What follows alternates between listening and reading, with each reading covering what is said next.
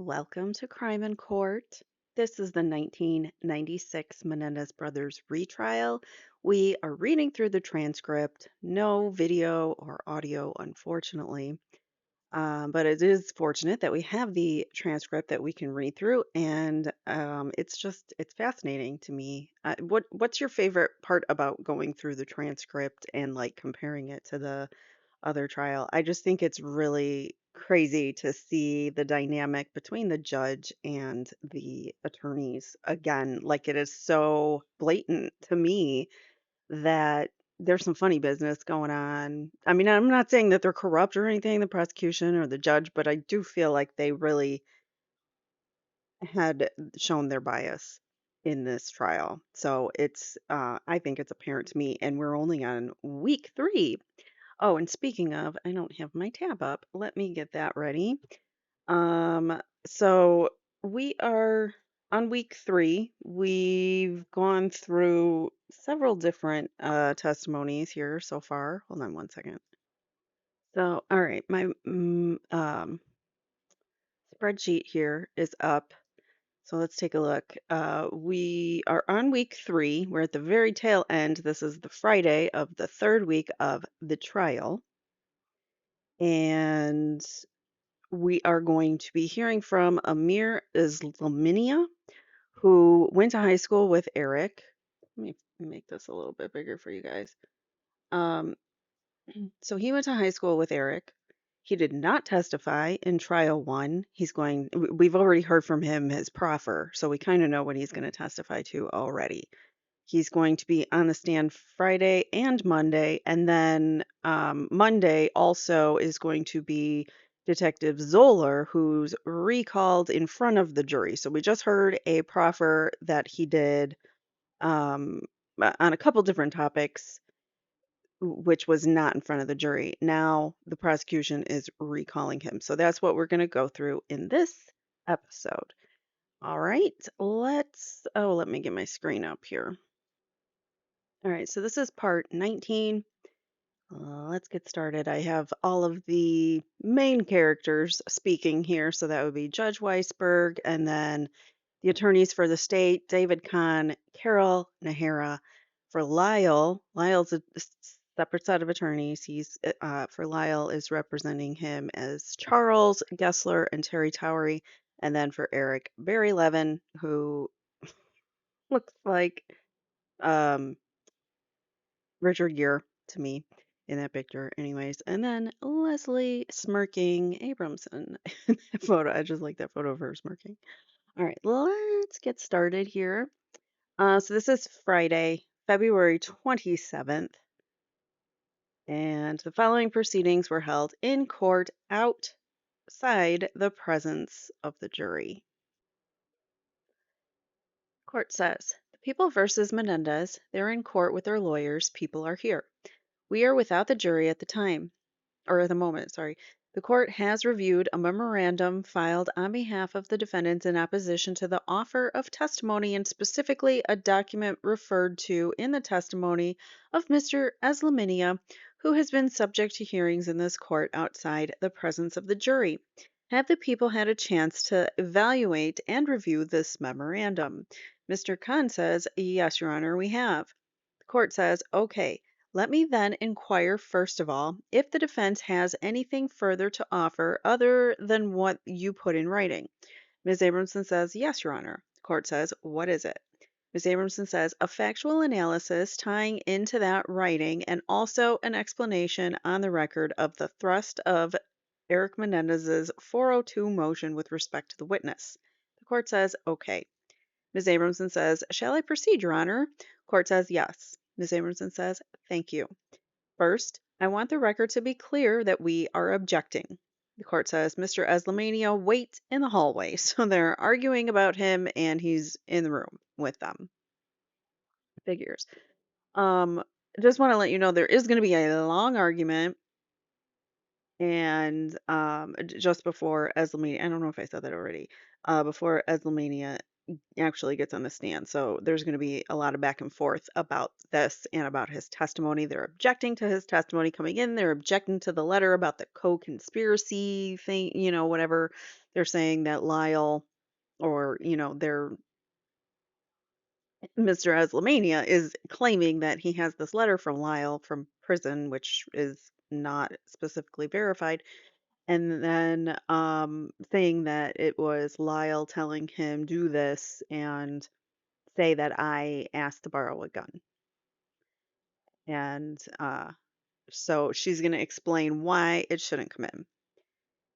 First of all, I want to be clear that we are objecting not only to the admission of the letter, but to the testimony by Mr. Eslaminia as the statements made by anyone other than Erik Menendez to him on the grounds that such statements, whether they're from Lyle Menendez or other third parties, are hearsay. So it shouldn't apply to Erik because this is supposedly a letter, or allegedly a letter written by Lyle. That doesn't make Erik complicit. That doesn't mean Erik knows what Lyle is up to. So she's got more to say about that. Further, if they are statements by Lyle Menendez that are in any way incriminatory or revelatory of consciousness of guilt, we would object under the Aranda-Bruton rule. So that's our fundamental objection. The people are offering, I understand, the letter, and my implication, any statements attributable to Lyle Menendez as testified to by Mr. Eslaminia under a co-conspirator exception. I think we all conceded that as admissions, these things are not admissible in a joint trial without redaction, which isn't possible, etc., against Erik Menendez. So that brings us to the analyzing, especially when you have one jury, because in the other trial, when you had two juries, you could just send Erik's jury out. But because you have one jury now, this becomes a problem. See how this is a difference from the first trial? So that brings us to analyzing the evidence under a conspiracy theory, and I would start with analyzing the letter under the conspiracy theory. So it gives Erik almost an unfair trial because, tying things that Lyle did to Erik and vice versa. I mean, it's unfair for both of them by not having their own juries potentially. I don't know if the defense fought for that before trial 2, but I don't know, and I don't know the decision as to why the judge shrunk it down to one jury, but maybe I'll do some research and get back to you guys on that because I think that's interesting. All right, so first, I think it's well accepted doctrine and need not be argued too long that Lyle Menendez's statements in that letter, whether they suggest existence of a third-party conspiracy or not, cannot be used to establish the fact of the conspiracy. We have cited a case that has withstood the test of time, but there are many others. Specifically, we cited People versus Lindy to that very basic proposition that the statement itself cannot establish the conspiracy. So she's going to go into like the order and how a conspiracy must be identifiable in the court of law.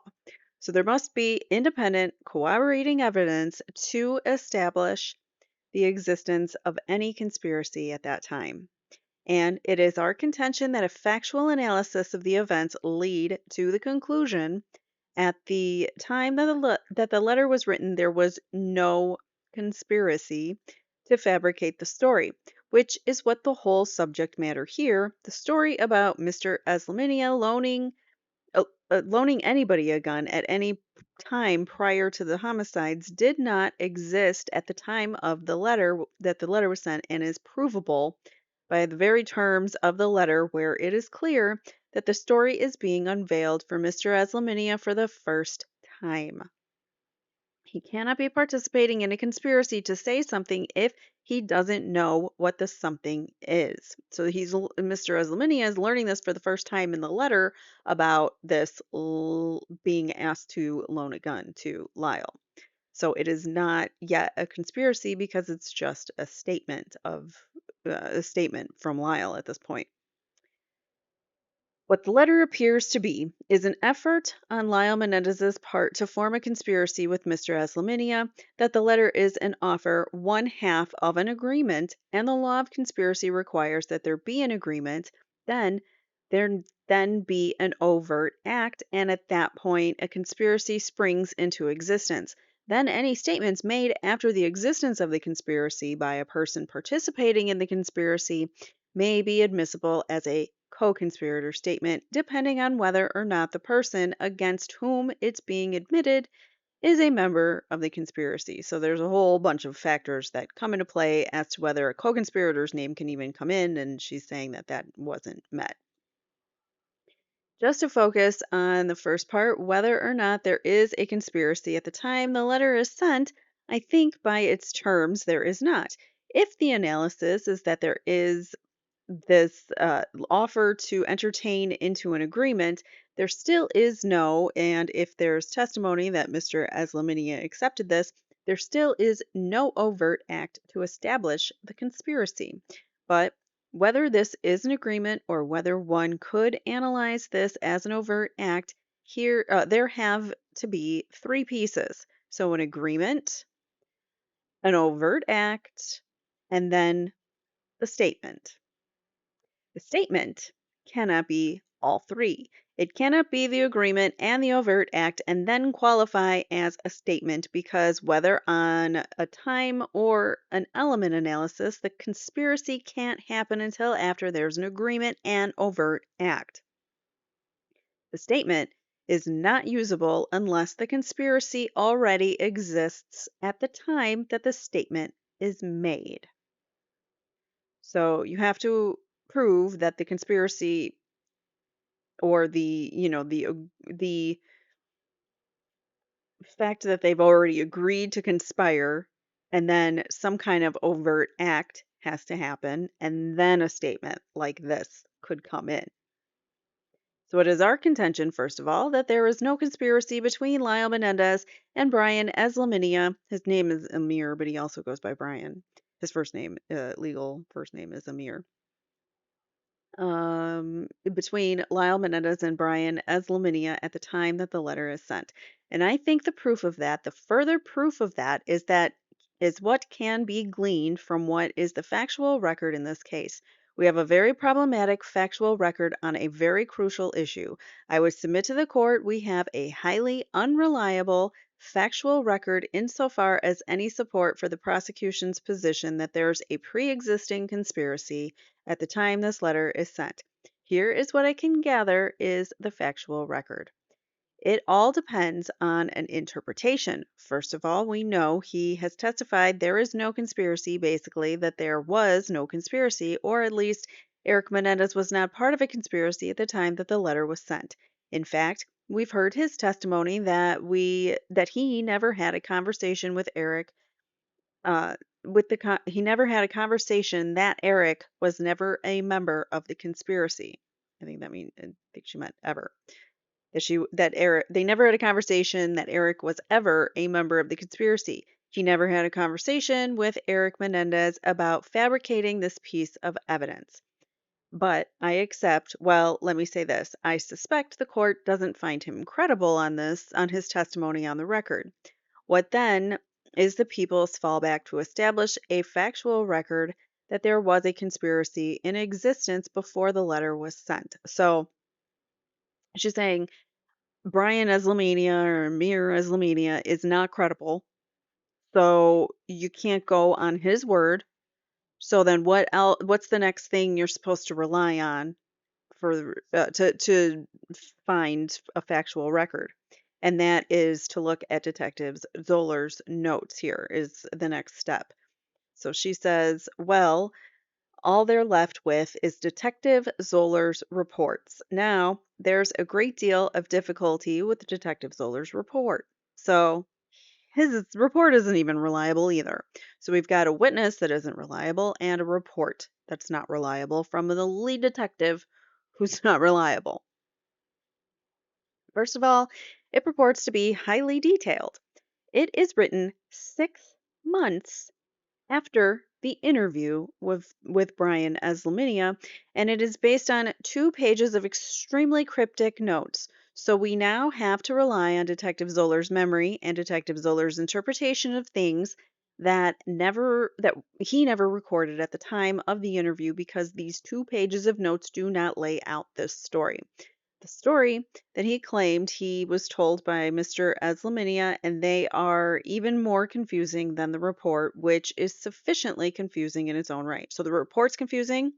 His handwritten notes are even more confusing as to the time sequence of events.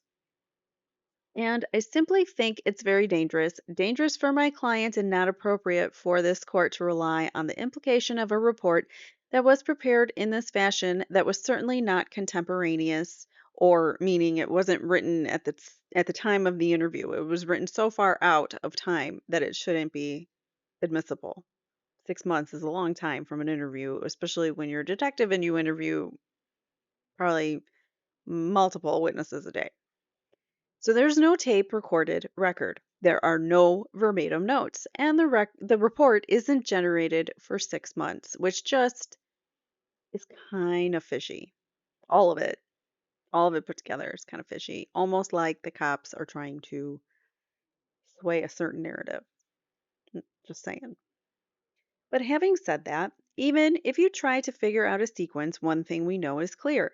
The report does not address the issue whatsoever of whether the discussions about the scenario preceded or postdated the letter. It never says that one way or another, but there are suggestions in the timeline that the report contains that all the discussions, quote, adding dynamics, come after the letter. Why do I say that? Because of the date. The letter was sent in July of 1991. The witness told Detective Zoeller, and it appears in 2 different pages in the report, that the meetings and conversations about the scenario occurred within a 1 year period, either just before the start of the first trial or after the start of the first trial, no matter how one slices it. No matter how one slices it, that would be at best from, say, June of 92 to June of 93, which is roughly the 1 year before trial. The letter was written a year before that. So it's even more remote in time. So there's no difference in here by time. Or sorry, there's no reference in here by time, even that there were discussions or agreements, which is what's really important to fabricate the scenario before the letter came out. There's simply nothing in the letter to prove an agreement before the letter came out. And if there is something in the record based on Detective Zoller's report that after the letter came out there was an agreement and then there was an embellishment, the letter still cannot be used as a statement of a co-conspirator because at the time it was written that the conspiracy had not yet been formed. So it still can't come in to implicate Erik. The court says, didn't it then become part of the agreement? Ms. Abramson says, even if it is, you can't then show there ever was an overt act. The court says, would not further meetings be overt acts? And Ms. Abramson says, and further meetings, meaning Mr. Eslaminia meeting with the Menendez brothers in prison to talk about this. And remember in his proffer, he did say that he didn't remember how many times he visited Erik and Lyle and who he visited and when. He couldn't give you any time frames, and he said he visited them sometimes with some people, sometimes alone, but he couldn't remember. But he also said that he couldn't give you a range of numbers. It could have been anywhere from like 1 through 20 or something, the number of times that he visited the brothers. So he's like completely not credible.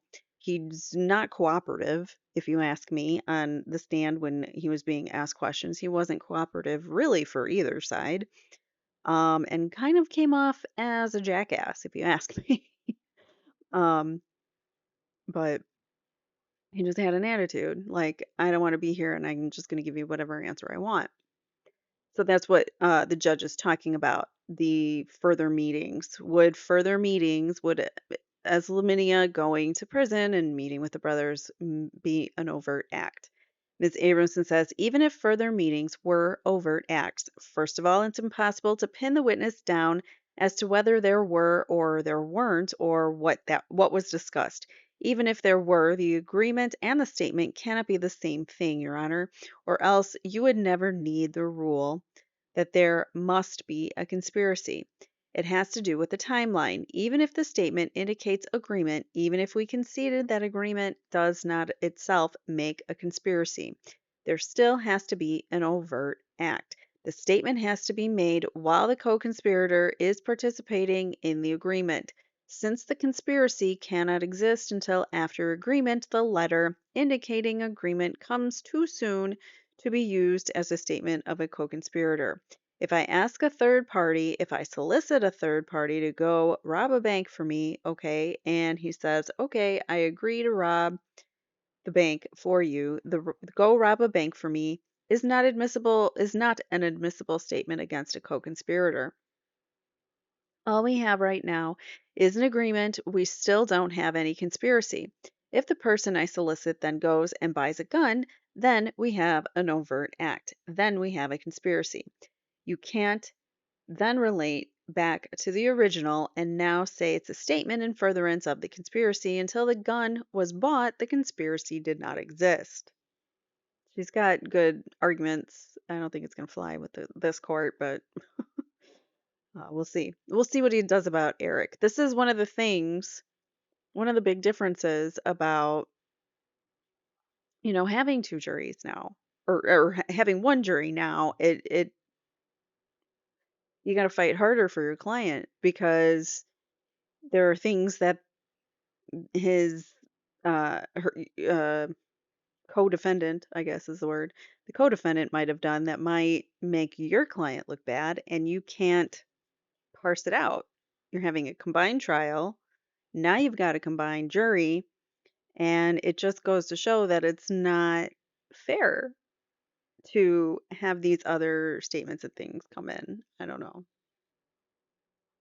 All right, so that a next step, if I then say you and Charlie parked the car 3 blocks away, at that point there's a conspiracy. And if Charlie is proven by independent evidence to be a part of the conspiracy, it can be used against Charlie. But first, there has to be an agreement. Then there has to be an overt act.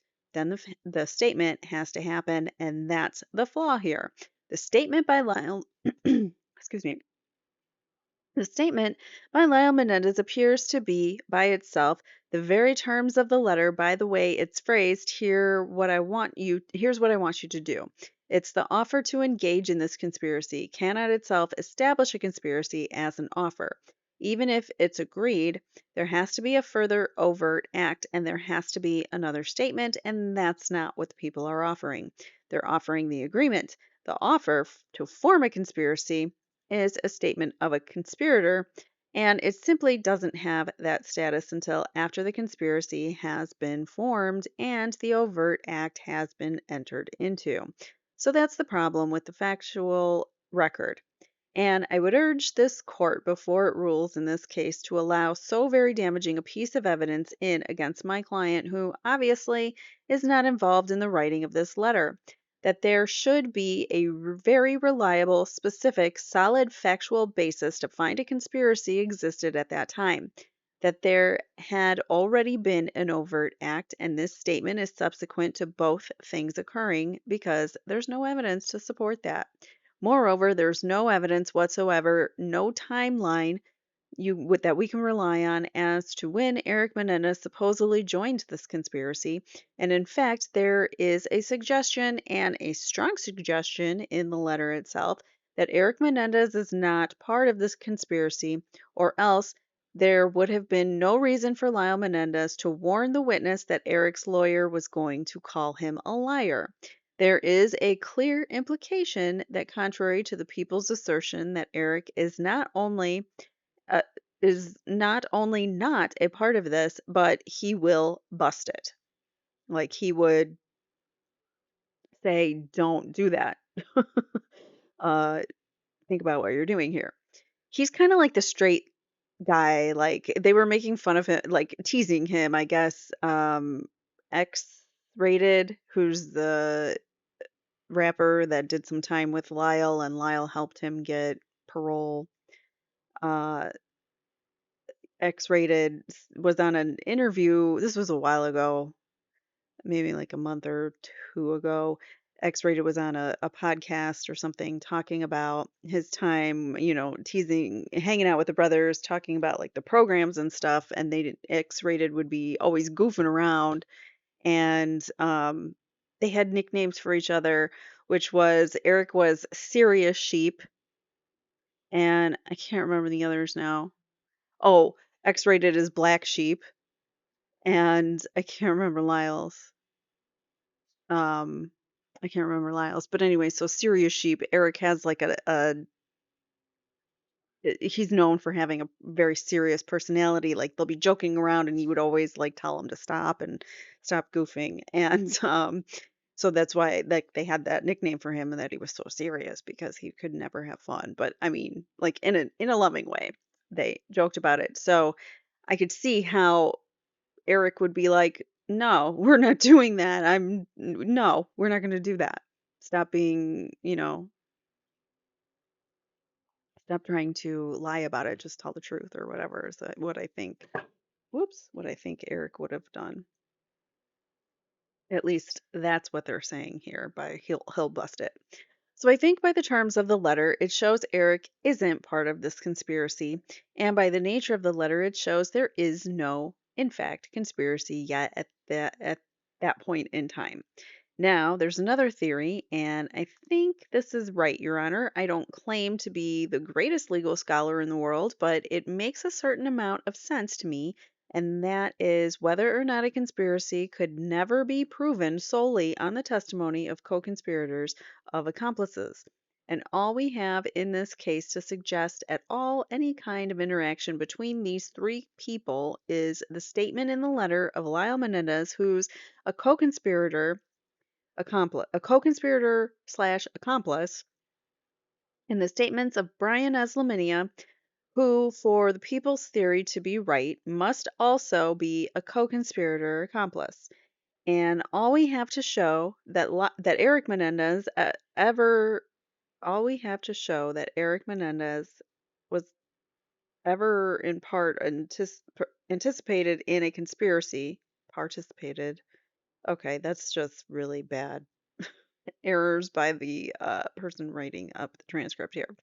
So all we have to show that Erik participated ever in a conspiracy is frankly Detective Zoeller's impeachment of Brian Eslaminia, an accomplice with the words of Brian Eslaminia, a co-conspirator accomplice. So I don't think the people there's not one shred of independent corroborating evidence, and the Lindy case talks about that as well, to show either that Lyle Menendez is part of the conspiracy with Brian Eslaminia, no independent evidence, not even a visiting slip, and no evidence to show that Erik Menendez ever participated in this conspiracy, and all of those facts have to be proven: an agreement, an overt act, a statement following that agreement and overt act, and at some point the fact that Erik Menendez joined this ongoing conspiracy with the knowledge of what its purpose was. So they don't have that. And I don't believe that a cryptic, I think the clue is if Detective Zoller has to go back after talking to Brian Eslaminia and say, was Erik involved in it? I think it's very clear that that was never specifically laid out in Brian Eslaminia's response, since at that point they were not discussing, Detective Zoller didn't have the letter and wasn't discussing the impact of the letter or the timing of the letter or whether the letter preceded the conspiracy or not. When Detective Zoller asks Eslaminia, I asked if Erik was involved in the creation of the scenario. Now, it's interesting that the answer is not, oh, yes, he was there from the beginning. Oh, yes, he participated in the earliest meeting. The answer is Erik had the whole story in on it, and as Laminia testified here, whether you want to believe him or not, it's the only testimony we have under oath from him that he knew that or believed that, because it's what Lyle wrote in the letter, that Erik knew about it. And there's no follow-up. There's no indication when did Erik first talk about this. And I think based on a kind of a record with so serious a piece of evidence, Your Honor, that we simply can't pick vague inferences selectively from the non-testimony of a witness, the recollection of a police officer 6 months later, with notes that couldn't possibly have guaranteed his absolute accuracy, even if he was attempting to be absolutely accurate. I will certainly assume that he was, at least for now, to then let in this dreadful piece of evidence. So she's saying, like, I'm gonna give him the benefit of the doubt that he wasn't lying, at least for right now. We make no bones about the fact that the Erik Menendez team, at least, that this is a very bad piece of evidence and is a piece with things that Lyle Menendez was doing on his own, and this court knows, particularly with reference to the movie, in a time frame when Ms. Pisarcik had said he's doing this on his own, there's no input from his brother to think of these things. That this should come in against Erik Menendez in this trial. And, dur- and turn and turning to that, the movie inference, there's been no evidence whatsoever that Erik Menendez, even vaguely, by implication or by fantasy, by stretching, had anything to do with the part of the letter that talks about go watch a movie. All that's in Detective Zoller's report, and as we know, the four corners of the letter cannot establish the conspiracy. In other words, what the goals were, what the objectives are, cannot be established against a third party, against my client by the four corners of the letter, because it's not an admission as to him, it's being being as to Lyle Menendez because it's his admission. According to Detective Zoller's report, the only thing Brian Eslaminia told him what was solicited of him, or he solicited, depending on how you look at it, was a scenario where he had given Erik a handgun for protection. This was to take place before their parents' homicide. Now, that's all, and that's it.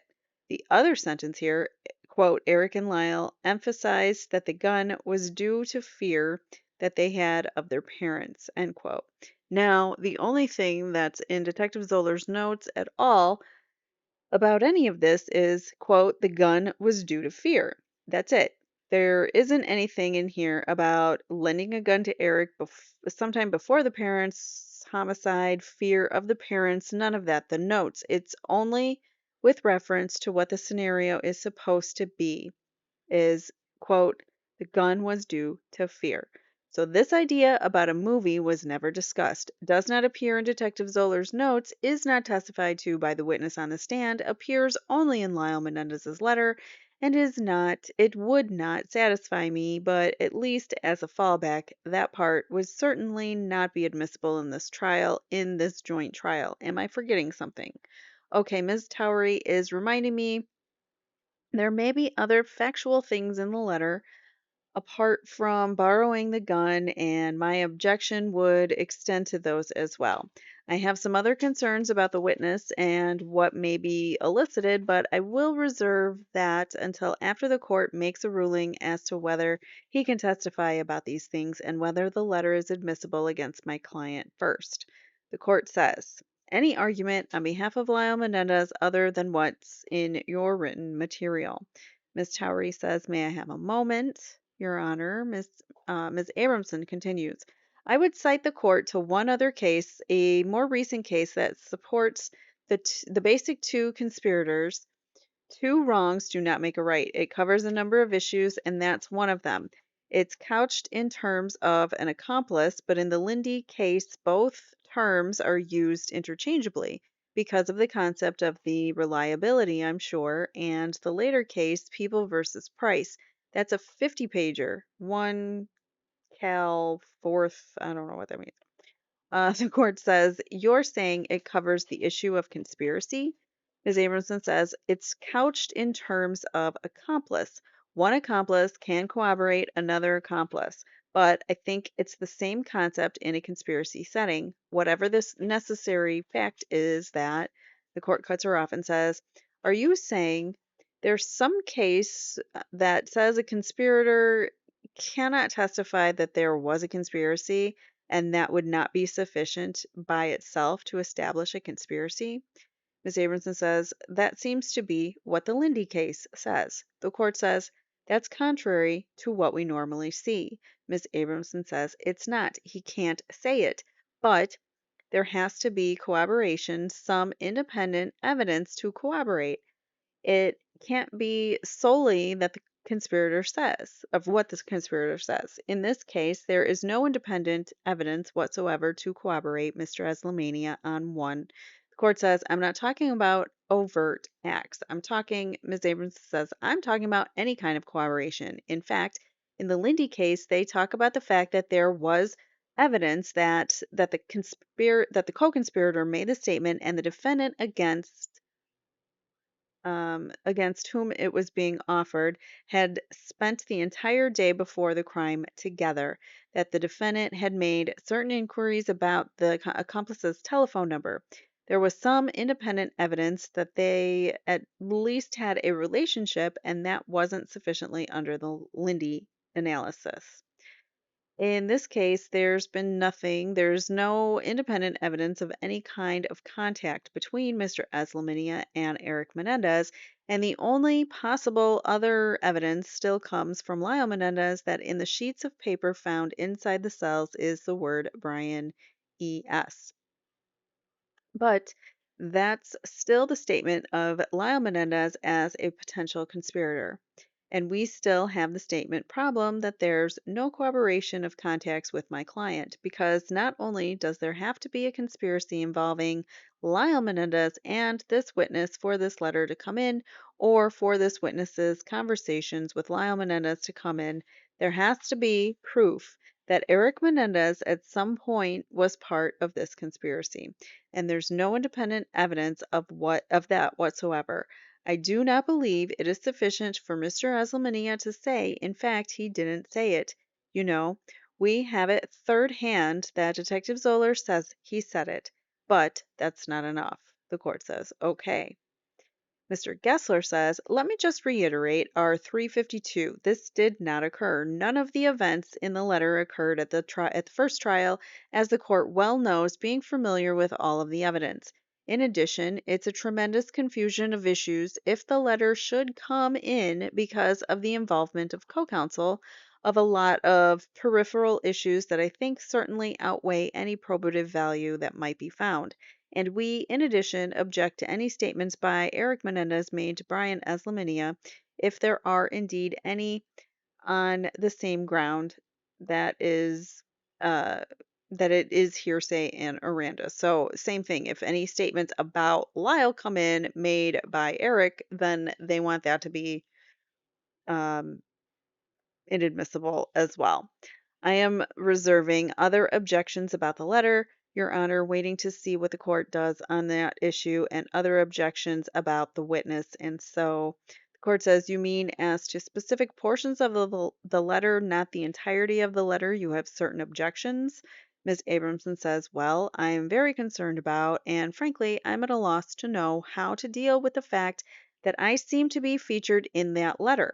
I seem to be all the prosecutors want to question this witness about when they interviewed him. I think it's very complicated to drag me into this. I don't want to be a witness particularly. I also don't want to be testified about by a witness of this caliber in a trial when I'm representing a defendant. I think it poses all kinds of complexities that the witness that I'm dragged into the letter, not by my client, the prosecution interviews the witness dragging me in further.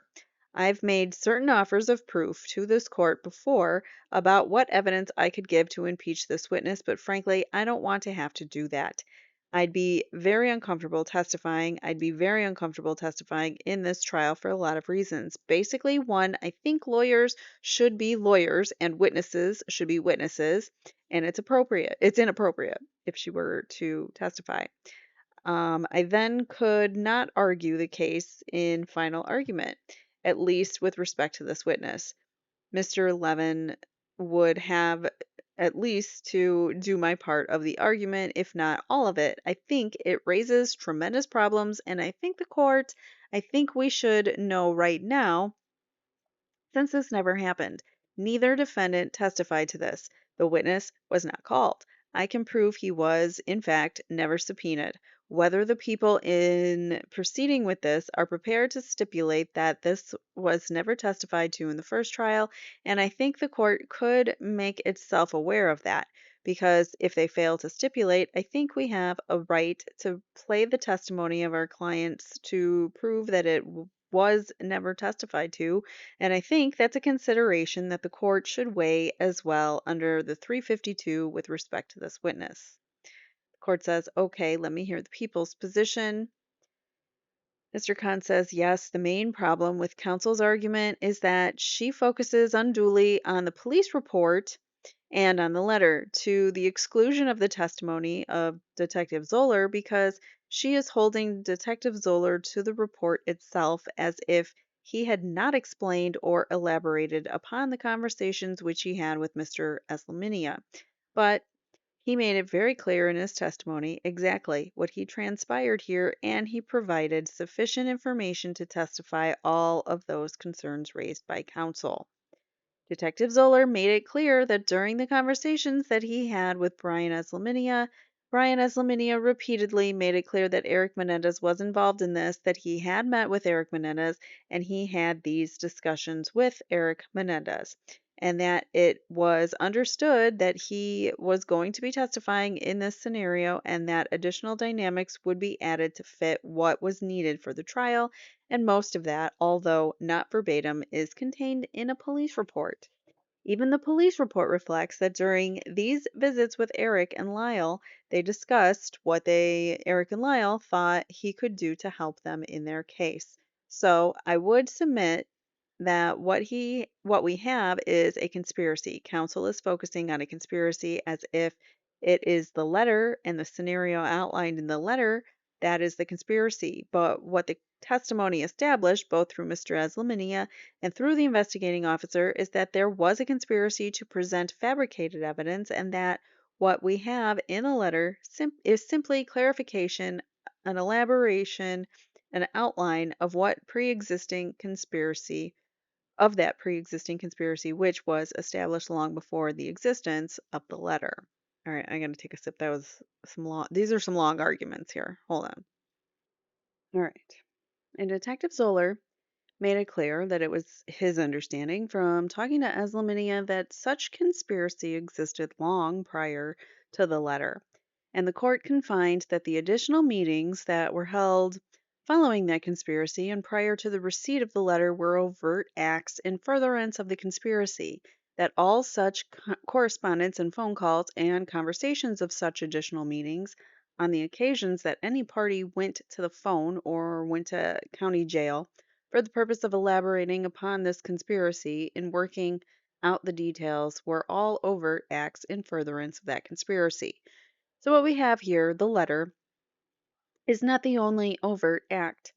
The sending of the letter, the writing of the letter, as soon as Mr. Menendez picked up his pen and wrote the first word, Brian, on the top of the letter, certainly that was an overt act in furtherance of the conspiracy, and it was during the course and following that overt act that he made the statement which was contained within the letter, but there were overt acts even preceding the sending of the writing of this particular letter. We have plenty of evidence that the conspiracy existed among all three persons prior to the writing and the sending of the letter, and that overt act pre-existed that letter as well. Counsel argues that some independent corroboration is required, and I think that she is confusing the Rule 1111 with the evidence code requirement for the admission of a statement in furtherance of a conspiracy. We're not seeking to prove the crime of conspiracy. We are seeking to convict a person for the crime of conspiracy. We are seeking to offer a statement which was made in furtherance of a conspiracy, so there is no corroboration requirement, as counsel is suggesting. Counsel then argues that there is no evidence to prove that Erik Menendez was part of that conspiracy, that such evidence is not even contained in the letter, Not only do we have very clear evidence that Erik Menendez was a member of that very conspiracy, as established by the prior inconsistent statements of, you just said inconsistent, they're inconsistent. The prior inconsistent statements of Brian Eslaminia, which Detective Zoeller testified to, but even in the letter itself, I think that that is confirmed on page 4 of the letter where Lyle Menendez writes, Erik and I have told our lawyers this story already, except that we said that there was no gun.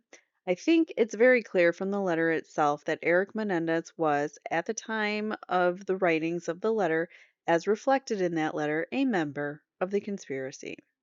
As far as the accuracy of the statements of Detective Zoeller, even Mr. Eslaminia testified that Detective Zoeller, in fact, sometime after the conversations with him, that is, the October and February conversations, called him back and read the report to him to ascertain if it was accurate.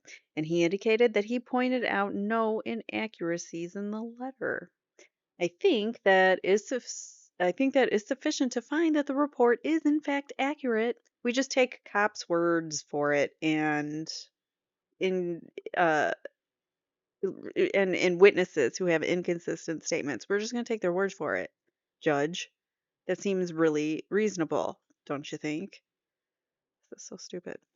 All right, so he says, I think this is sufficient to find that the report is, in fact, accurate, and that when we bear in mind the reason why Detective Zoller called him back months after the original statement was made, this would now be made, or be, this would now be something like 5 months after the October statements, because there was more than 4 months that elapsed between the first contact and the second contact. So it's now 5 months later. Detective Zoller called him back and read the letter to him and ascertains in that letter with Mr. Eslaminia that the statements were in fact accurate, and I think that that was established by even Eslaminia's testimony, but we could recall Detective Zoller just to clarify that if that is not clear to the court. And finally, in regard to the reference of the movie At Close Range, counsel argues that that is not a part of the conspiracy. Once again, she's unduly focusing upon the scenario being the entire subject of the conspiracy, and I think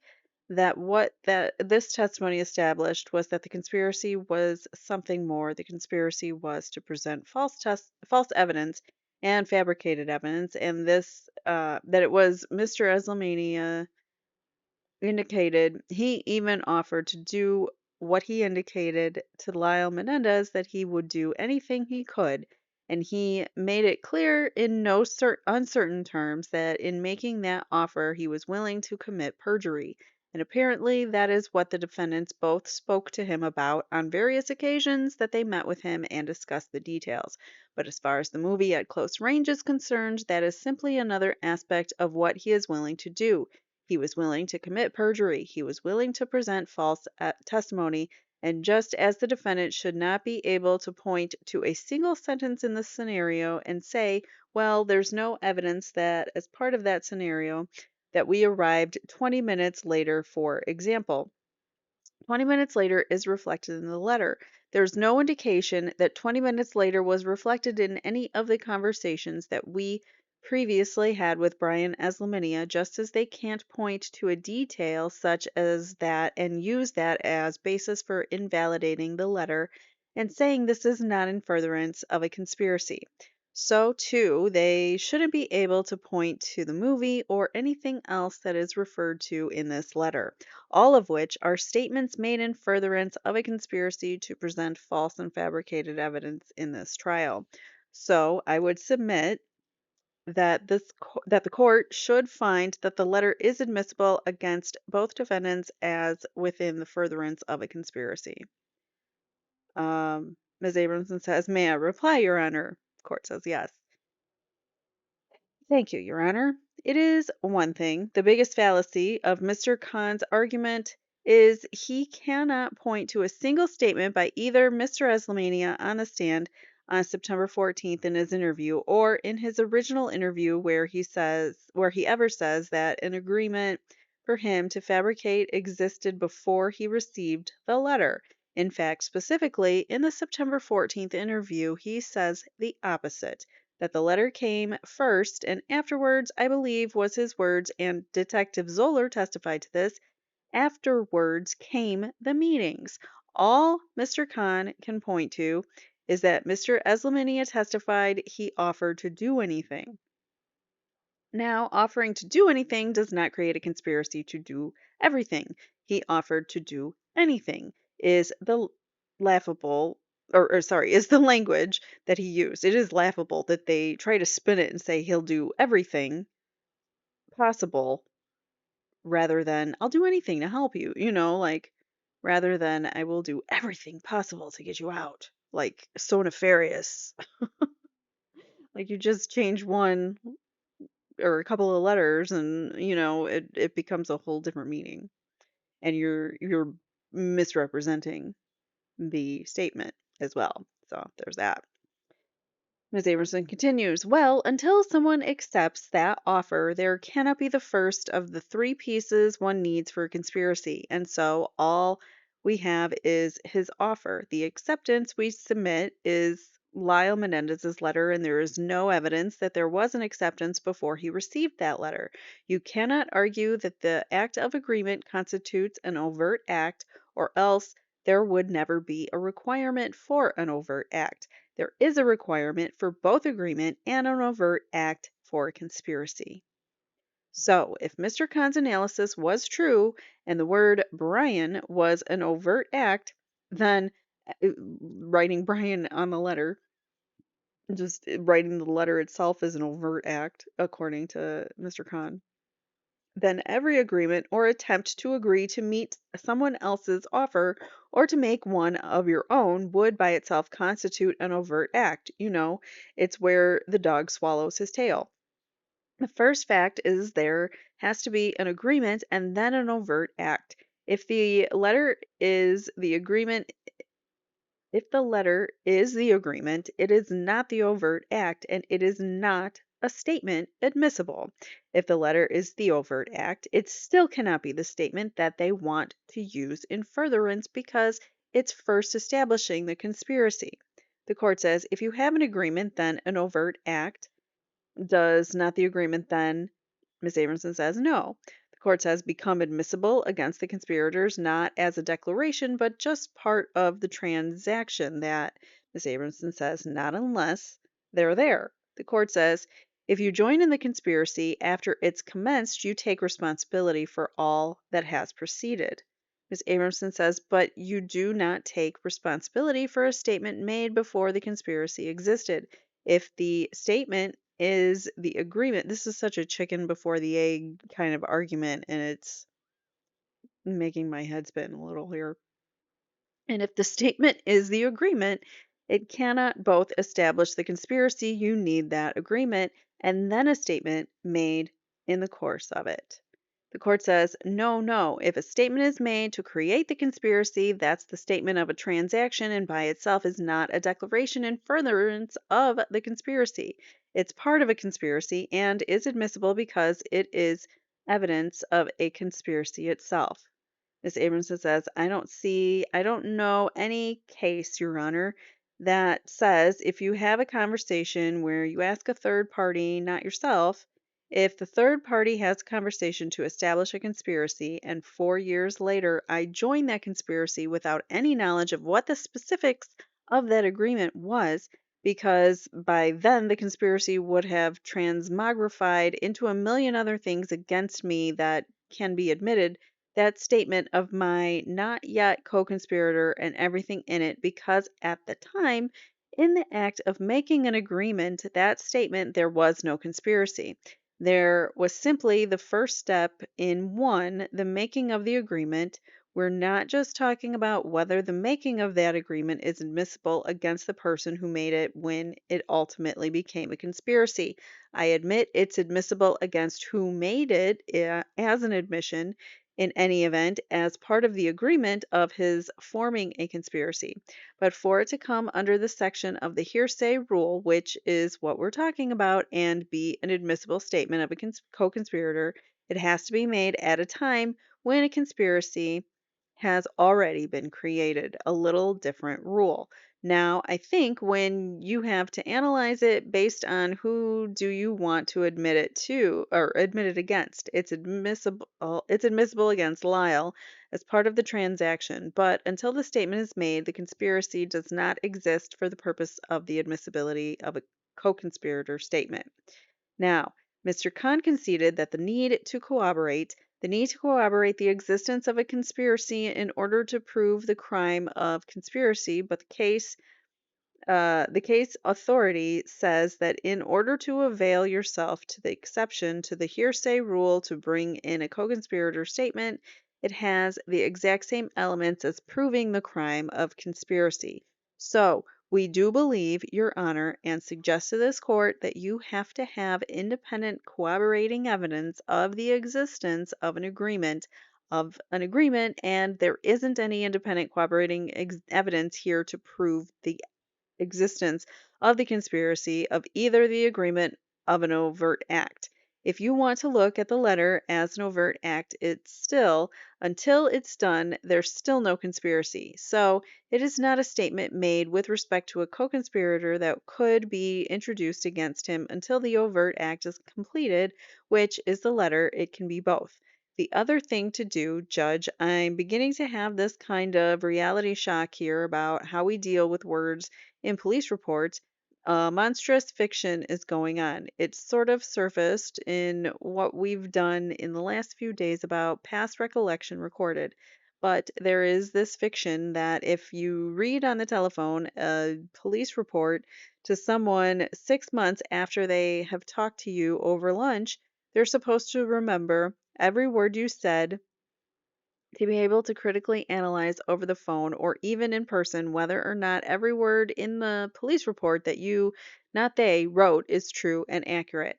Now, that is an extreme fiction. We indulge in a lot of fictions in court just to make sure the business gets done. But to hinge a ruling that allows, in this kind of hearsay evidence, on that fiction that Mr. Eslaminia, whenever he was called 6 months later, and read this police report, signed on to it as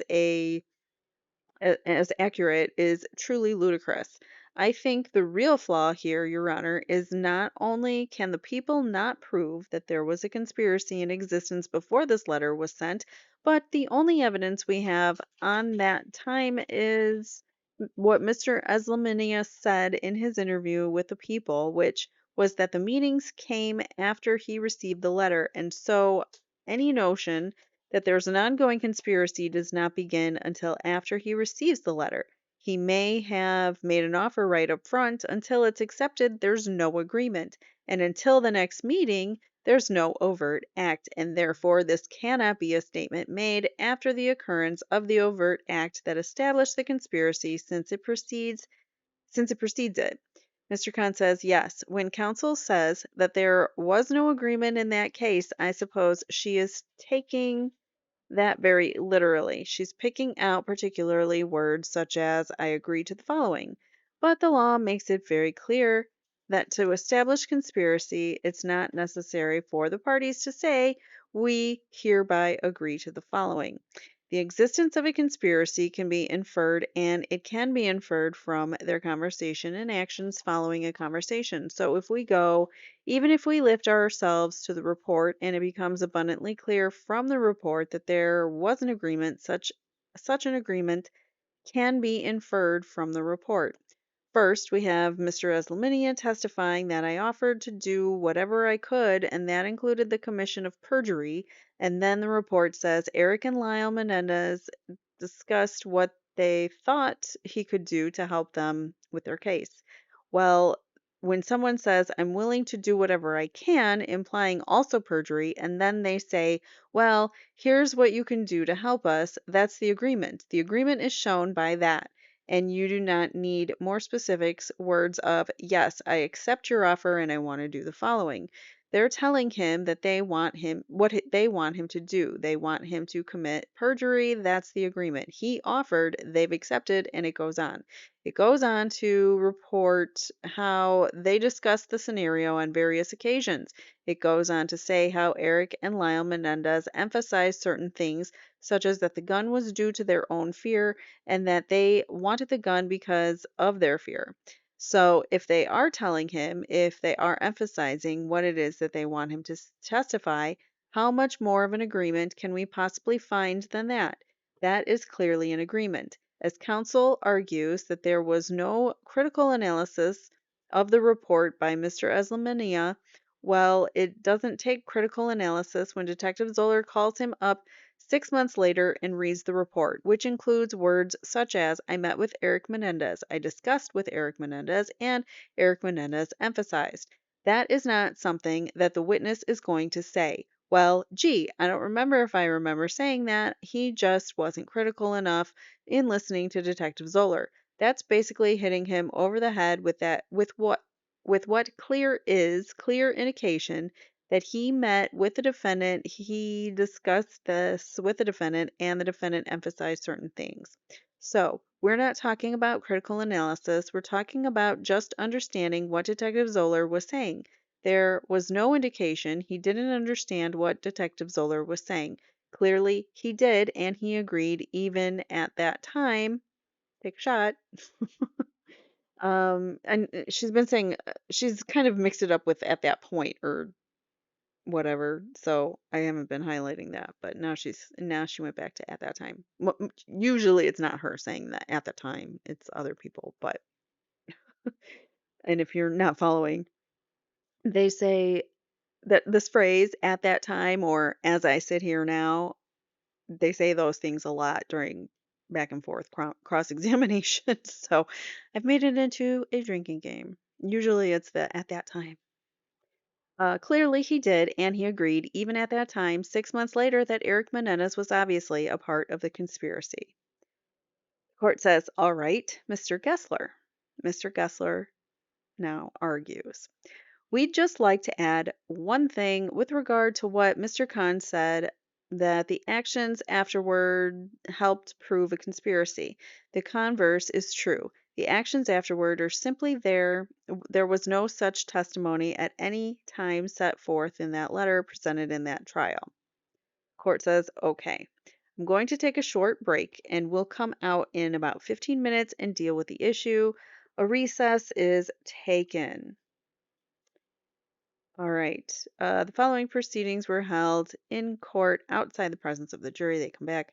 Court says, okay. In the trial, anything further from anybody? Ms. Abramson says, yes, Your Honor. Court says, yes. She continues, briefly, I'd like to argue what I believe is the clarification provided by People versus Bono beef. That's what we call it. We have a Bono beef in Chicago.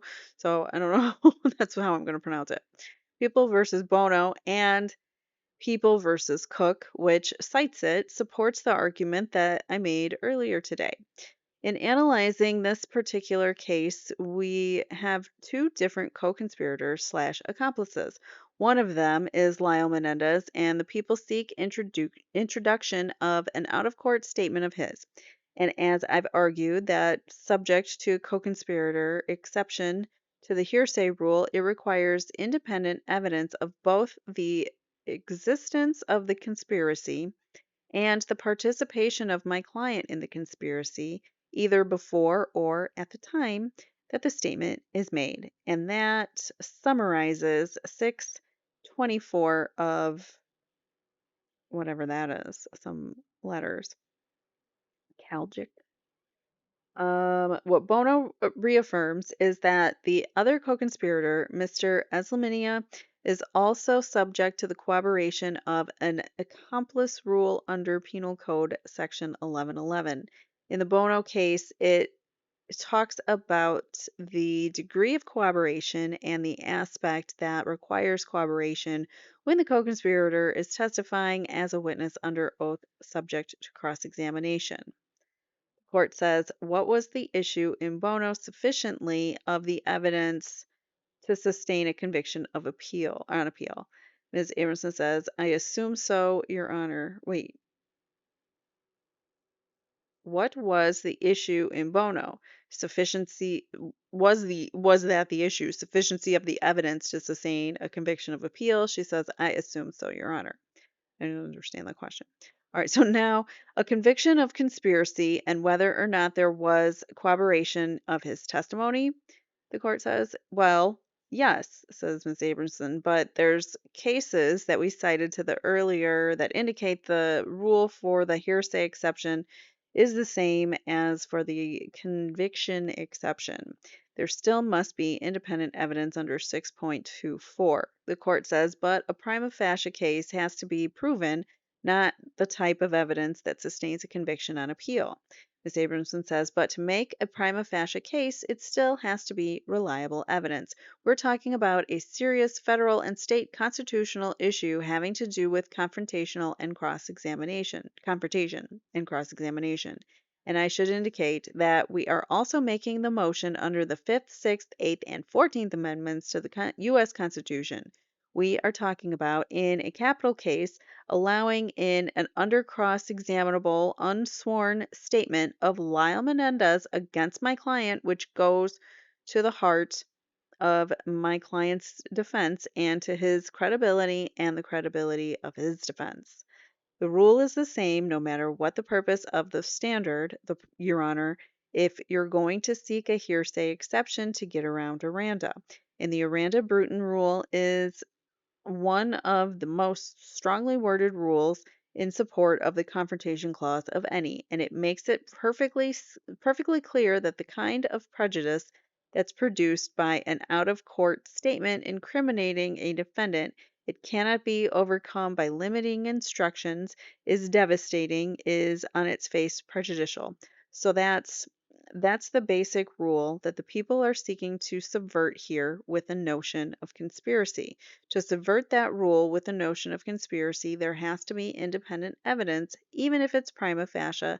It still has to be independent evidence establishing the existence of the conspiracy, and there is no such independent evidence. Neither is there independent evidence supporting the letter establishing a conspiracy, nor is there independent evidence supporting Mr. Eslaminia that my client was ever a participant in that conspiracy. And when you're looking at the testimony of an accomplice conspirator, and corroboration rule is limited to the need to corroborate participation by the party against whom the statement is being offered.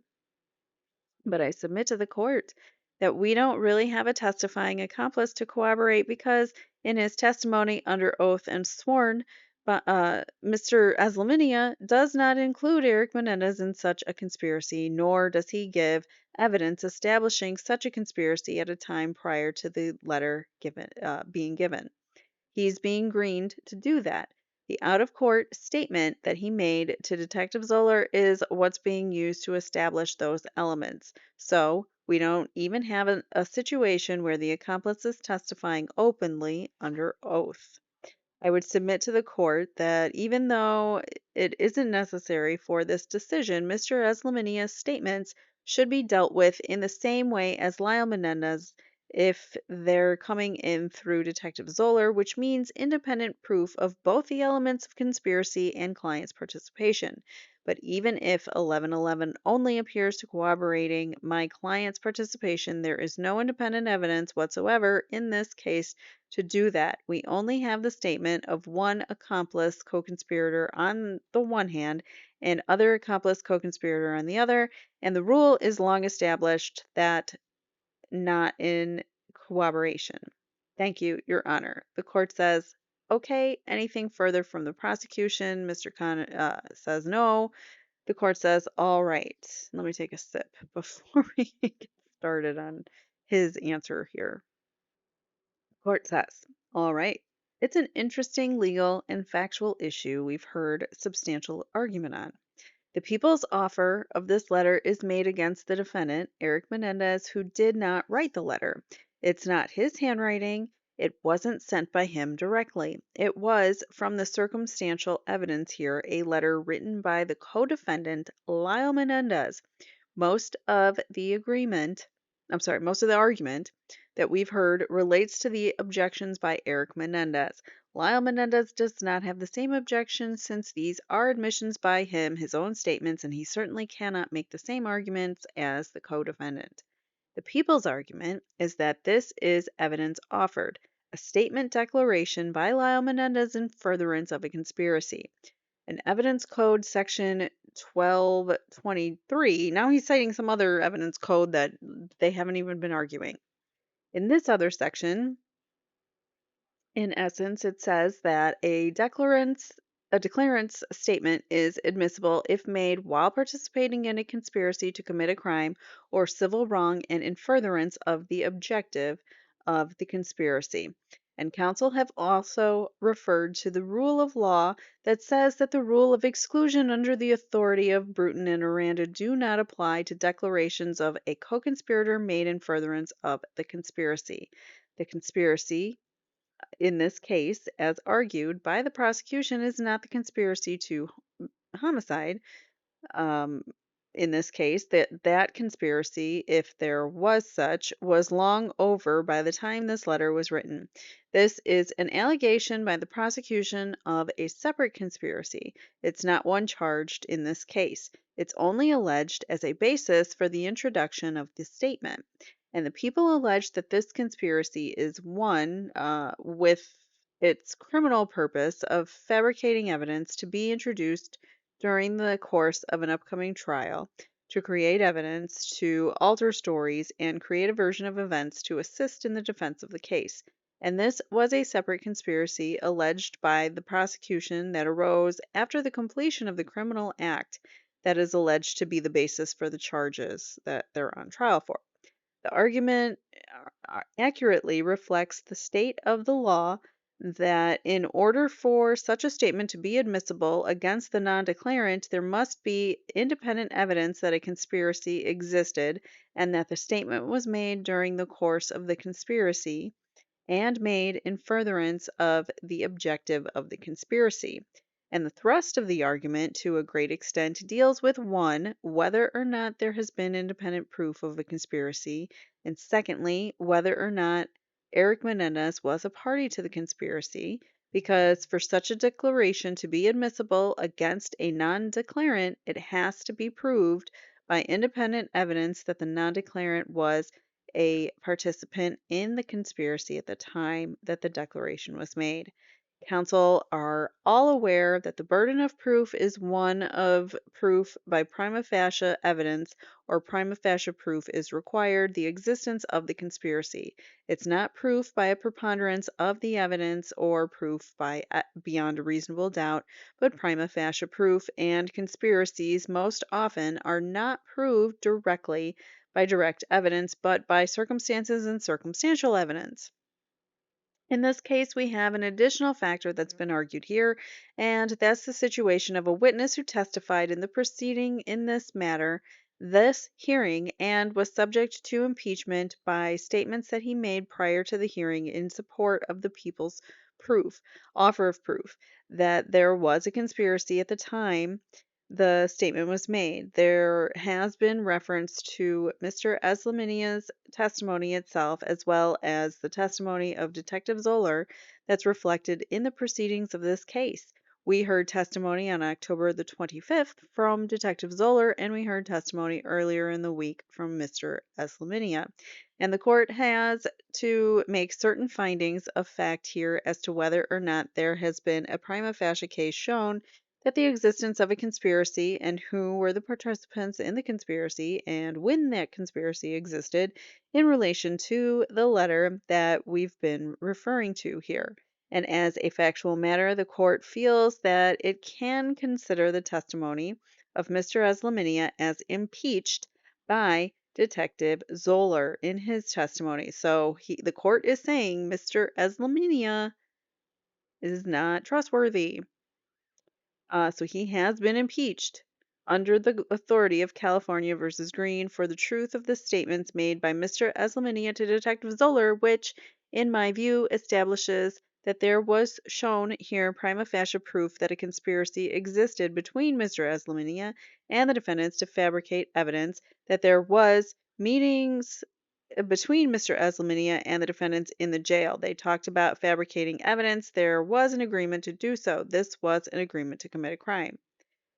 And that was followed not just by Lyle Menendez writing a letter, which is a communication in question or the declaration, but his mailing of the letter, which is a separate overt act, and as such constitutes independent proof of an overt act that the document was sent.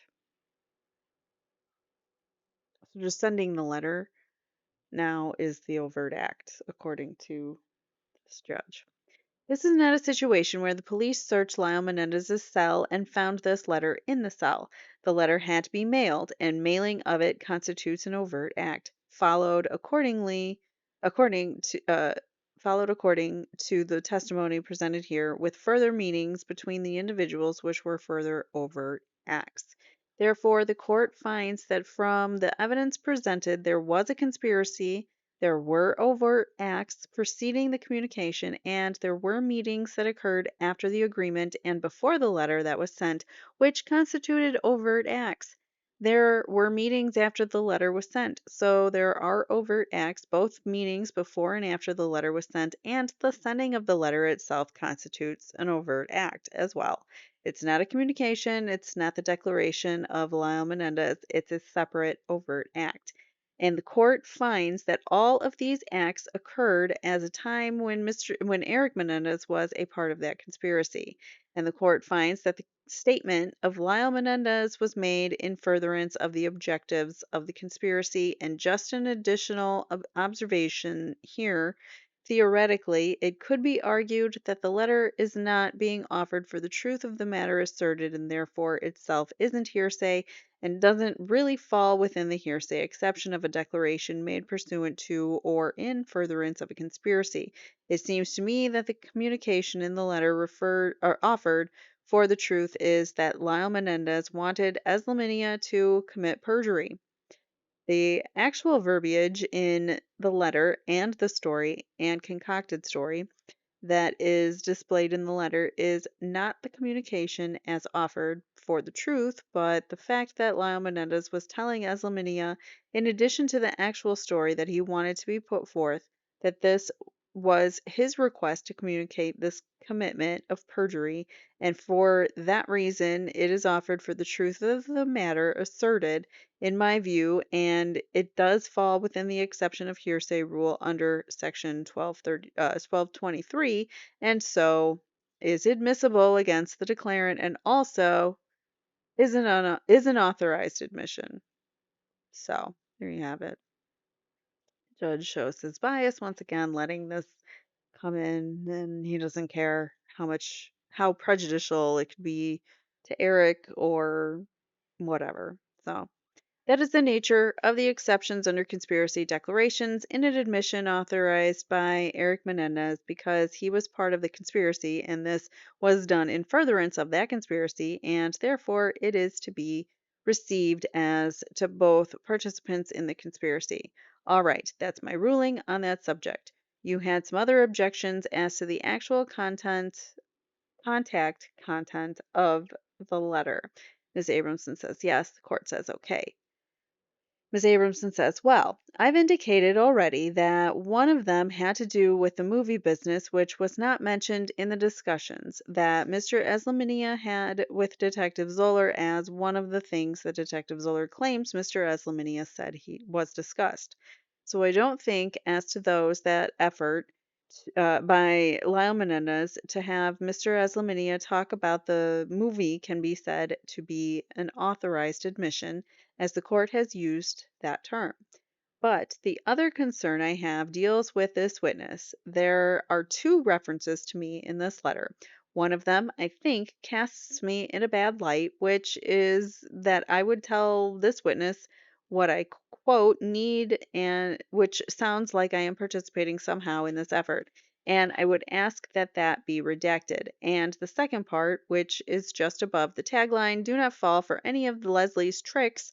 She may say Erik told me that this story is not true. Just maintain that it's all true to the best of your memory. And I don't know how to deal with this because indeed, Erik did tell me the story was not true. Never, in fact, told me anything else about the story. And what's going to happen here, Your Honor, is because of this witness and this evidence, I am either going to be forced to be a witness in this case where I am a lawyer, or I'm going to be forced to conflict off a case so I can be a witness for my client because we can't take this out. Otherwise, it makes it look like my client is going along with this, which I take exception to the court's interpretation. I know for a fact he was not.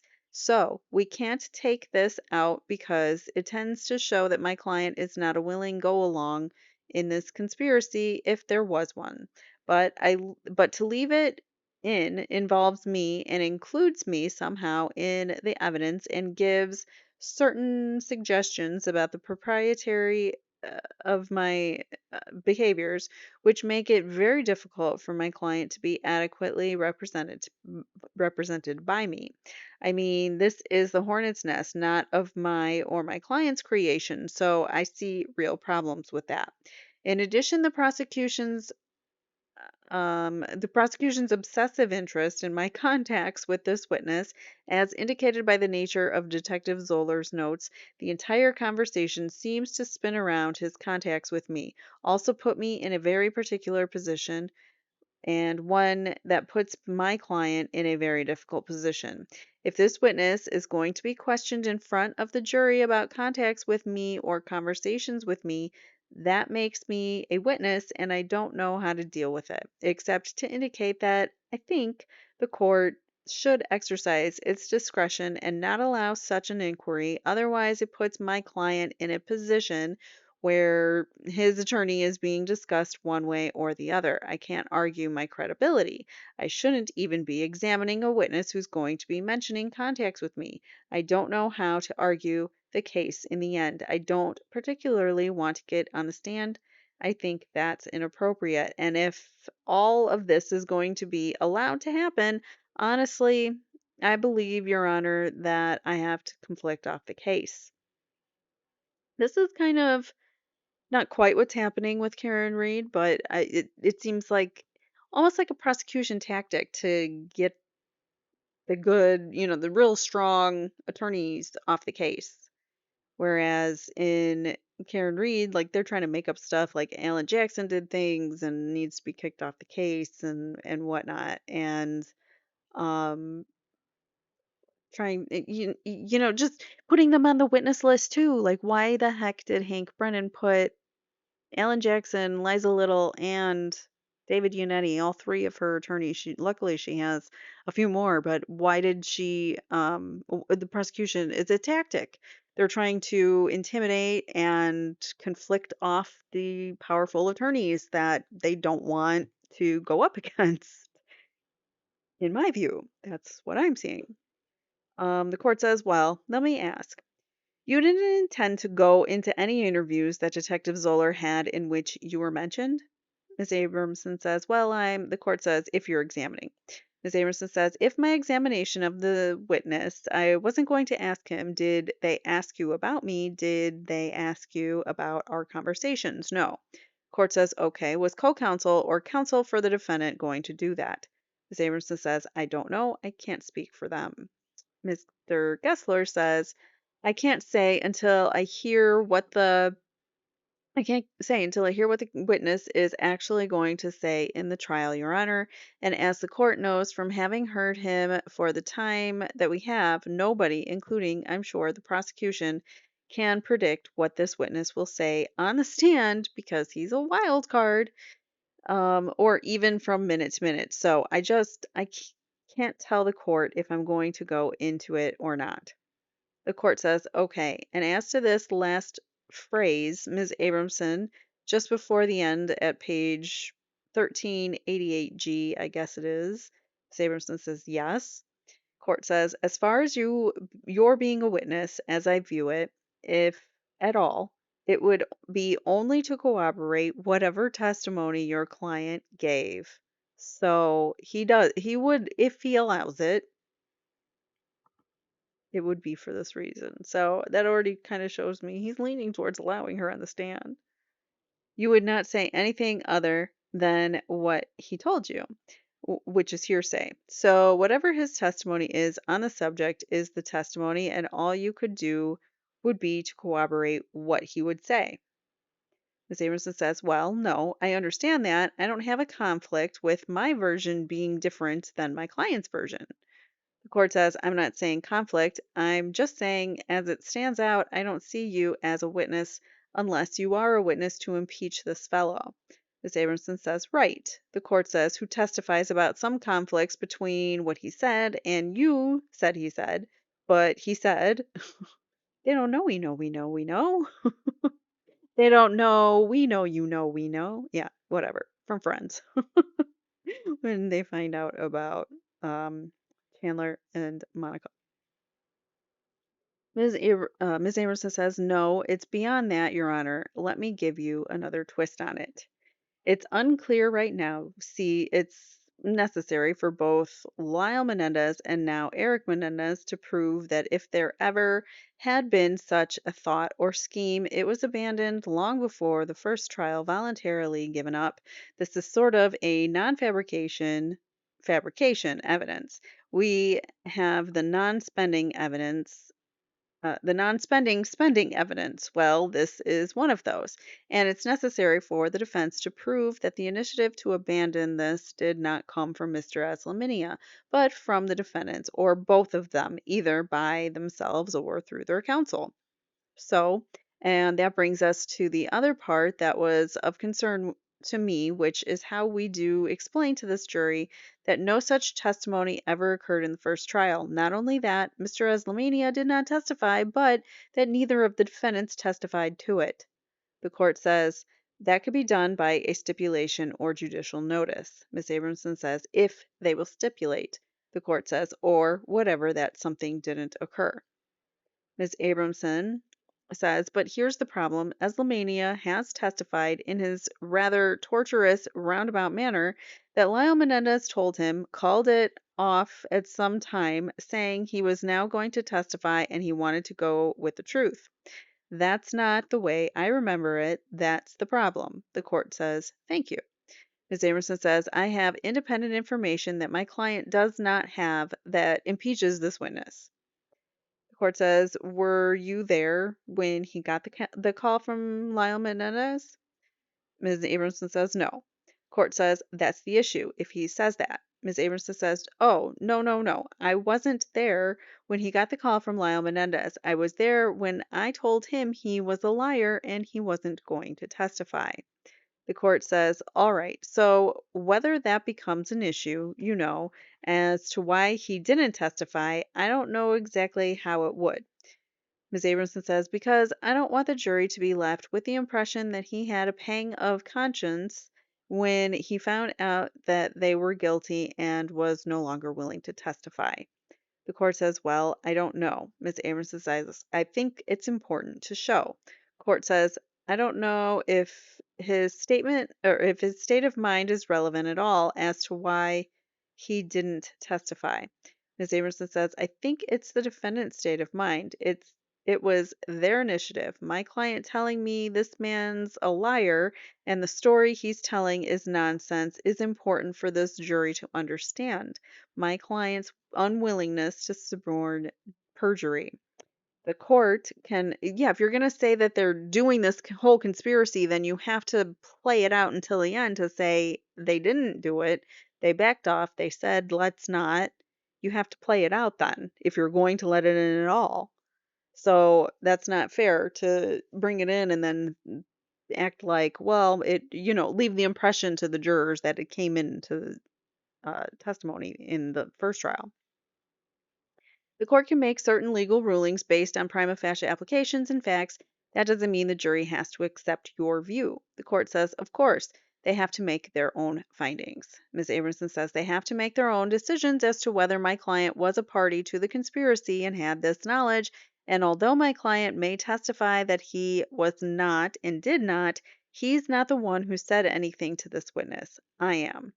The court says, you were the only one present when that was said. Ms. Abramson says, unfortunately, yes, because he came to my office for some other purpose, and it was when he was there for, he came to my office to talk about his theft offenses. And it was in the course of that I told him, by the way, in case you're wondering why you never got a subpoena, it's because of thus and such. So that's why. I mean, that's the reason. And I brought this aspect of this to the court's attention the minute we got discovery of the witness's potential to be a witness. You may recall we did go in camera and gave you that information. Then I gave it again in front of the prosecutors sometime after. The court says, right. Again, the court says, right, right. Again, it's hard to visualize exactly how that would materialize and whether it's admissible. I really haven't analyzed it. I hear what you're saying, but the fact that you want to offer that evidence doesn't necessarily make it admissible. It could still be regarded as, for whatever reason, not admissible. I haven't analyzed it with that in mind. So, what I want to do right now, since we don't know exactly what his testimony will be, we know that Detective Zoller's testimony is, but we don't know what Mr. Eslamania's is. So, just to deal with the written document here, as to those objections you said you have an objection to something in the beginning. Miss Abramson says, it had to do with, I'm sorry, I'm tripping over the paragraph that said, quote, listen, I realize that our communication has been sparse, end quote, having a little reality check on that one. I think it has to do with starts on, I'm concerned about the line on 1388E, Your Honor, this is the other reference to me that I really would think should come out. The court says where? Ms. Amerson says, it starts, your memory on these things does not have to be that good. You see 1388, that line, and the next line, I think it should be appropriate to redact that. It adds nothing of value to the prosecution, but it does improperly raise, the court says, just that one reference to you starting Leslie. Ms. Abramson says, yeah, I would like that to come out. The court says, what else? Ms. Amerson says the other had to do with the thing about the movie. Court says, well, the movie, that's a separate issue. Let's talk about this thing. Ms. Amerson says, or the other thing is the other thing I wanted out is the other reference to me, 1388B, paragraph 2. Again, I would have to testify that this is not true in July of 1991. This paragraph says, quote, Leslie wants to interview you as soon as you're in town. She may even come up to see you. Well, that's a very interesting thought that Lyle Menendez is having, but I didn't have any reason to want to interview this person in July of 1991, and I would so testify. I had no information about him except who he was, and I had no desire to interview him, and I had no plans to go into Sacramento to see him. So I would ask that that come out. Otherwise, I am being forced to refute these specifics. The court says there's also that blacked out portion that's on page H. Ms. Amerson says, yeah, I don't know if I'm in that part. The court says it's just a follow-up on that.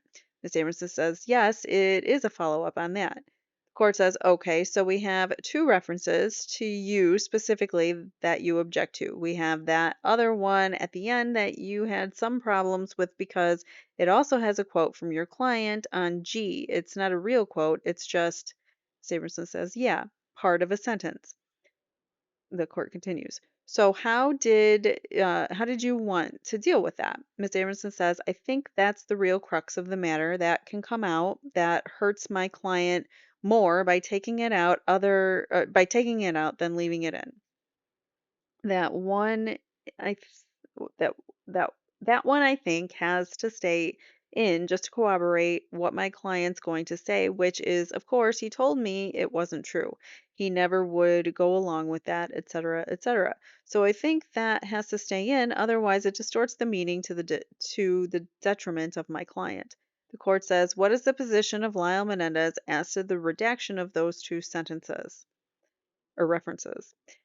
Ms. Abramson says, "Oh, there's another reference to me. Where's that?" Then on E, there's a parenthetical, the third paragraph, where Lyle Menendez is saying, Eric and I have told our lawyers the story already, except we said there was no gun.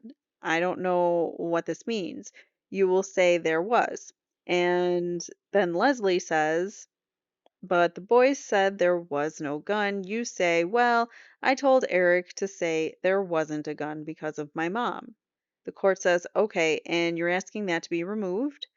Ms. Abramson says, "Right. I would ask that that all come out, Your Honor." The court says, "What is the position of the declarant, Lyle Menendez, to the proposed redactions?" Mr. Gessler says, "We have no objection."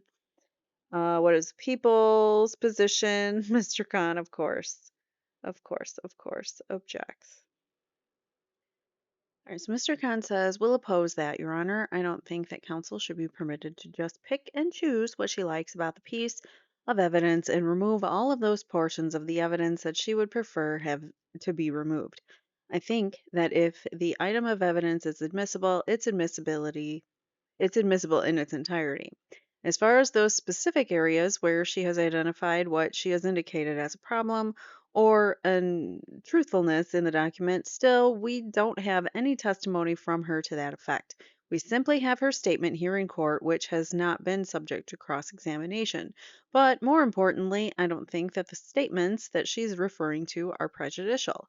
The comment that is made in the letter that Ms. Abramson, Leslie Abramson, will tell you what she needs, I don't think that that should necessarily be construed the way that she is suggesting, as if she is going to tell the witness what to say. I think that that can be construed as simply meaning that is at the time of the interview, she'll be able to specify to the witness what she'll cover in her cross-examination of the witness.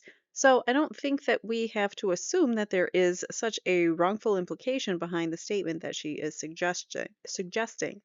Wasn't that nice that the prosecution isn't twisting her words there, but they'll probably try twisting them somewhere else. I think the same can be said in regard to the statement, "Don't fall for any of Leslie Abramson's tricks." Ms. Abramson, says, "I don't think my last name's in there, Mr. Khan. I choose we not write it in, okay?" Mr. Khan says, "Leslie's. Don't fall for any of Leslie's tricks." "I think he's referring to Leslie," says Mr. Khan, "Leslie Abramson. If you view it in that context, I think that it's complimentary to Ms. Abramson because it says that the court says, it says she's tricky. Yeah, that's not a good thing." I don't know what he's trying to argue here, but he's trying to say it's a good thing that she's tricky. Ms. Abramson says, "Thanks, Judge. Gee, thanks, Judge. I'm so complimented." Mr. Khan says, "It's tricky, but for what purpose?" She says, "Erik told me this story is not true, and what that seems to suggest is that Ms. Abramson will ferret out the truth." The court says, "Actually, she said she doesn't object to that." Ms. Abramson says, "I kind of object to the word tricks because it sounds like I know what's true and what's not, and I'm trying to trick the witness. So that is problematic. And now that I heard you compliment me, Your Honor, it didn't sound like such a compliment." The court says, "Just making fun." Like, really? This is on the record, this judge.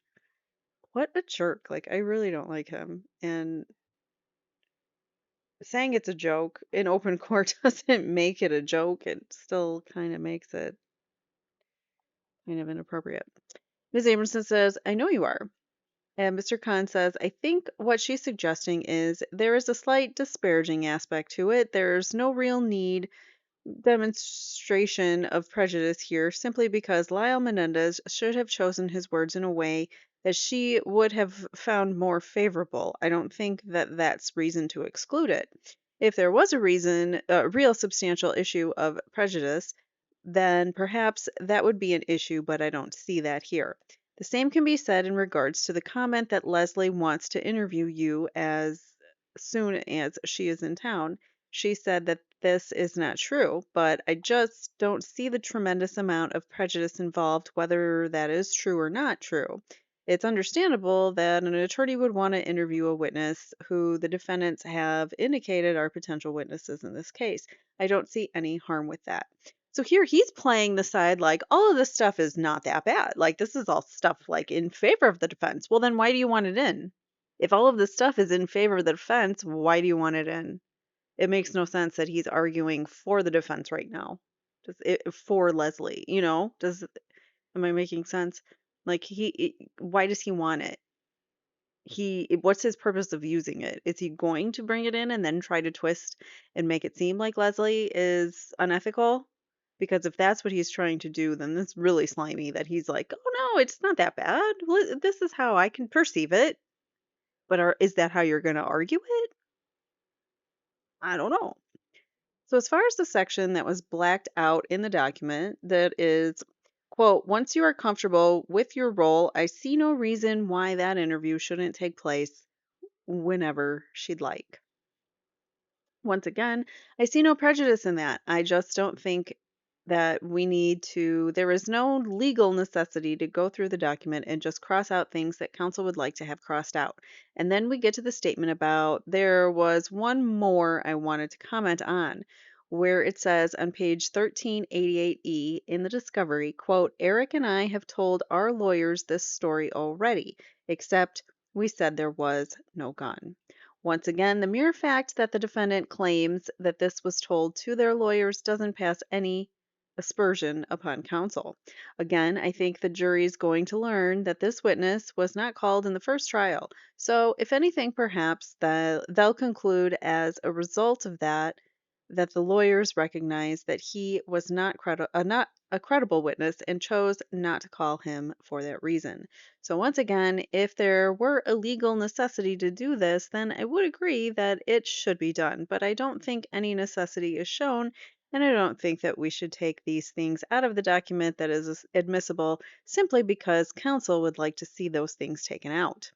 The court says, all right, well, this brings to the floor the issue of Section 352 of the Evidence Code, and there were objections to the admissibility of this letter on those grounds that have been articulated already by counsel for Lyle Menendez.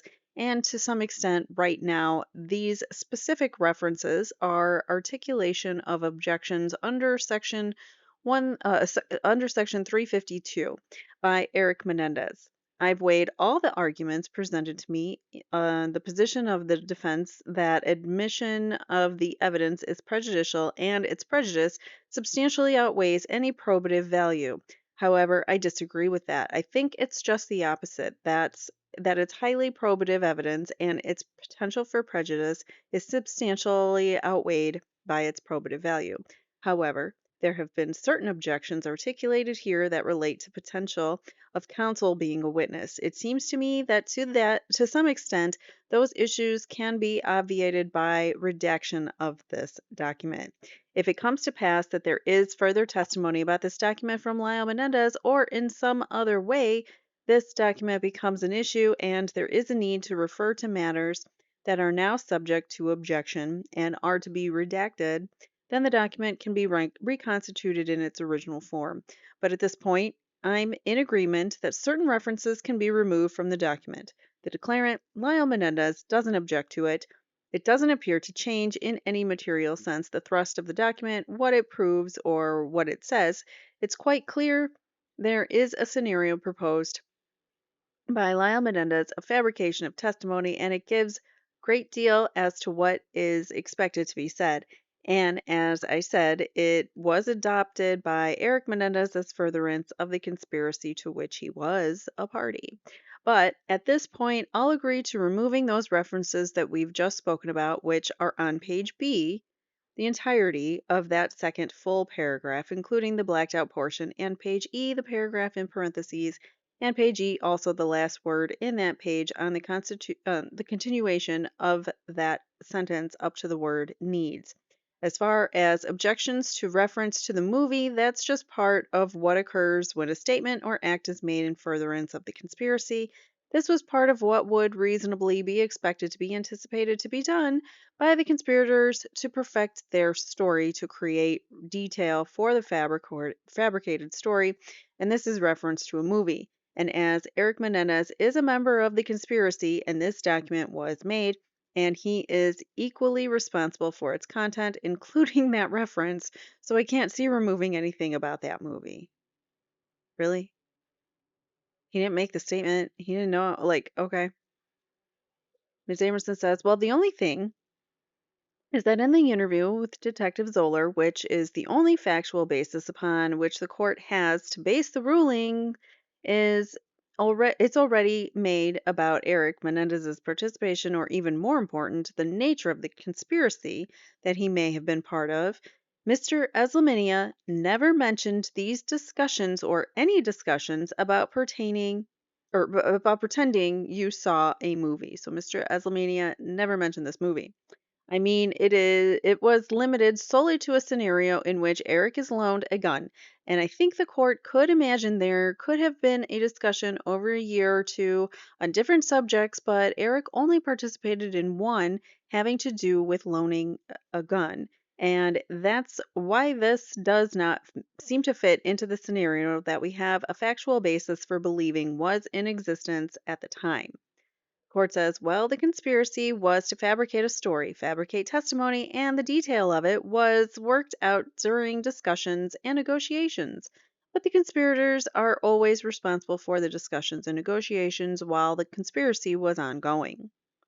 Ms. Abramson says, but the thing is, the only thing that Eslamania ever said, according to Detective Zoeller, that Erik was involved in discussing was the particular story about being loaned a gun. That's all.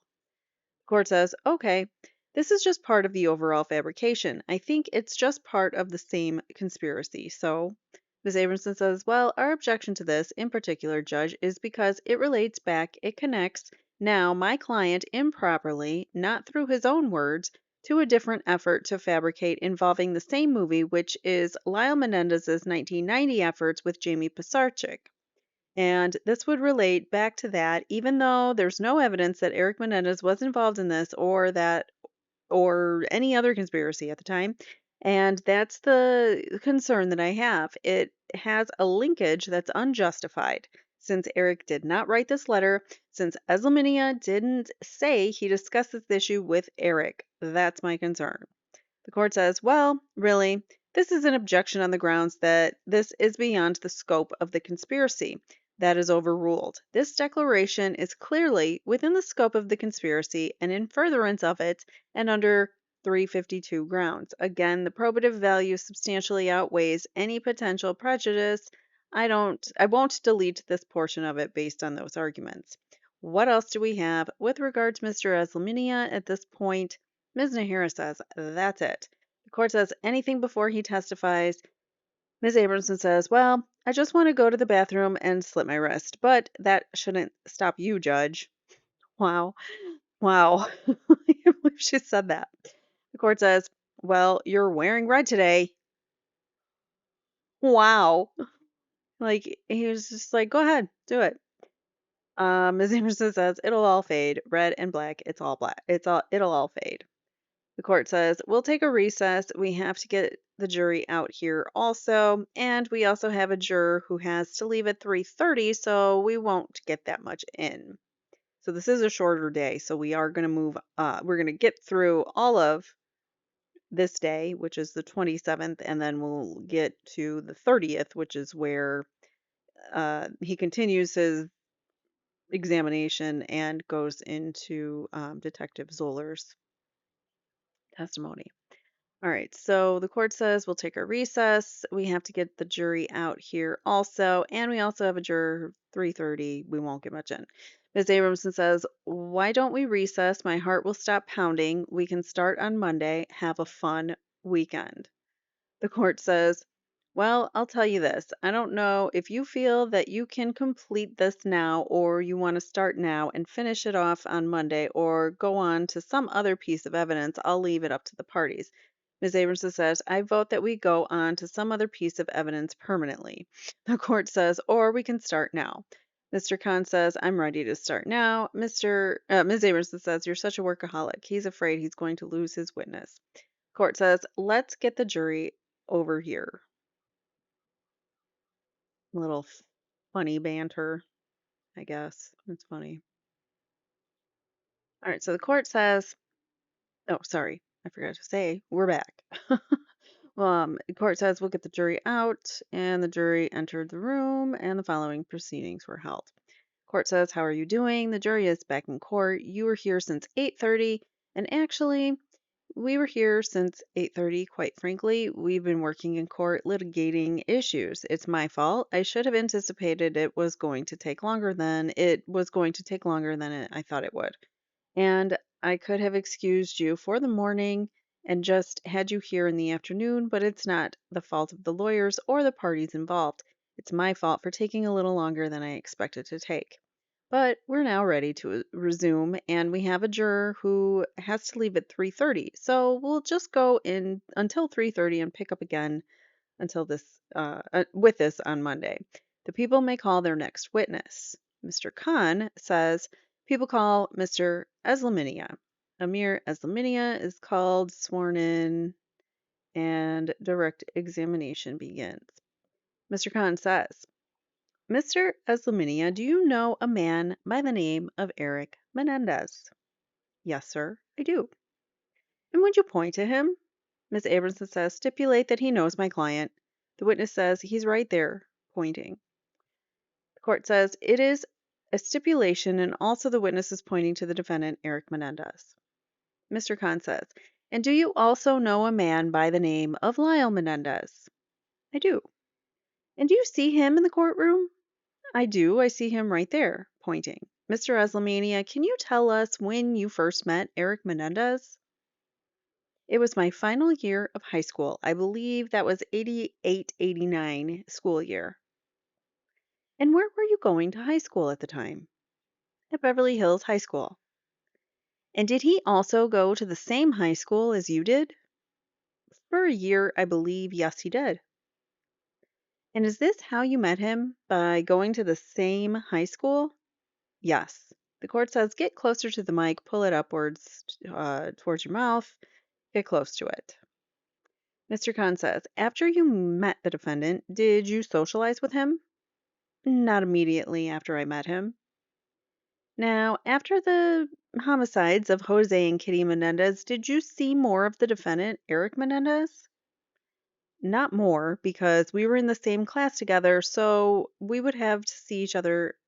I'd say, at least 3 times a week when we were in school with each other. Okay. And would you describe yourself during that time period as a friend of his? Ms. Abramson says, vague as to time. Objection. The court says you may clarify. Mr. Khan says, yes. From that time that you met him up until the time of the death of his parents, would you describe yourself as a friend of his? I would describe it that we were getting to know each other.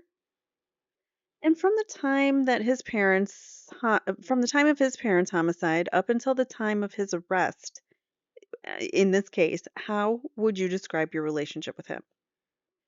One of compassion for his situation that he was in. That's not a relationship. Unless you're saying all you did was feel guilty for him. I mean, feel sad for him. Like feel bad for him. So you, I don't know. But that's not a description of a relationship. And after the arrest of Erik Menendez in March of 1990, did you have occasion to meet him in the county jail? Yes.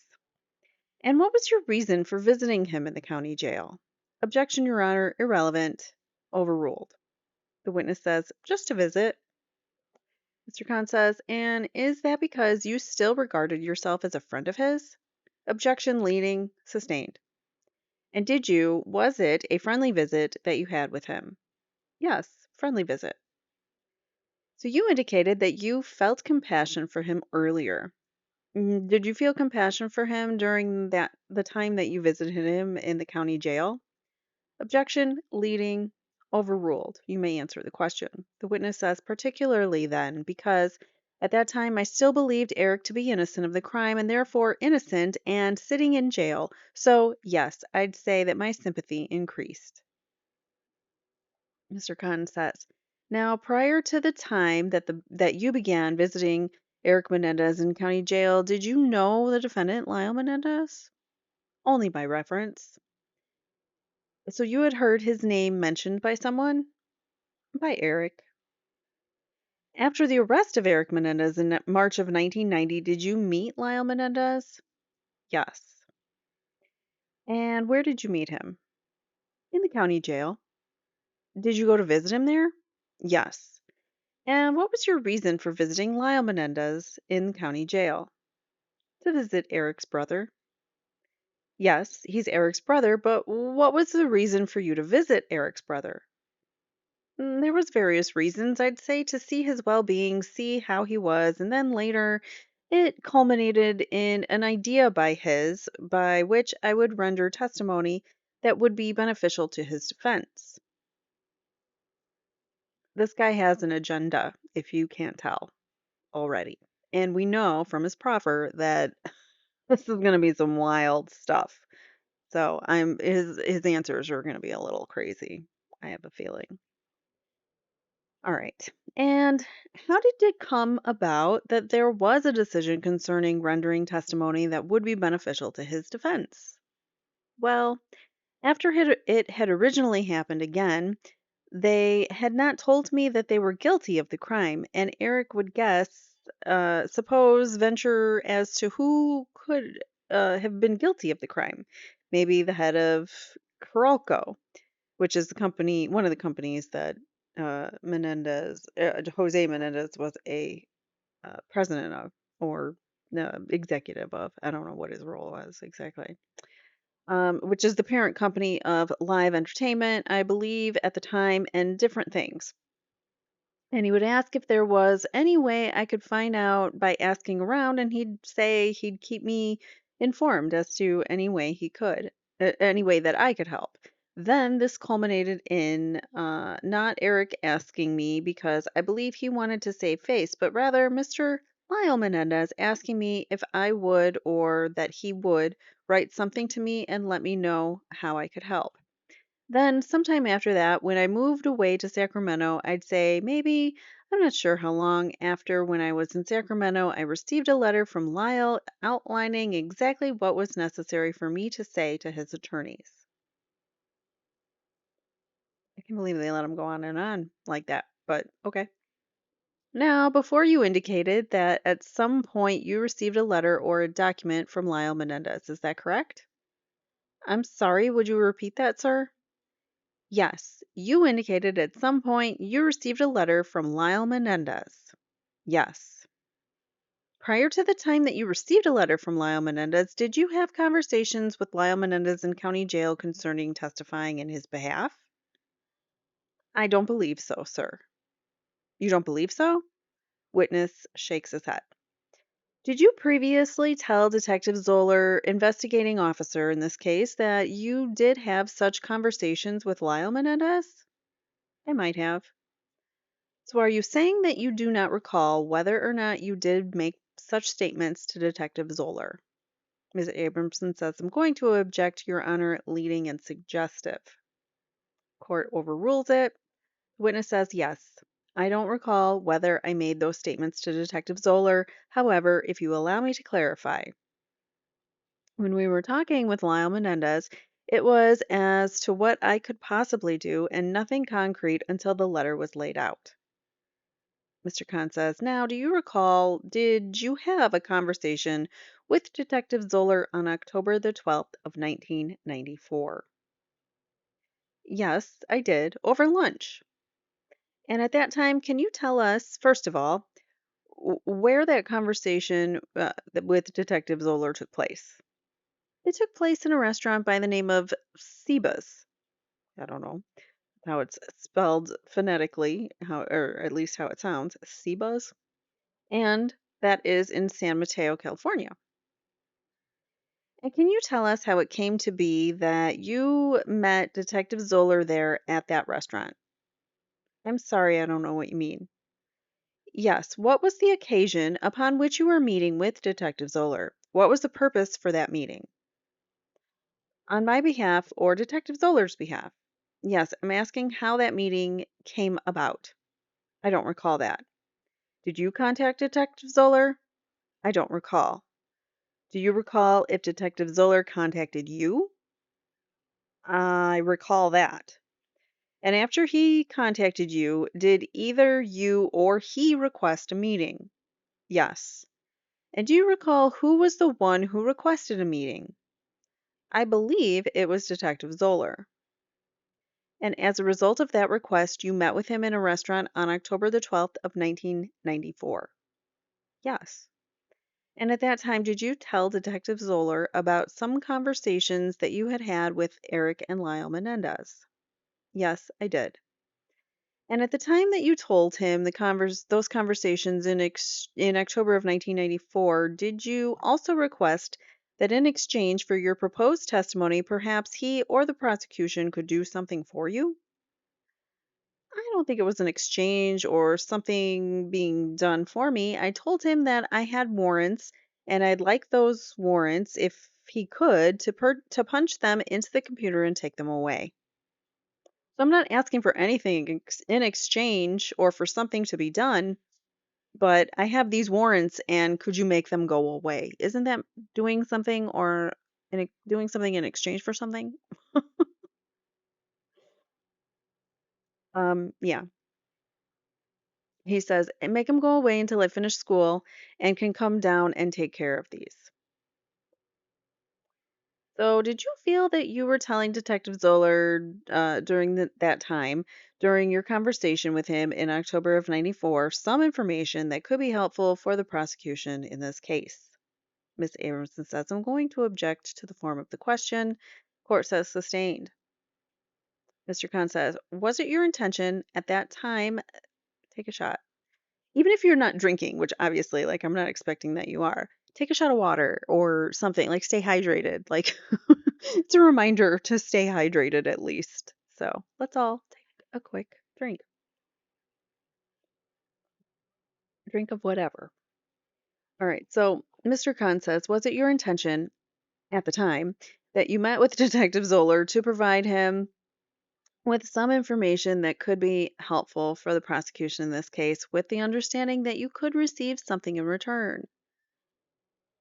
I'm not sure with that understanding. However, I know that I knew I had this letter, and I knew this letter would naturally, potentially be pertinent to the case.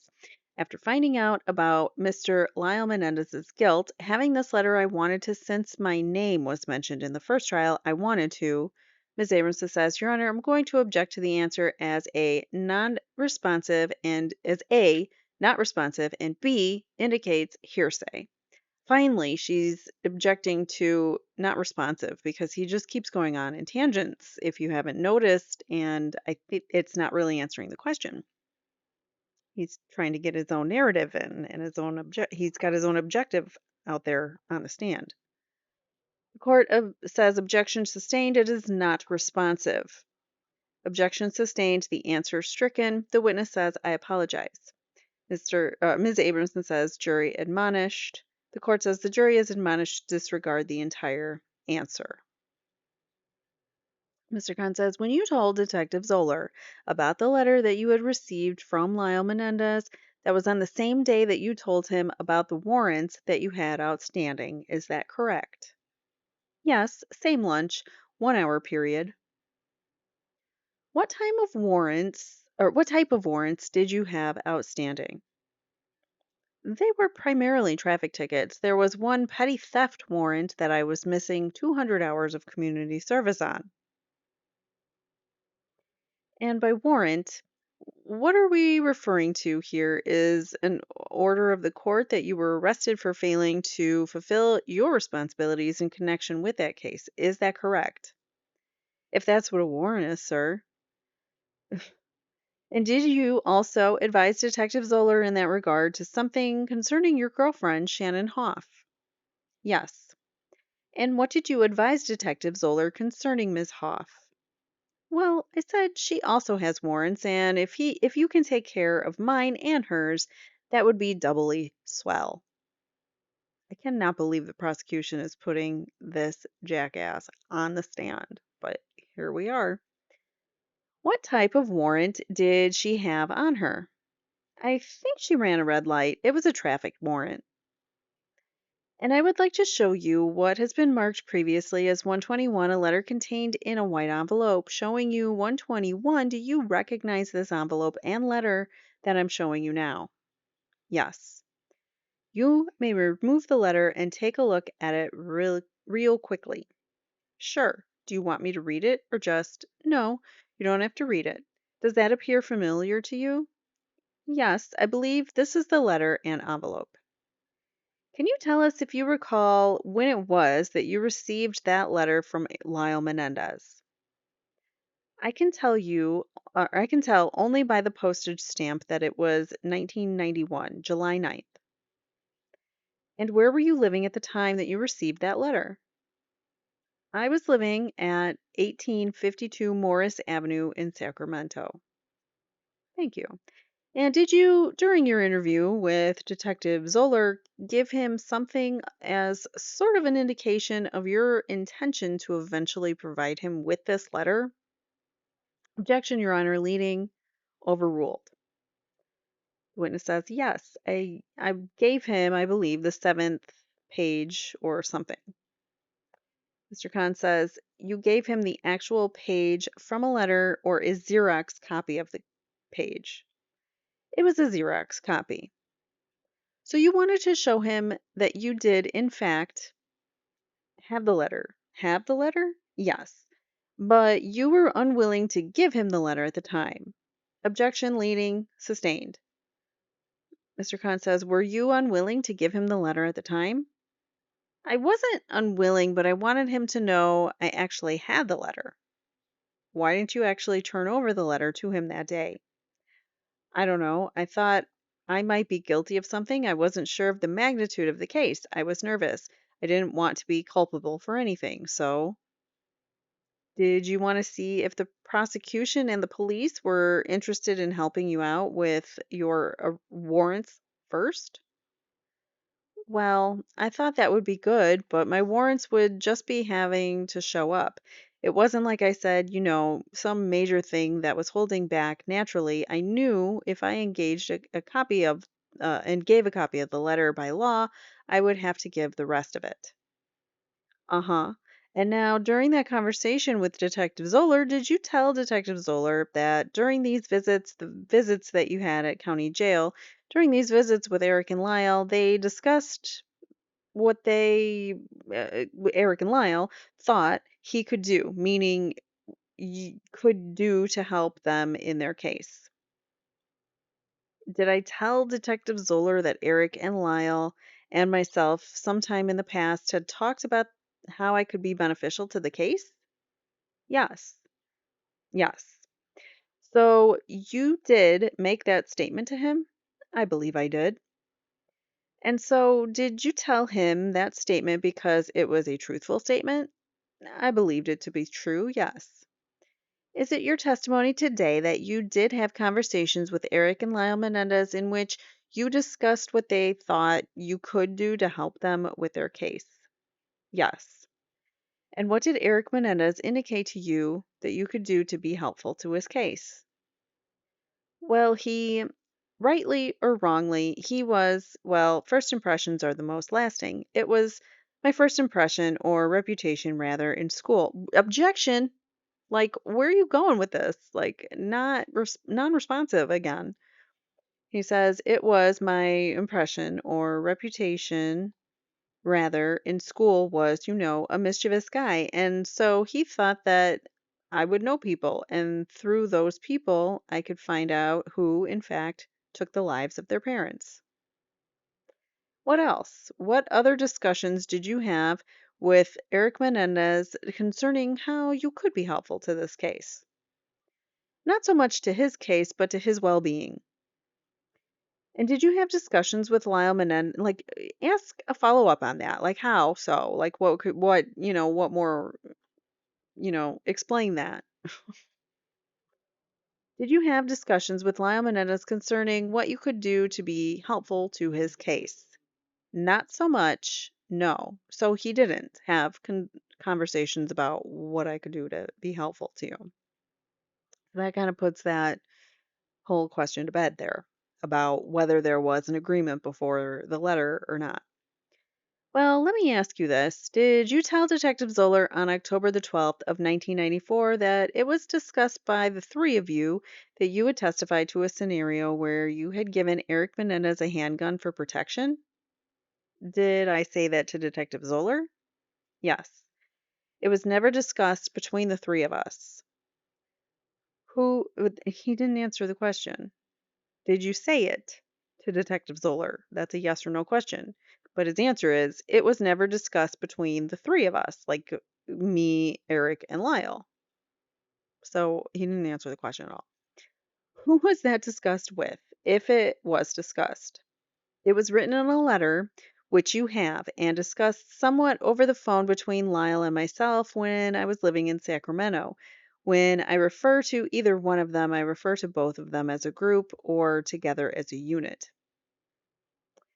Isn't it true, Mr. Eslaminia, that you specifically told Detective Zoller on October the 12th of 1994 that you had discussions with Erik Menendez as well as Lyle Menendez in which you had discussed a scenario where you had given Erik Menendez a handgun for protection?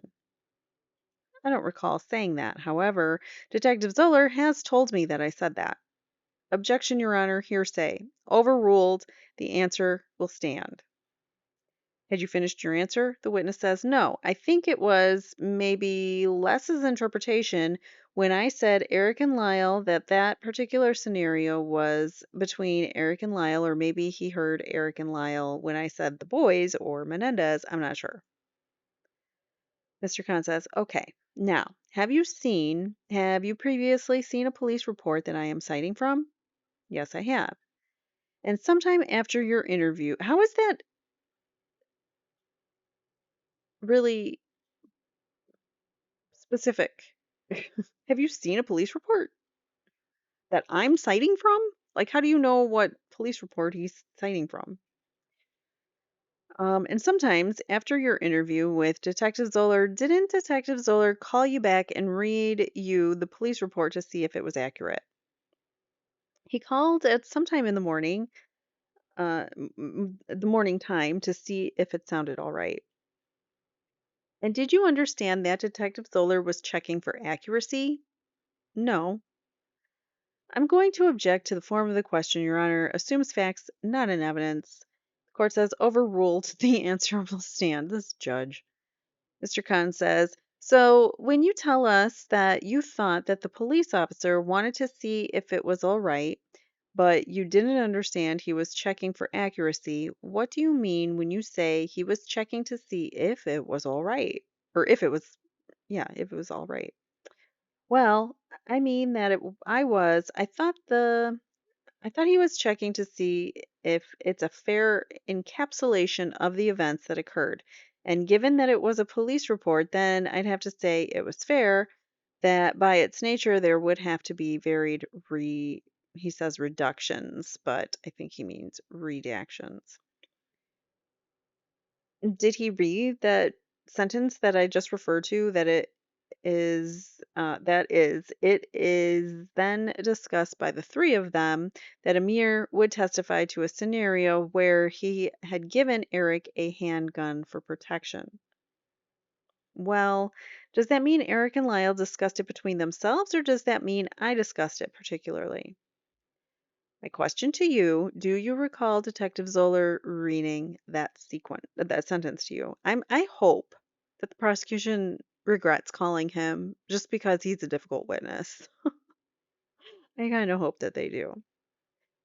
Um, his answer is, I don't recall that. Absolutely not, but I'm sure he did. He did. Do you recall reading that sentence? He says, I don't recall, but I'm sure he did. Okay, so Ms. Abramson says, I'm going to object as speculation on the part of the witness that he's sure he did if he doesn't recall. The court says the answer will stand. What the heck?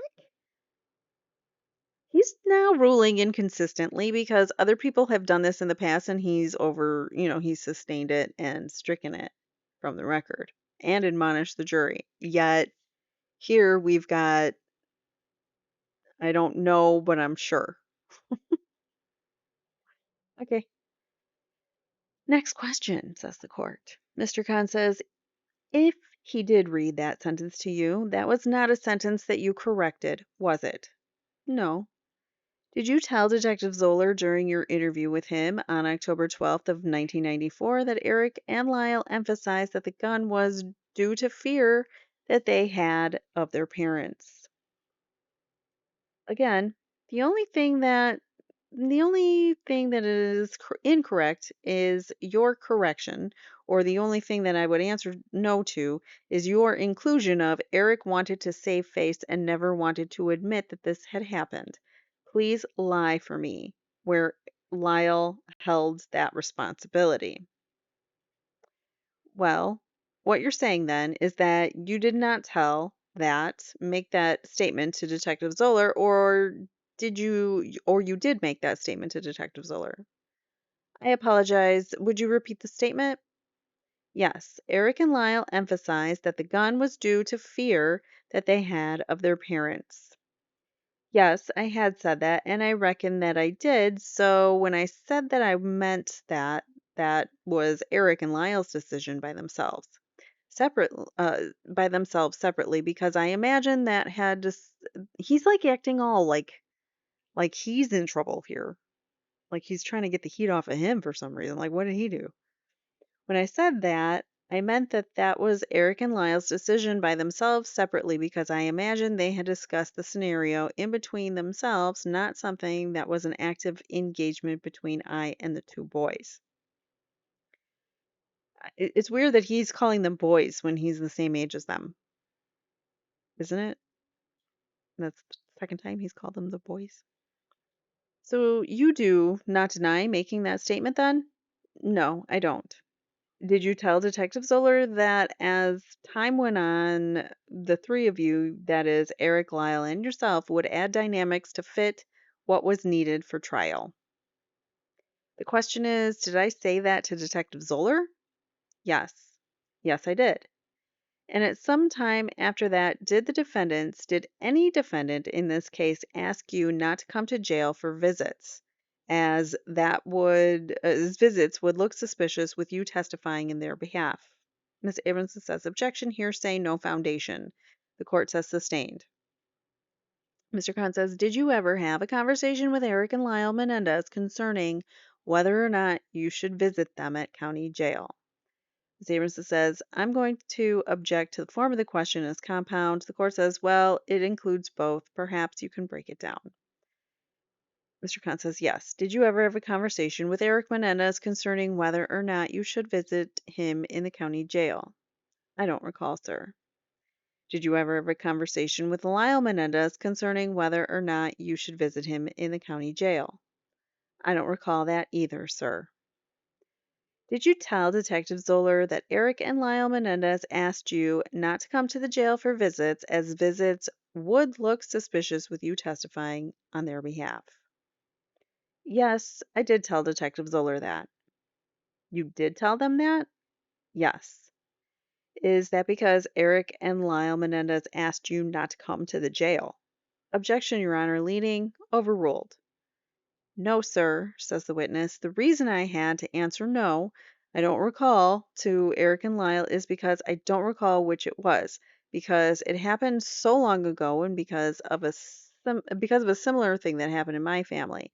And I was busy and trying to sort of forget these bad things. I sort of grouped them together. And again, when I refer to them, I refer to them in mass, if you will, rather than knowing or remembering what happened specifically, because rather after I had found out what they had done, I sort of blacked out, really. Mr. Khan says, uh-huh.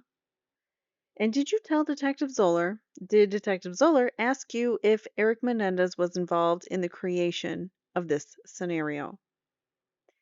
Did Detective Zoeller ask me that? Yes. I don't recall. Did you tell Detective Zoeller that Erik Menendez had the whole story? He was in on it? It was speculation on my part if I did. Okay. So, good. Like, he's a horrible witness even for the prosecution. How is this good for them? But yet somehow we have juries that don't understand the law, don't understand reasonable doubt, let people off when there's a mountain of it, like in the Karen Reed case, or not let people off, but they don't understand reasonable doubt when there's a mountain of reasonable doubt. Um, and yeah, so here we are. He's this terrible witness, Eslaminia, and it won't matter because the jury will think that what the brothers did was so egregious that state witnesses that are unreliable and all this stuff, it cancels it out. You know what I mean? Like juries don't quite understand the law. And I think that the law needs to be understood a little bit more before people serve on juries. I don't know. It's just my take on that. And to understand the process of watching trials and things. That's why I do this because it's so interesting to me. If anybody were to become a juror, that who watches this or whatever, learn from it, and then you kind of understand and have a better understanding going into a case, and to not just automatically think that the state, the judge, the prosecution, they're all just good people and doing the right thing. They might think they're doing the right thing. They might know they're not doing the right thing, but either way, they um they might be doing the wrong thing, even if they think they're doing the right thing, is what I'm trying to say. All right, so the next question is, so what you're saying now is that it was speculation that Erik Menendez was in on this scenario because of all your conversations concerning this were with Lyle Menendez? They were all vague in my memory, sir. But is that your testimony today, that all of your conversations concerning this were with Lyle Menendez? Regarding general help or the letter? Concerning a scenario concerning Erik Menendez getting a handgun from you for protection. Yes, that's the only scenario that was in that letter. And you're saying that all of those conversations were with Lyle Menendez? Yes, the scenario of conversations, I assumed that he was in charge of that or something. You did not tell Detective Zoeller on October 12th of 1994 that you also had such discussions with Erik Menendez. I don't recall saying that. Now, when Detective Zoeller called you to ask if this report was okay, uh-huh. Did you tell him after listening to his account? Uh-huh. Over the phone.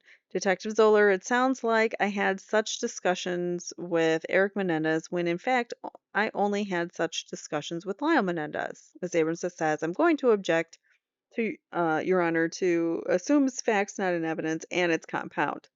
The court overrules. Do you understand the question? The witness says, if it was repeated one time, Mr. Khan says, when Detective Zoeller called you up and discussed this report with you, yes. Did you tell him after listening to the report being read back to you, Detective Zoeller, it sounds from the report that this has some discussions with Erik Menendez, when in fact I never had those discussions with Erik. I only had those discussions with Lyle. Again, you have to remember the gist of our conversation. Our first conversation was over a lunch. Between bites, he would ask and I would nod, yes, this, yeah, and that. And the second call was in the morning when he read it. I told Detective Zoeller at the time it didn't sound right. He said, okay, what doesn't sound right? And I said, beginning with this. He changed that. I don't recall what that was. And no, sir, I did not tell him. I did not point out the fact that in reference to Erik and Lyle, I believe whenever he referenced it, either it was both at the same time throughout the report that he should include exactly Erik or Lyle as certain parts, so I overlooked the fact altogether. Isn't it a fact, Mr. Eslaminia, that you are simply trying to protect Erik Menendez today? No, sir, not at all. He took the life of his parents, sir. Let me show you the letter that has been marked as 121, and directing your attention to the first page of that letter. If I was protecting him, I would never have given this letter to you. Yes, today you were not protecting him You were not protecting Erik Menendez back on October the 12th of 1994 when you gave the letter to Detective Zoeller. Is that correct? Objection, Your Honor. Misstates the evidence. He didn't give the letter then. Court says, why don't you rephrase the question? You were not protecting Erik Menendez back on October 12th of 1994 when you told Detective Zoeller about the letter. Is that right? For me, friendship is based on trust and honesty and integrity. And when I found out that all of those things were violated between Erik and I, then it took a different sort of relationship. Like I said before, it was one where I prayed for his soul and eternal justice, rather than me doing whatever I can to help the situation through. Uh-huh. All right. Directing your attention to the letter, do you see the line that begins, "Here is an outline of what we need"? Yes, I do. Did Lyle Menendez ever previously tell you specifically what he needed? No. If I may add, Mr. Khan, Ms. Abramson says, Your Honor, I'm going to object. There's no question pending. Objection sustained. Don't volunteer. Witness says, I apologize. Mr. Khan says, okay. Now, I would like you to look at a page. I'm going to ask you if this letter reflects the true incident. Is it true? Your Honor, says Ms. Abramson, I'm going to object if he wants to know the witness can testify whether it reflects a true incident without Mr. Khan having to read every line. The court says, overruled. Mr. Khan says, the letter reflects Mr. Eslaminia it does not. Wait, sorry, hold on. Mr. Khan says, the letter reflects, Mr. Eslaminia, does it not, that, quote, you received a call, or not quote, but this is what he's saying, it reflects, that you received a call at your apartment or house on August the 19th, a Saturday, in the late morning. You answered the phone and it was Erik. He sounds very nervous. He asked if he would meet you outside your apartment to talk with his brother, Lyle. You agreed and gave him directions. You decide where we met. Perhaps a parking lot, and let me know over the phone. Uh-huh. We arrived 20 minutes or so later in Erik's maroon Ford Escort. It's a two-door, and Erik was driving. You sat alone in the back. The car was very messy. There was all kinds of clothes, shoes, and tennis rackets that you pushed into the space behind your seat. The car is a hatchback. The wheels are black spoke. The interior is gray felt. There's a sunroof, you think. Did such an incident ever occur, Mr. Eslaminia? No, sir. All those details, and you're just making that crap up. The letter said that Lyle says hello and was sitting in the front. Erik began to drive around. Erik said they were in great danger and needed two handguns. Both of us seemed jumpy. Rush. Ms. Abramson says, excuse me, Your Honor. Mr. Khan says, and the next. Ms. Abramson says, could we approach? Court says, let's have the question first. Mr. Khan says, yes. The question is, did Erik Menendez ever ask you for two handguns in a situation as described in this letter? I don't think so, sir. Ms. Abramson says, Your Honor, I'd like to be heard, not about the specific question. Court says, okay, we'll have a brief conference. Thank you, Your Honor. Following proceedings were held outside the presence of the jury. So the jury leaves, and we have some arguments here. Court says, yes. Ms. Abramson says, Your Honor, I'm just here because I'm going to ask the court to ask Mr. Khan to please not play drama to the jury. Ms. Towery, who has had a better opportunity to watch Mr. Khan over the last weeks of the trial, has indicated that he does have a tendency to look at the jury while asking questions and making certain facial expressions in order for dramatic impact. I recognize he's a good public speaker and all, but I really think it's improper when you're asking a question of the witness to be looking at the jury making any kind of faces, which he has a tendency to do. We would ask the court to. The court says, I'd ask that you refrain from doing that. Obviously, lawyers have a right to look at the jury and see how they're reacting. That's fine. Miss Abrams says, sure. The court says, but don't be dramatic about it. And Miss Abrams says, which you do tend to do. The court says that applies to everyone equally. Mr. Khan says, if that's going to be the rule, perhaps Miss Abramson should sit down and let Mr. Levin do the rest of the case because I don't think she ever does anything that doesn't have a dramatic flair. Wow. Like, I find that so offensive as a female, as just, because she is passionate, that she's just dramatic. That's so disgusting. I'm sorry, but that, like, I feel my blood boiling from that, so I'm gonna try to calm down and not get so annoyed because that's really, really disgusting, misogynistic behavior. Miss Abramson says, it's my nature. Mr. Khan says, it's my nature too. To make faces at the jury, you're not supposed to do that. Ms. Abramson says, I don't ask questions of the jurors, I ask questions of the witness. The court says, yes, it's more appropriate not to when you are that close to the jury to lean over. I realize that trial lawyers do trial lawyer things, but Ms. Abramson says, this is the handkerchief court. And so that's it. He's just not really going to be there was really no decision. Just that don't do it, but do it if you have to, kind of thing. All right. The following proceedings were resumed in open court in the presence of the jury, so they are now back. Court says, okay, you may continue. Mr. Khan says, yes.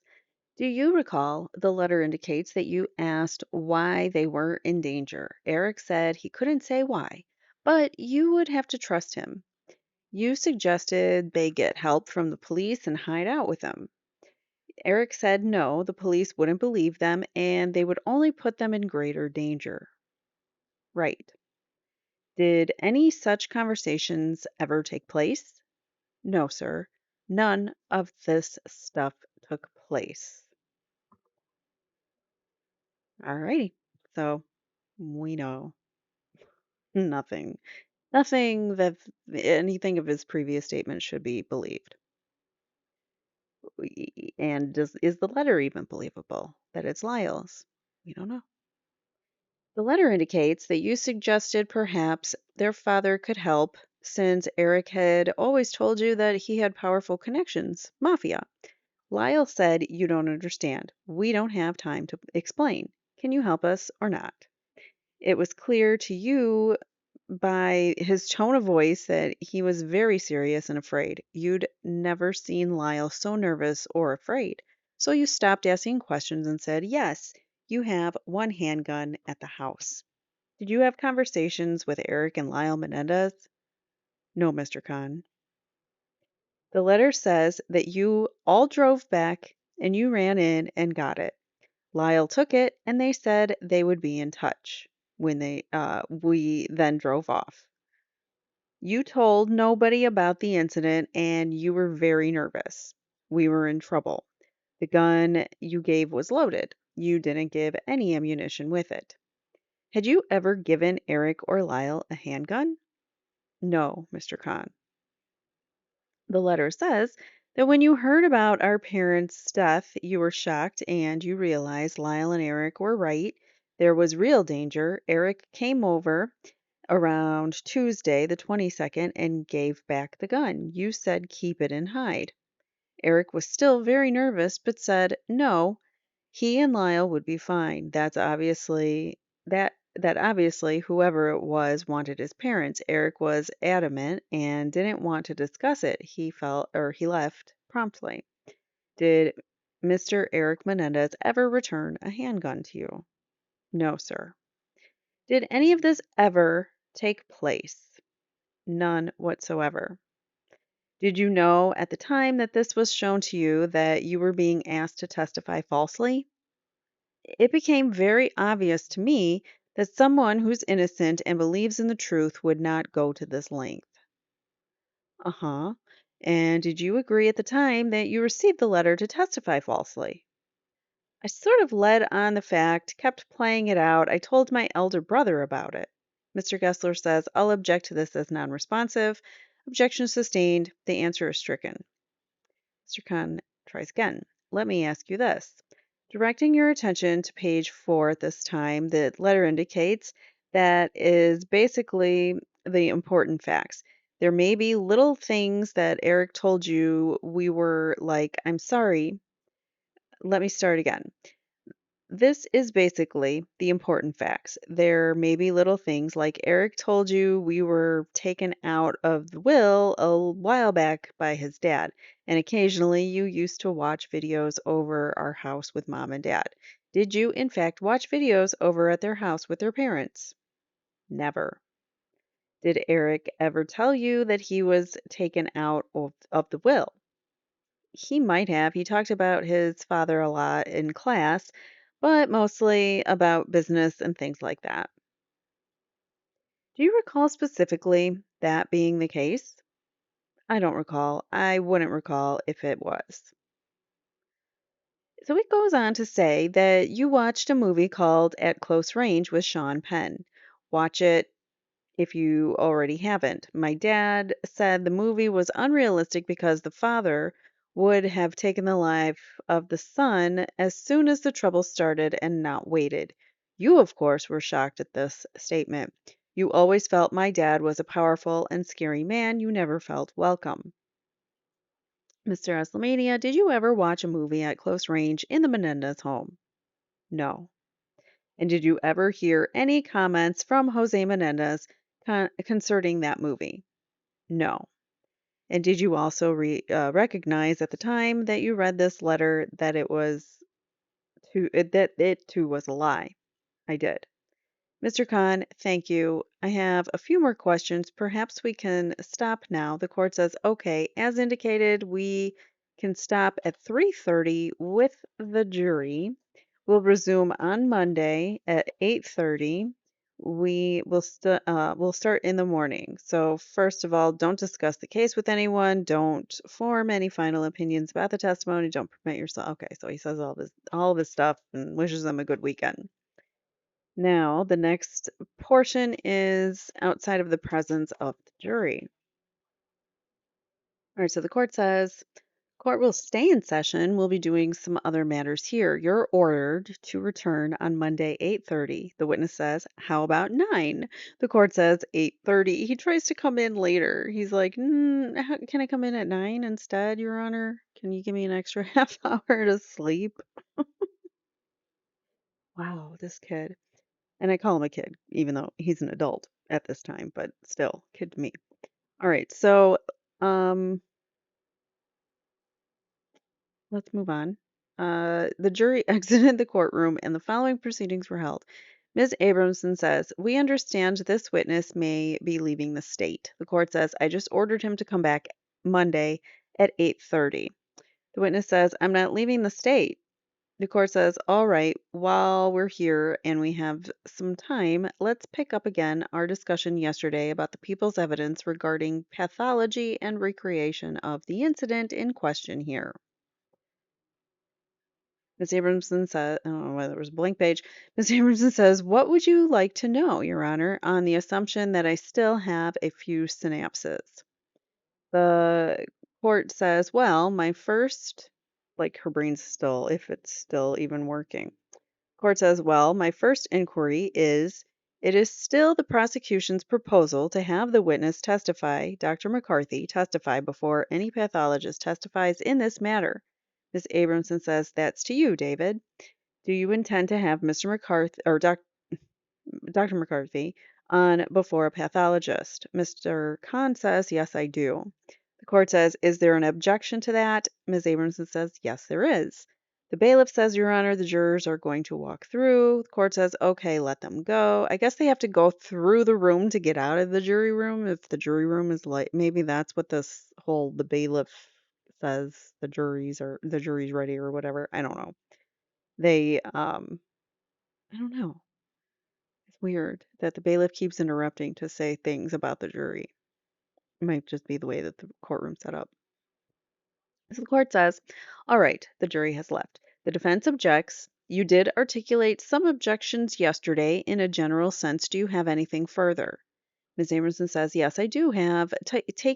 I was going to do it anyways, but I followed the court's suggestion. I had a lengthy interview with Dr. Lawrence last night, and I do not, based on the interview, the specific contents of which I feel I do not have to reveal under the discovery laws, but I can assert to the court now that unless Dr. Lawrence was lying to me, which I strongly doubt, that there is no way that any pathologist will ever provide the foundational facts necessary to support hypothetical questions in support of Dr. McCarthy's theories.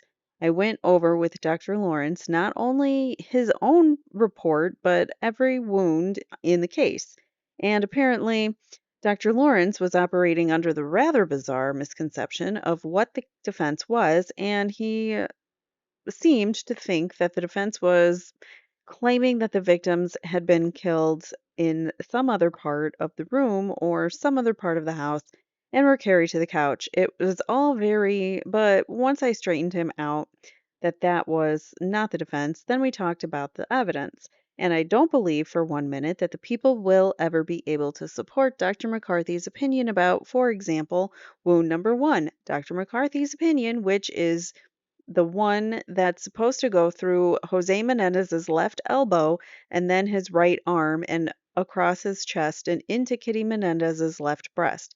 Certainly, my talk with Dr. Lawrence last night, he did not support that scenario. He also will not support the scenario concerning wound number 7 on Menendez's left leg and a number of other points I'm supposed to speak with him further about if the prosecution doesn't call him up and tell him not to.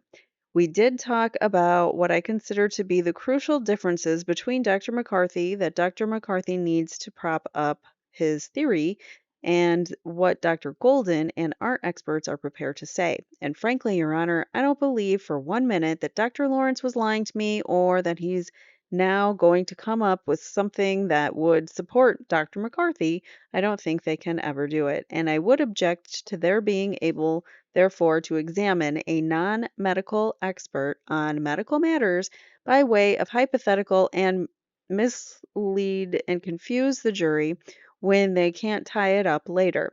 If they want to put a pathologist on first who they think will give them a basis for Dr. McCarthy, fine. Then we can see whether Dr. McCarthy has a basis or not. But I certainly do not believe, based on my conversation with Dr. Lawrence, that he's the guy that's going to do the job. The court says, okay, Mr. Khan, Your Honor, counsel has not given us specific information. We provided counsel with a report from Dr. Lawrence, and that report is consistent with the findings of failure analysis. And I know that failure analysis have discussed their findings with him and reported to me that even based upon that review with them, that their findings are consistent with his medical opinions in this case. So I do not see the inconsistencies. If counsel wants to specify what those inconsistencies are, she can do so. At this point, I have no reason to believe that there are such inconsistencies.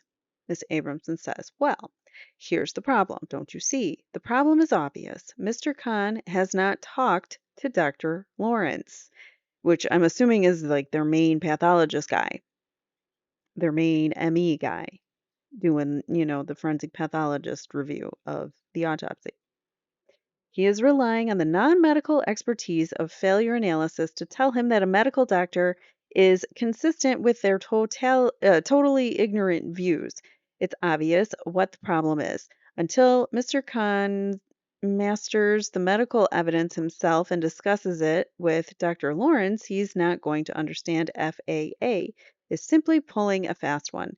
This man was recruited by failure analysis. The court says, okay, I've given this some thought based upon your discussions yesterday, and it seems to me that before Dr. McCarthy is permitted to testify, that the prosecution should establish the foundations for any hypothetical questions.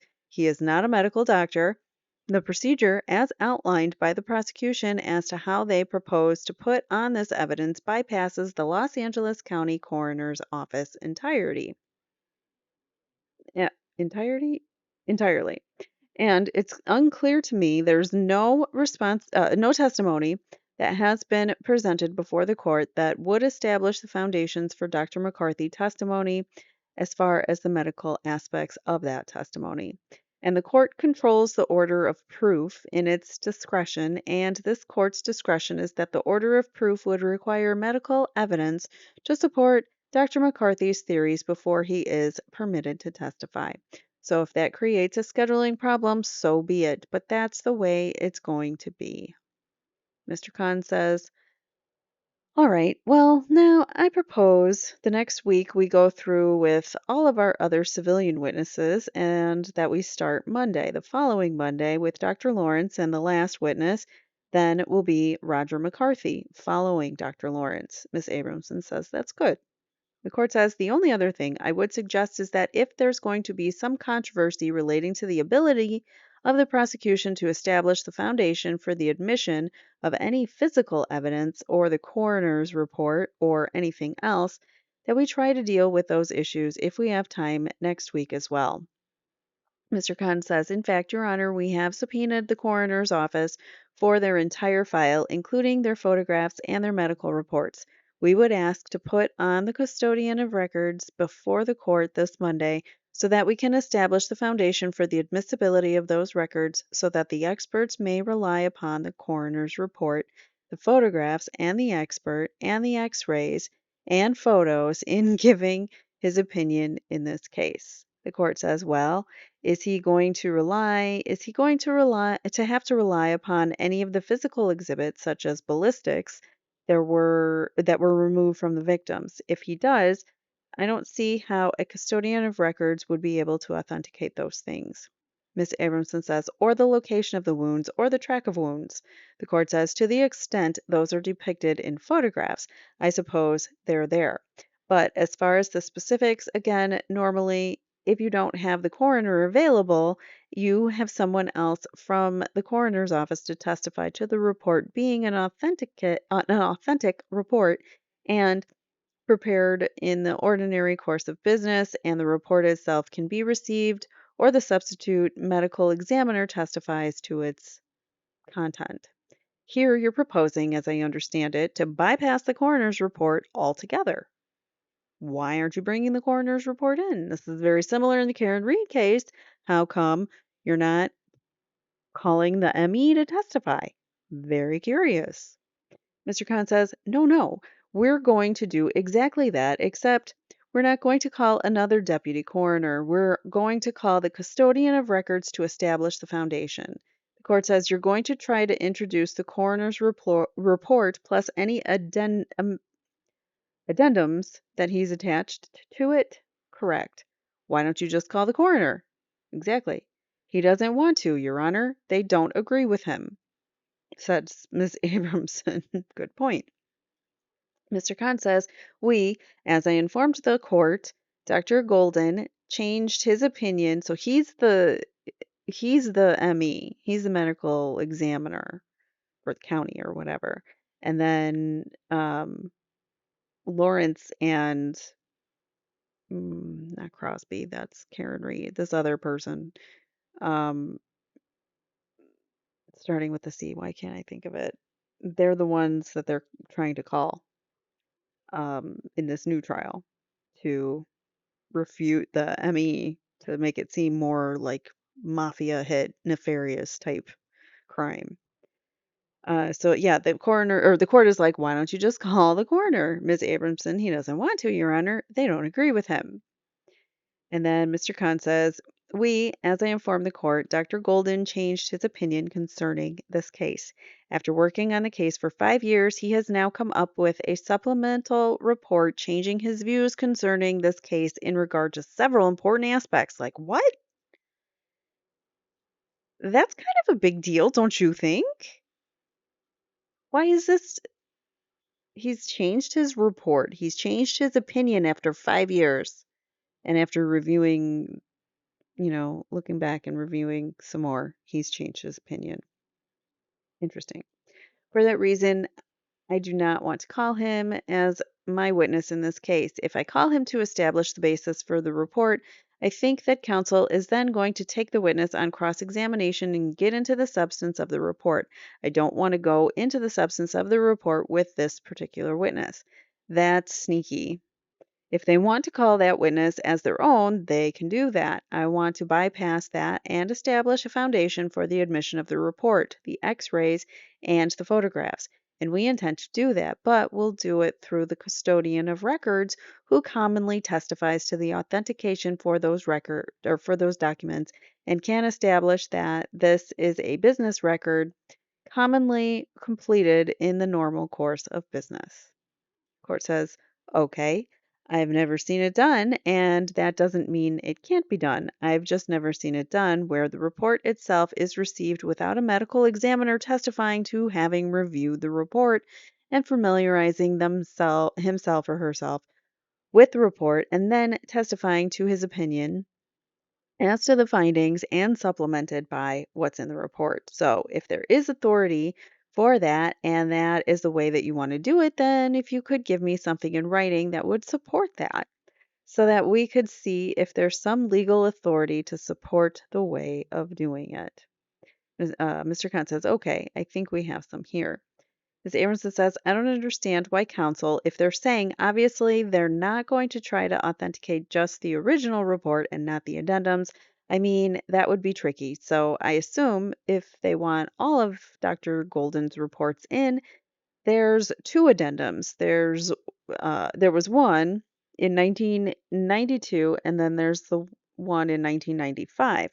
What's the point of trying to authenticate his reports if you're not going to refer to them?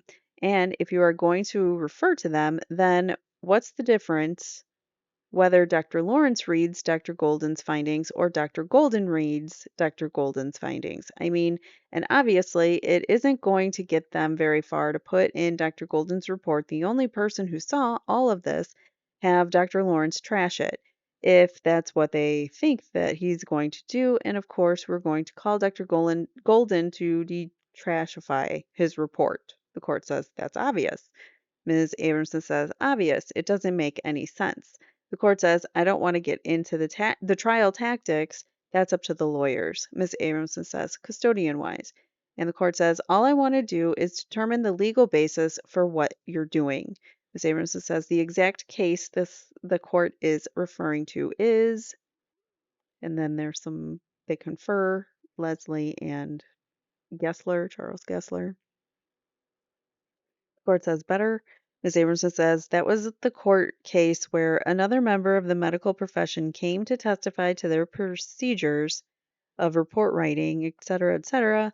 That's a medical doctor testifying to medical procedures. The court says we've seen it happen dozens of times. Ms. Abramson says that's fine. How a custodian of records, unless it's another medical doctor, can do that, it's questionable. I mean, I think the court is right. The court says, I asked for any authority that would support that. I asked, and I think you indicated you would be introducing not just Dr. Golden's report, but any supplements Mr. Khan says, but actually, what we seek to do is not so much introduce the documents themselves. What we seek to do is lay an adequate foundation sufficient to satisfy this court that another expert can come in and rely upon those reports in forming a conclusion concerning the injuries that were received in this case. So it's not so much the report that we want to get into evidence. We simply want to demonstrate the reliability of the documents for Dr. Lawrence to testify concerning his opinion because those documents, those x-rays, those photographs are something that he considered informing his opinion.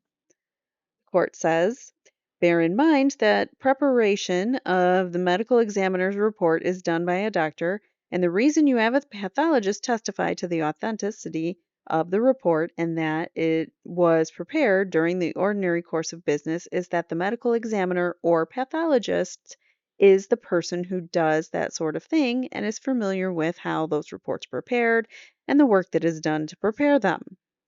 The work that the pathologist does, and the pathological work that the pathologist does, the work that he does in preparation for the report. If you just bring in a custodian of records who's not a doctor, I don't know if that person is capable of doing that.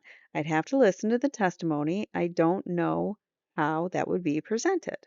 Mr. Khan says, all right, what we propose, we could bring in someone from the coroner's office, a pathologist, to authenticate the records. I would ask then that we do we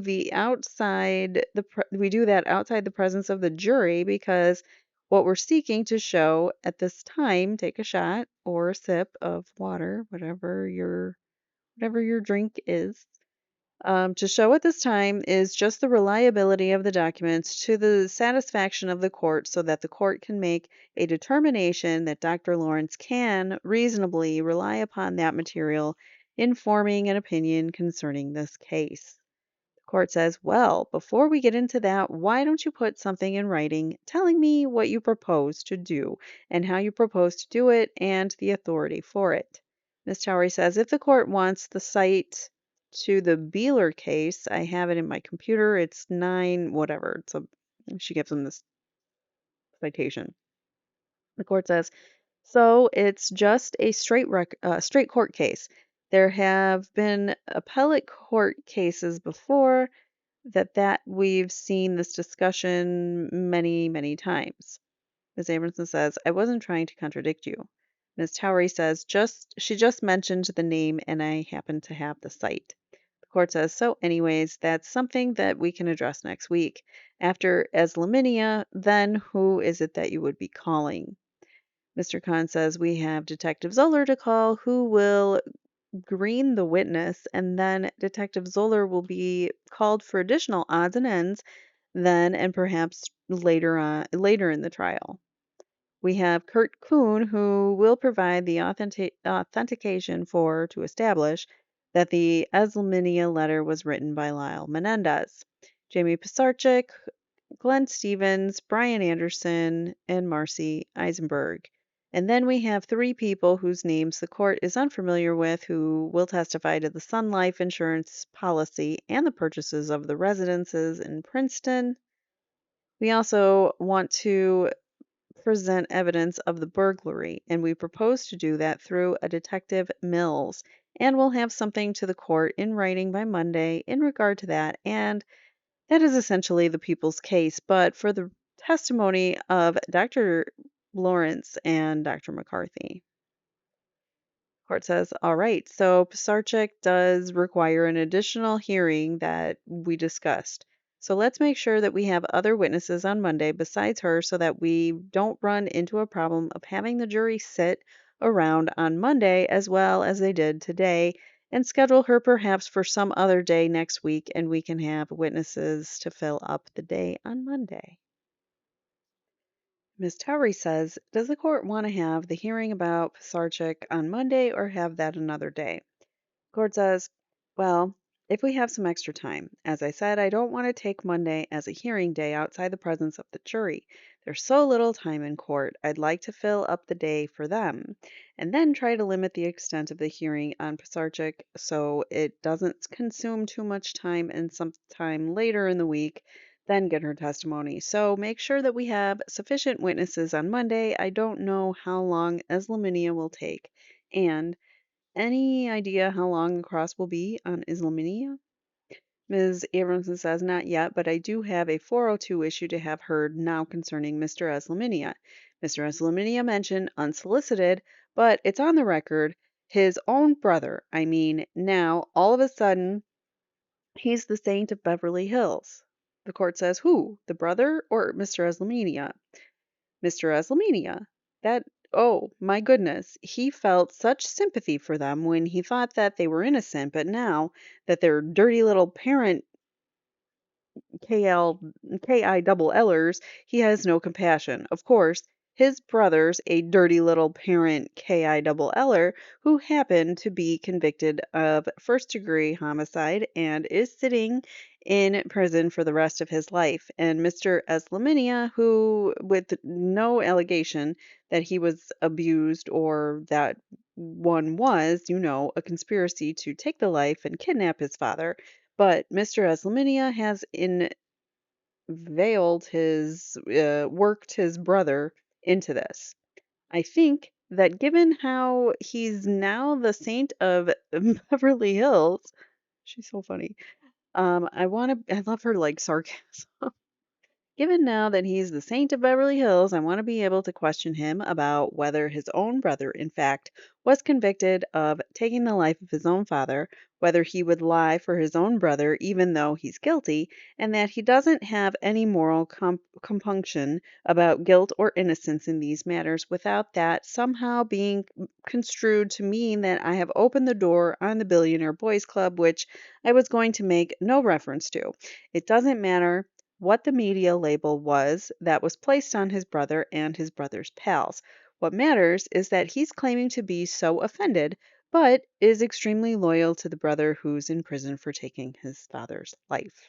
So I think that he is now trying to cast himself in this saintly light. I should have a right to cross-examine him without the tit for tat rule coming into play, which would be, oh goodness, you mentioned his brother. Wasn't his brother part of the Billionaire Boys Club? Doesn't that mean we can bring in, judge how it goes?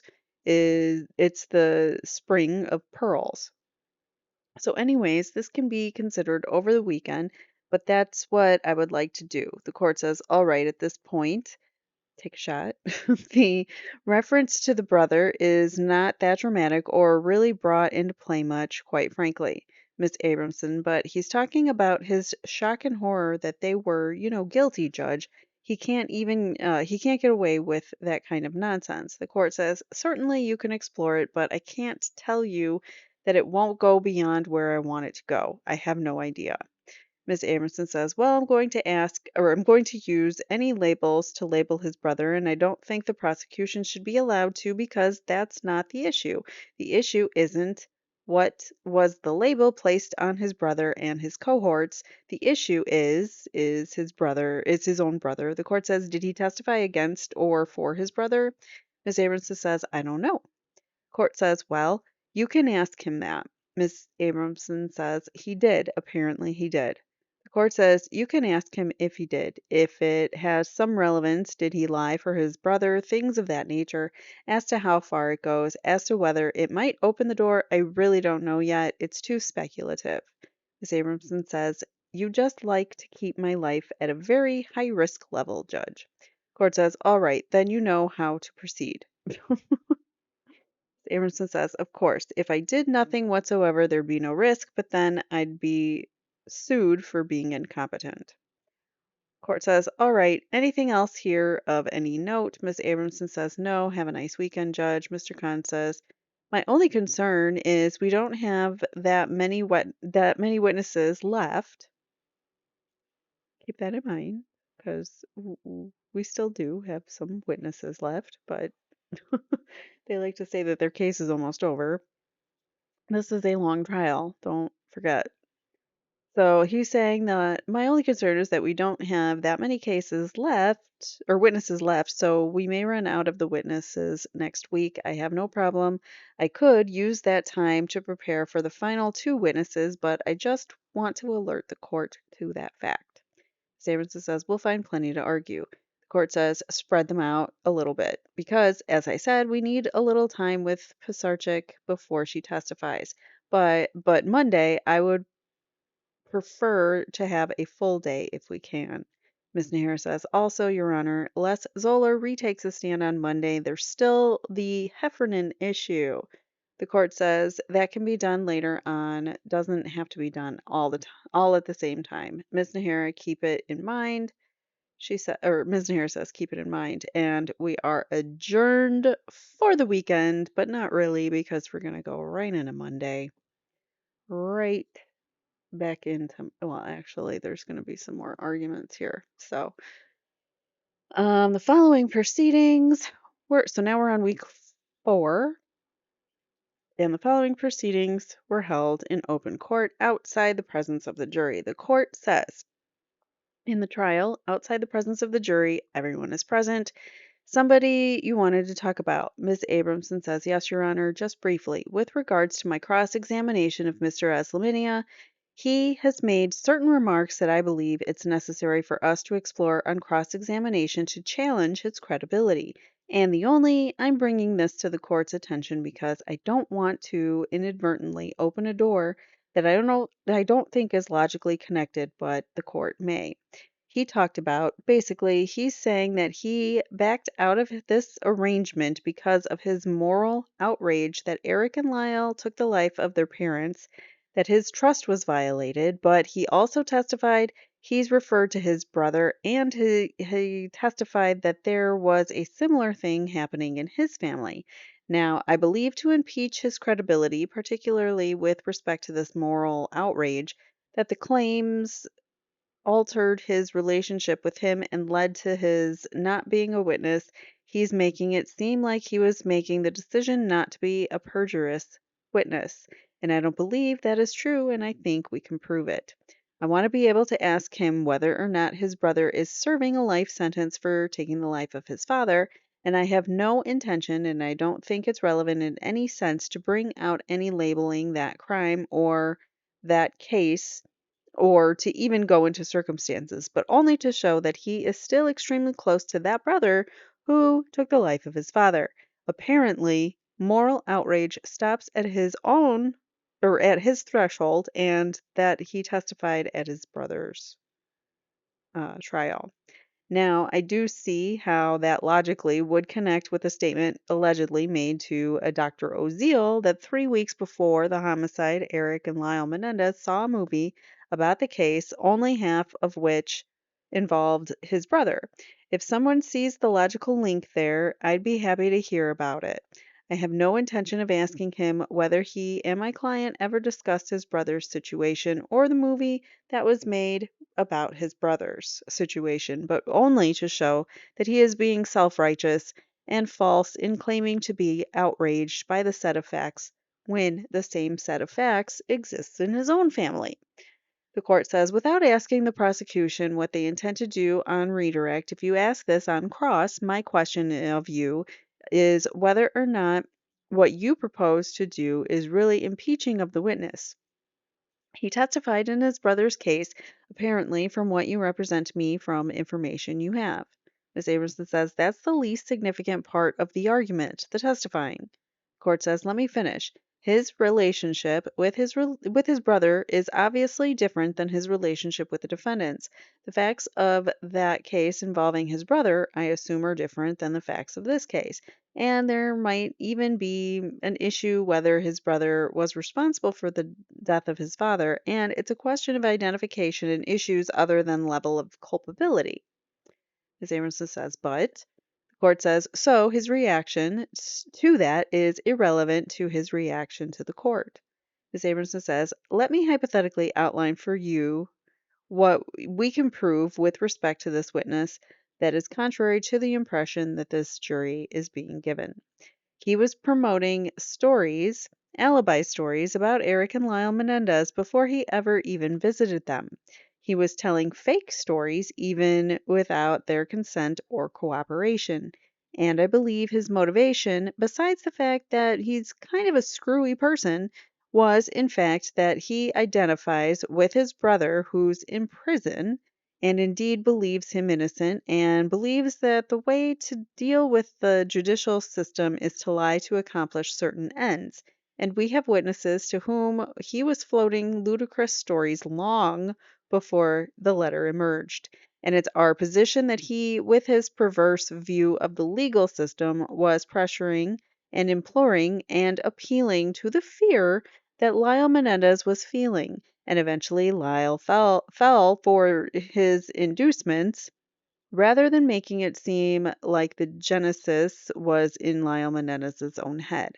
So the fact that he was a brother who, in fact, he believes, I think, is wrongfully convicted shows the kind of attitude he has towards the judicial system, and the statements that he made to numerous individuals even before he ever visited them indicates his willingness to set up a fraudulent story before he had any opportunity to talk to either of the defendants about it. Man. And I think that's important for the jury to know. That doesn't mean that Lyle, if the jury believes Erik as well, we're not morally at fault for talking about a fake story. But the fact of the matter is, they had someone there who was inducing them and they didn't present a fake story. The court says that part is clearly admissible and relevant, but I don't see how you prove that from his contact with the brother's case. Ms. Abramson says he may admit because his brother, he believes, was wrongfully convicted, he felt that the end justified the means. When he believed they were innocent, that's when he wants to say he was more than happy in suggesting to them that they're going to need some extra help and you can rely on the system and blah blah blah. Court says that part, if the evidence is there to support it, is certainly admissible, but the area involving his brother at this point, take a shot, from what you're saying. Oops, I don't have my highlighter on here. I switched sheets. But the area involving his brother at this point, from what you're saying, is not connected to it. I just don't see it. Ms. Amerson says, let me then suggest this.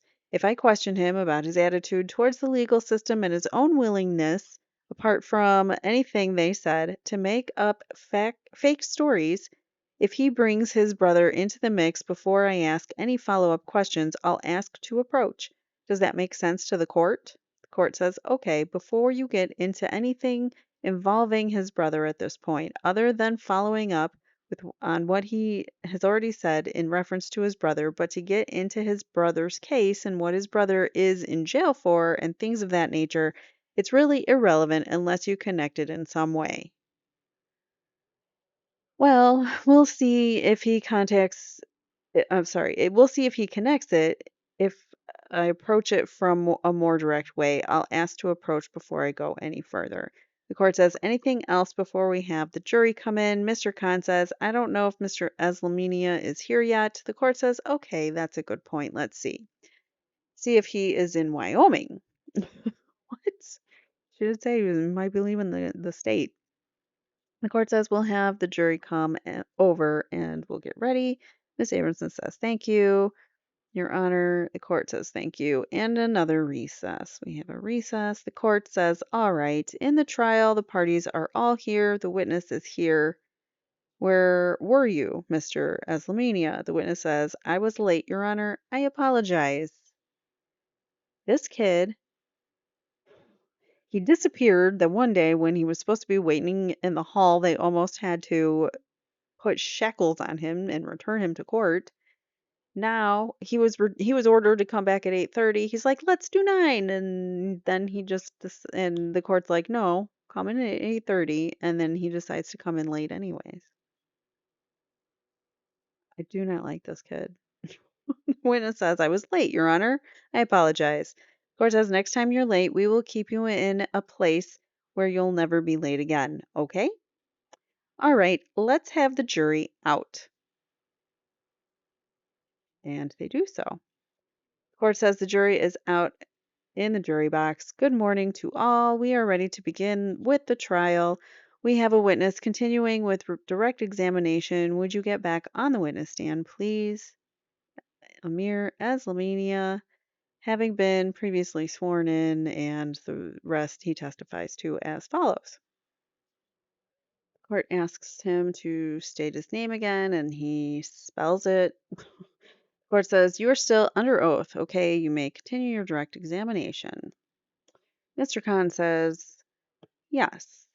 Mr. Eslaminia, when we broke on Friday, you were testifying in regard to the letter that has been marked as 121 for identification, and you indicated in your testimony that the scenario that is referred to in the letter in which Erik Menendez and Lyle Menendez were seeking a handgun from you for protection never occurred.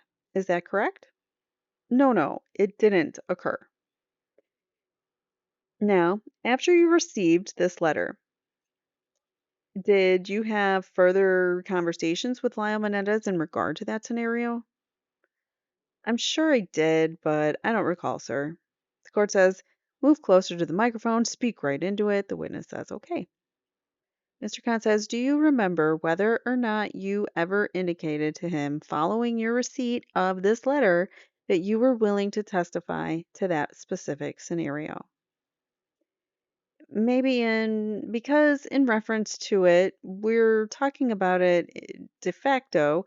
I agree, but I don't ever recall actually agreeing and saying, yes, we will go forward with this.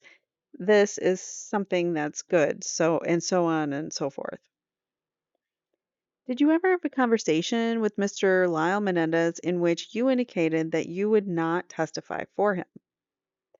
Yes, I believe it was a mutual sort of coming together as far as me not testifying my reason on behalf of the court says, wait, just another, wait, just wait for another question. The witness says, all right. Mr. Khan says, and can you tell us when that conversation occurred?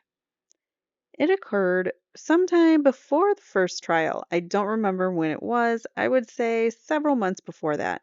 I was in midterms myself. And what was the occasion in which you had that conversation with him? It was just a telephone call. And did he call you? I believe he did, yes. And how did the issue of you testifying in regard to that scenario arise? I had told him about my brother's concerns as far as his want of me not to testify, and he had told me that that's all right because he had decided to take the stand himself and was going to tell the truth as to what happened and not go forth with this scenario. Now, in regards to the another item which is referred to in the letter that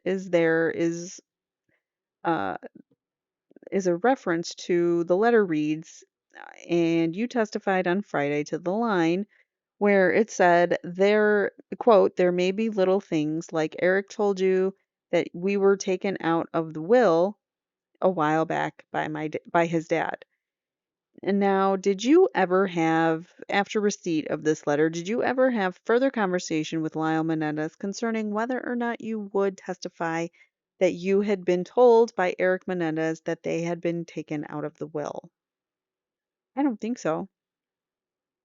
And in that conversation that you are now referring to, in that telephone call, was there any specific mention of that area of testimony? No, no. In regard to another area of testimony in which you were requested to testify and to which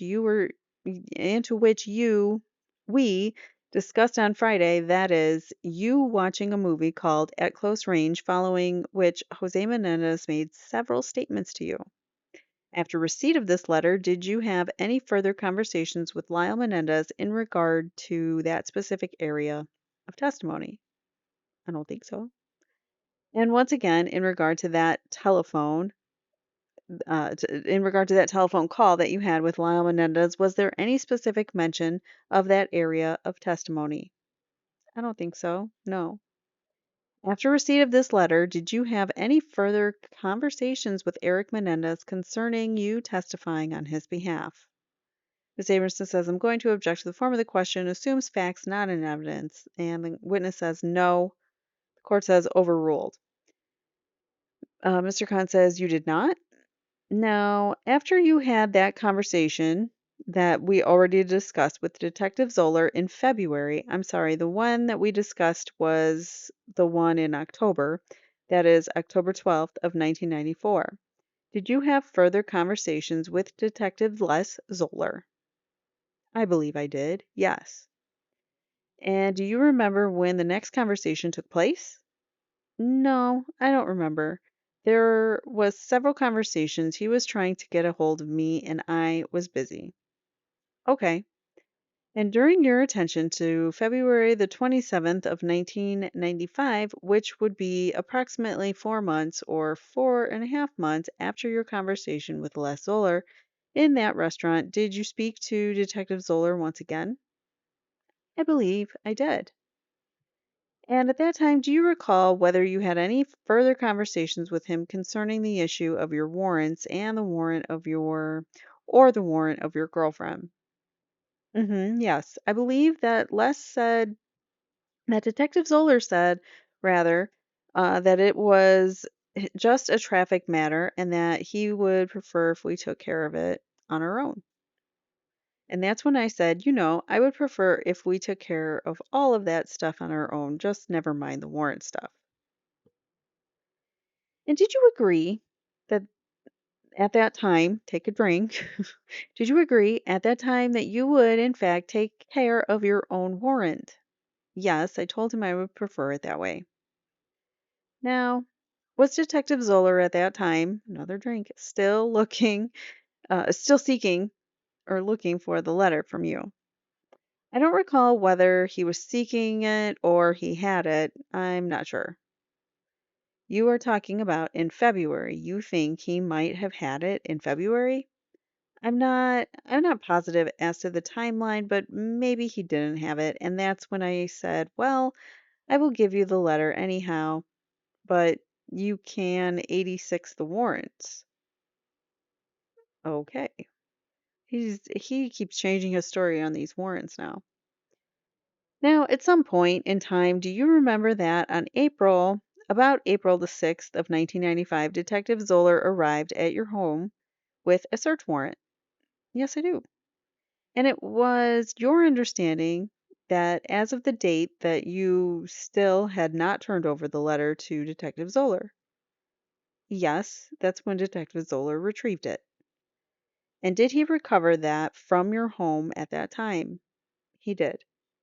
And to this date, have you received any benefit from the prosecution or the police in regards to either your warrants or your girlfriend's? No, sir, quite the contrary. Okay. And what do you mean by quite the contrary? No benefit whatsoever. Thank you. I have no further questions, Your Honor. The court asks if there will be cross-examination, and Mr. Gessler for Lyle will go first. Mr. Gessler says, Mr. Eslaminia, when this letter was first discussed with Lyle Menendez, he told you at that time that he was going to testify in this trial, didn't he? Yes. And that was one of the reasons he said that he thought the letter would be a good idea. I believe so. He wasn't going to testify, and so he would alleviate the gap, I suppose. The plan that he sent you in that letter then. Yes. And that was back around June 91 when you got that letter, July 91? July of 91. And it was before that you had discussed that you could do, it was before that you had discussed what you could do for Lyle Menendez. Not necessarily what I could do, but rather what could be done. There was no specifics, just sort of some plans that we thought of. And it was during those discussions that he said, Gee, I'm not going to testify in this trial. Something like that. Now, later, you got this call from Lyle Menendez in which he called the whole thing off, basically. Yes. And that was his call to you, wasn't it? It was. Do you recall where you were at that time? I was in Northern California. I don't remember exactly where I was. I think at San Mateo. And in that conversation, Lyle said he didn't want to go through with we had outlined in the letter, what he had outlined in the letter. Yes. And he also said basically, forget that other thing that you were going to do. The other thing being the letter thing. Oh, yes. And then he had now decided to testify himself in this trial. Yes. And then he had decided he would go ahead and tell the truth. Something to that sort, yes. And he also told you that he had been working with a man named Father Kim during that period of time, didn't he? I don't remember who it was. I remember once I had found out about it, I advised spiritual guidance to the boys, and my belief is true adherence to the laws of Moses and Jesus for Muslims, and the converse also is true. And so when they told me that there was a father they were discussing their spiritual guidance and development with, I thought it was a positive thing. I don't remember exactly who it was. I might have been both of them. So now he's like some spiritual guru that's going to prison and giving them spiritual guidance. Okay. I really don't like this kid. He's really full of himself.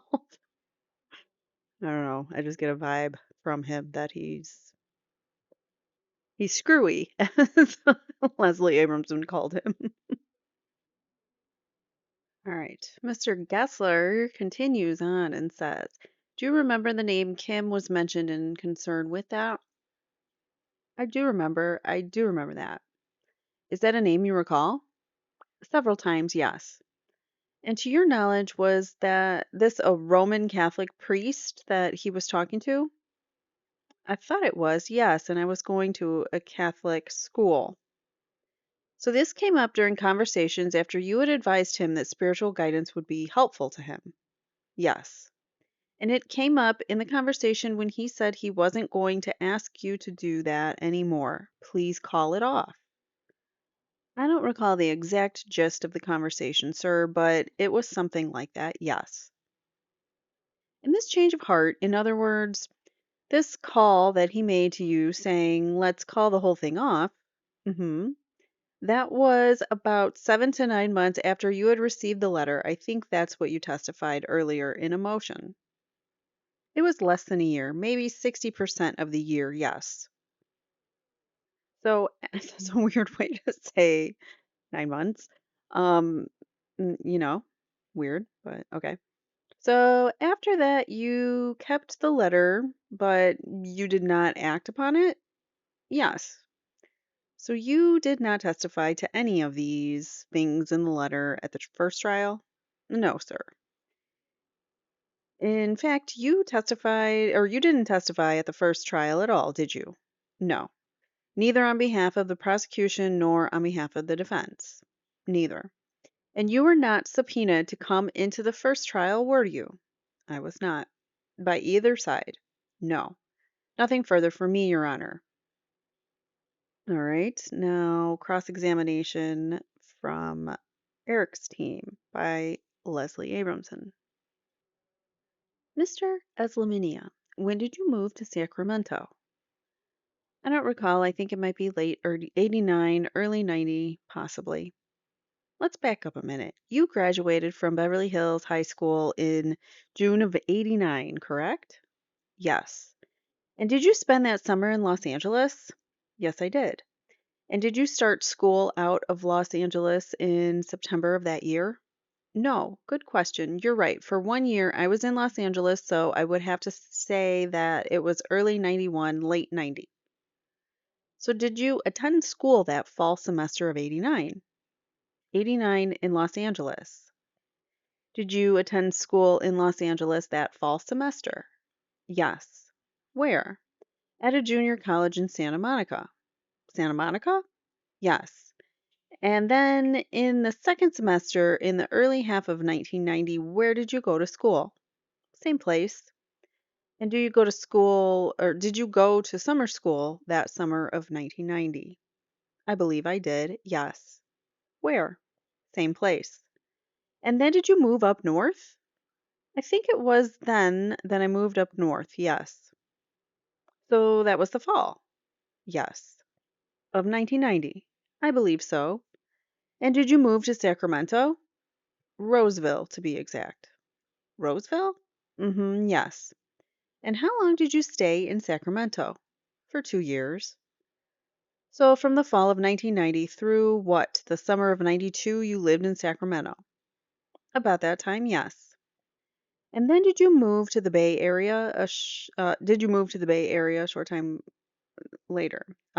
He says yes, a short while after that, yes. And when did you strike that? Was it this summer that you moved back to Los Angeles? Yes.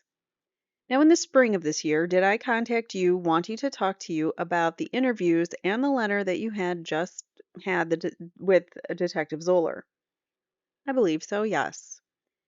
And at that time, were you living in San Francisco? I was. And did I try to arrange an appointment with you while you were still in San Francisco for you to either come to Los Angeles or to allow me and the investigators for the defense to come to San Francisco to discuss the contents of the report with you? I think I remember that, yes. But you refused to make such an appointment. Do you remember that? I remember that, yes. And then did you, totally unannounced, walk into my office some weeks later? I did. You have a friend who works in the same office building that my office is in? I was working at the office building for a short period of time. But you hadn't told me that you were coming back to Los Angeles or going to be working in the building. You just showed up in my office, correct? No, I didn't know myself either. But you just showed up one day uninvited. I did. And you recognized Mr. Levin, my co-counsel for Mr. Eric or for Eric Menendez? I do. He was there that day. And we tried to get you to sit down and talk to us about this interview, but you refused, correct? I didn't have that time. I didn't have time that day. Yes. So we did not get to discuss it. Is that right? You are right. We did not get to discuss it. And at that time, did I give you a copy of the report that Detective Zoeller had written so that we could discuss it? Yes. And did I also get you to agree, at least verbally, to a further meeting where the defense investigators and counsel for Lyle Menendez would be present? I agree, you asking me, yes. And you even agreed to a date, didn't you? I might have. And then you never showed up. I apologize. That's true, though, isn't it? That you didn't keep the appointment. Yes. And you didn't call to you didn't call off your investigators who were waiting for you. No. I apologize. And sometime following that day, did one of your brothers die? Sometime before that, yes, my younger brother. You showed up in my office twice unannounced, correct? I think so, yes. And is it your recollection that your brother died before the first time or before the second time? I don't recall. How did your brother die? I believe it was in June. June. That's not how, but, or, oh, sorry, when? When did your brother die? That is June. Okay, correct.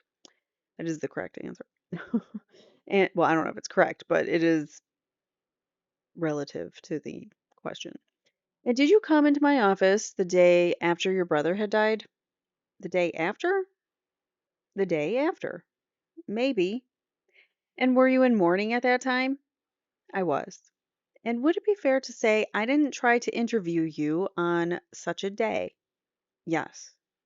But I did ask you to call me so we could try to set up a time to interview, correct? Yes. And you never did get back to me, did you? No. Now, you're not clear on whether there were conversations, specific conversations, about the scenario in the letter with Lyle Menendez after you got the letter. Is that a fair statement? Yes. Now, that letter does not refer in any way to Lyle or Eric Menendez telling you that they were in fear of their parents, does it? Does the letter? Yes. I don't recall. I would have to see the letter. Let me get it. Why don't you just look it over and tell me when you're done reviewing it? What was it that you wanted me to look for, Miss Emerson? Whether there was anything in that letter at all about Lyle or Eric Menendez expressing to you fear of their parents. Well, there is a phrase written here. Does it say of who? Not yet. Don't assume that it will. Just keep reading. Oh, okay. You felt my dad was a powerful and scary person. Okay. That might connote fear. But that's you. You're supposed to think he was a powerful and scary person, right? Yes. There is nothing in this that scenario talks about them coming to your house or apartment, meeting you somewhere, asking to borrow a gun, appearing to be in fear, and it doesn't say anything about them telling you or supposed to have told you that they were borrowing the gun because of fear of parents or that they were afraid of their parents, does it? No, I don't think so. Well, if you have any doubt about it, keep reading. Well, if you say it doesn't, I take your word for it. No, I want you to say it doesn't. You're the one that got the letter and it's right in front of you. All right. Yes, it said that the fear was inexplicable. Inexplicable. They didn't give you, in this scenario, they came to you frightened. They asked to borrow a gun, but they didn't give you any explanation of why they were in fear or of whom, correct? Yes. And why did you tell Detective Zoller on October 12th that you had a letter and that you had had discussions about a scenario where they were trying to borrow a gun due to fear that they had of their parents? Is that a misstatement on your part, or did he misunderstand? Well, it might have been either. I see now that there is a lot of afraid and scary and dangers, so I hadn't read the letter and it was quite some time back, and so I might have misrepresented myself or Mr. Zoller might have misrepresented. At the time you got that letter then, you didn't have any idea who it was that they were supposed to be afraid of, right? Yes. But in 1994, after their first trial, when they testified to all the reasons that they had to be afraid of their parents, you knew that, in fact, they were. So you plugged it into the story when you told Detective Zoller. Isn't that true? I don't know if I plugged it into the story, Miss Abramson, but you told him that, and it wasn't true, correct? Well, again, if I had told them that it was because of the connotations of fear running through the letter, or it might have been Detective Zoller working in it to what he was already familiar with the case. I'm not sure. So you are not willing to say you ever said anything wrong. You will blame Detective Zoller? Is that the idea? No, I said it was either or. It could have been it could have been neither. It could have been both. Now, you testified for portions of 2 days, Mr. Eslaminia, before the jury was here, just in front of the judge, just in front of Judge Weisberg. Do you remember that? I do. And in that testimony, you were asked if there was ever any conversations with Erik Menendez having to do with your making anything up. Do you remember that? Yes. And your testimony at that hearing was no, that the only conversations you had with Erik Menendez about your being a witness or doing anything for him was where he said to you that perhaps you could be the kind of witness who just attests to his being a good guy. Remember that. As far as being a witness goes, yes. And that's the only thing he ever talked to you about, being a witness, as someone who knew him and maybe could give him a character reference. Is that correct? As far as being a witness, yes. Now you have testified here about something else. His asking you to solve the homicide of his parents, something like that? Well, you see, my father's diaries and papers are still held under national security, and so let's stop. I don't want to get into your family or we will be here forever. All right, let's just talk about this. All right. What did you mean when you said that Erik was asking you to see if you could find out? Well, let me ask you this. Was Erik asking you if you could help out who was responsible for taking the lives of his parents? Yes, because again, at that time when I was in my teens, the court says that's it, you answer the question. Miss Abrams says you answer the question. All right. So he was pretending to have nothing to do with it, correct? Yes, and I didn't know who took the life of my father, so I felt I understood it was easy. What? And you had read about this case, hadn't you? I don't remember. You read the newspapers about the Menendez homicides? I thought I heard that. I don't remember. And you heard that the police were investigating whether or not there was any sinister crime, organized crime type connection, didn't you? Maybe, yeah.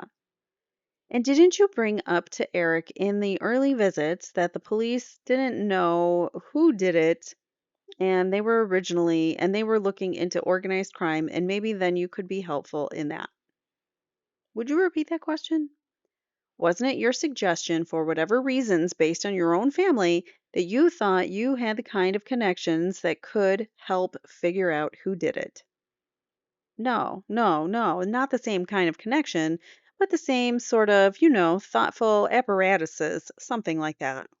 What does that even mean? The same thoughtful apparatuses? Huh?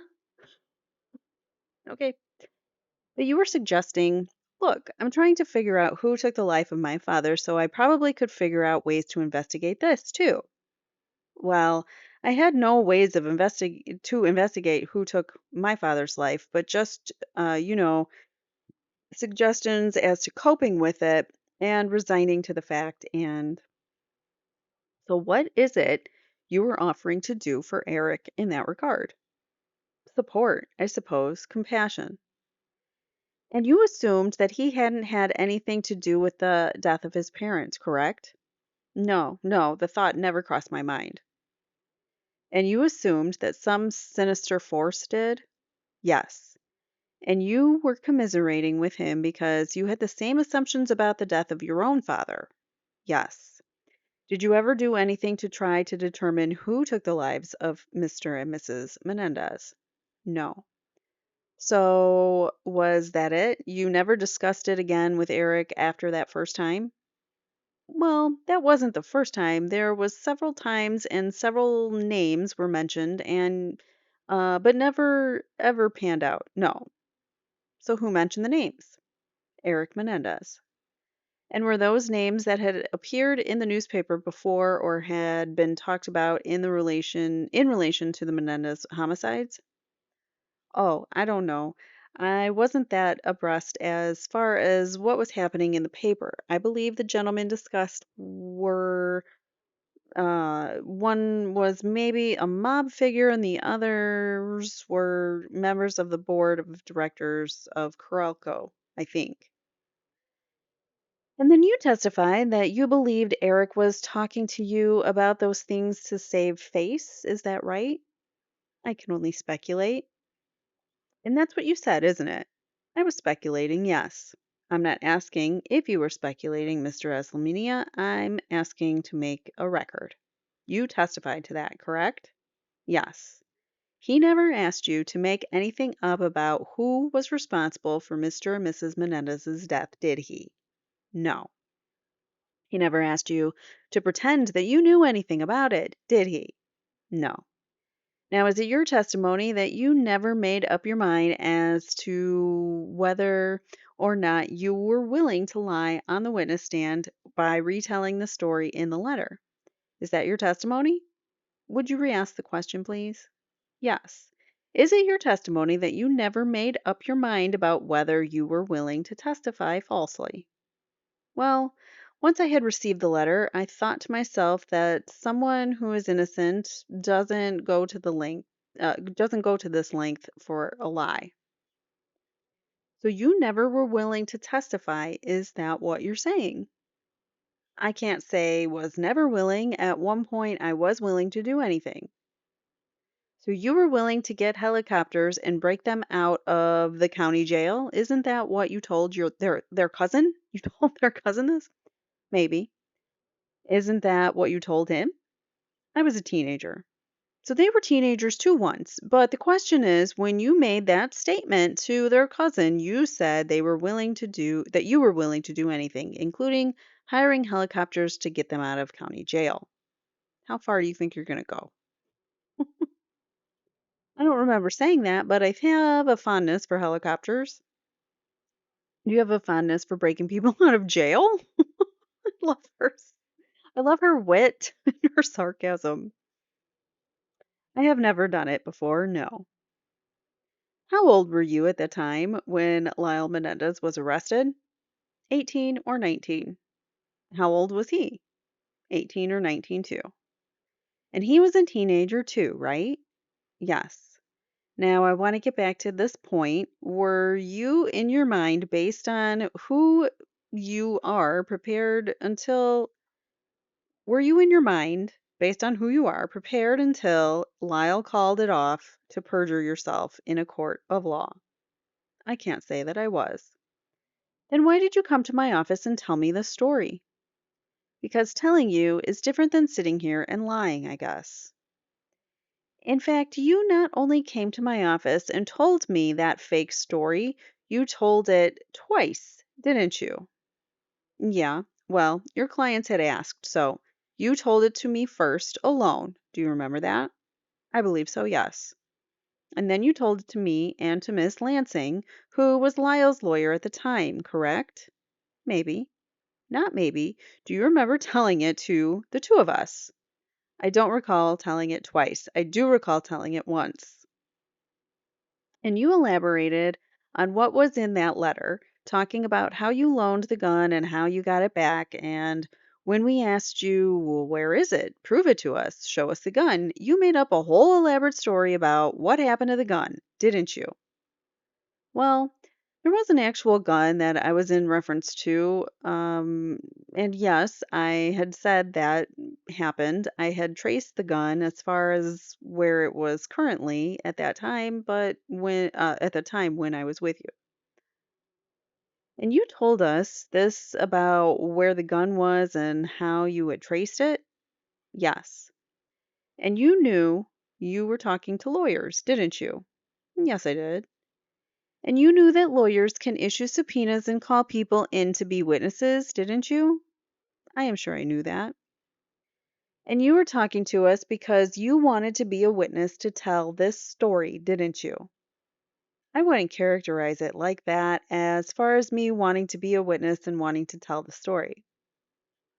Well, you were presenting this story as if it were true. Yes. Now, when was it that you got arrested for the illegal use of credit cards that resulted in your petty theft conviction? That was a friend of mine that got arrested for that, and I was with him at a bar. Okay. You eventually pled. Did you plead guilty for him or for you? For the expedition of the case. But you entered a plea. You have a conviction for that, right? I do. And when was that? I don't recall. What year? I don't recall either. 92, 91? Well, let me understand something, Mr. Eslaminia. When you were first talking to Detective Zoeller at the restaurant, okay, in October of 1994, one of the things that you were concerned about was a warrant that had been issued for your arrest because you failed to comply with the terms of your probation on that petty theft, correct? Mm-hmm, yes. And what court was that petty theft heard in? Los Angeles. So the same county court.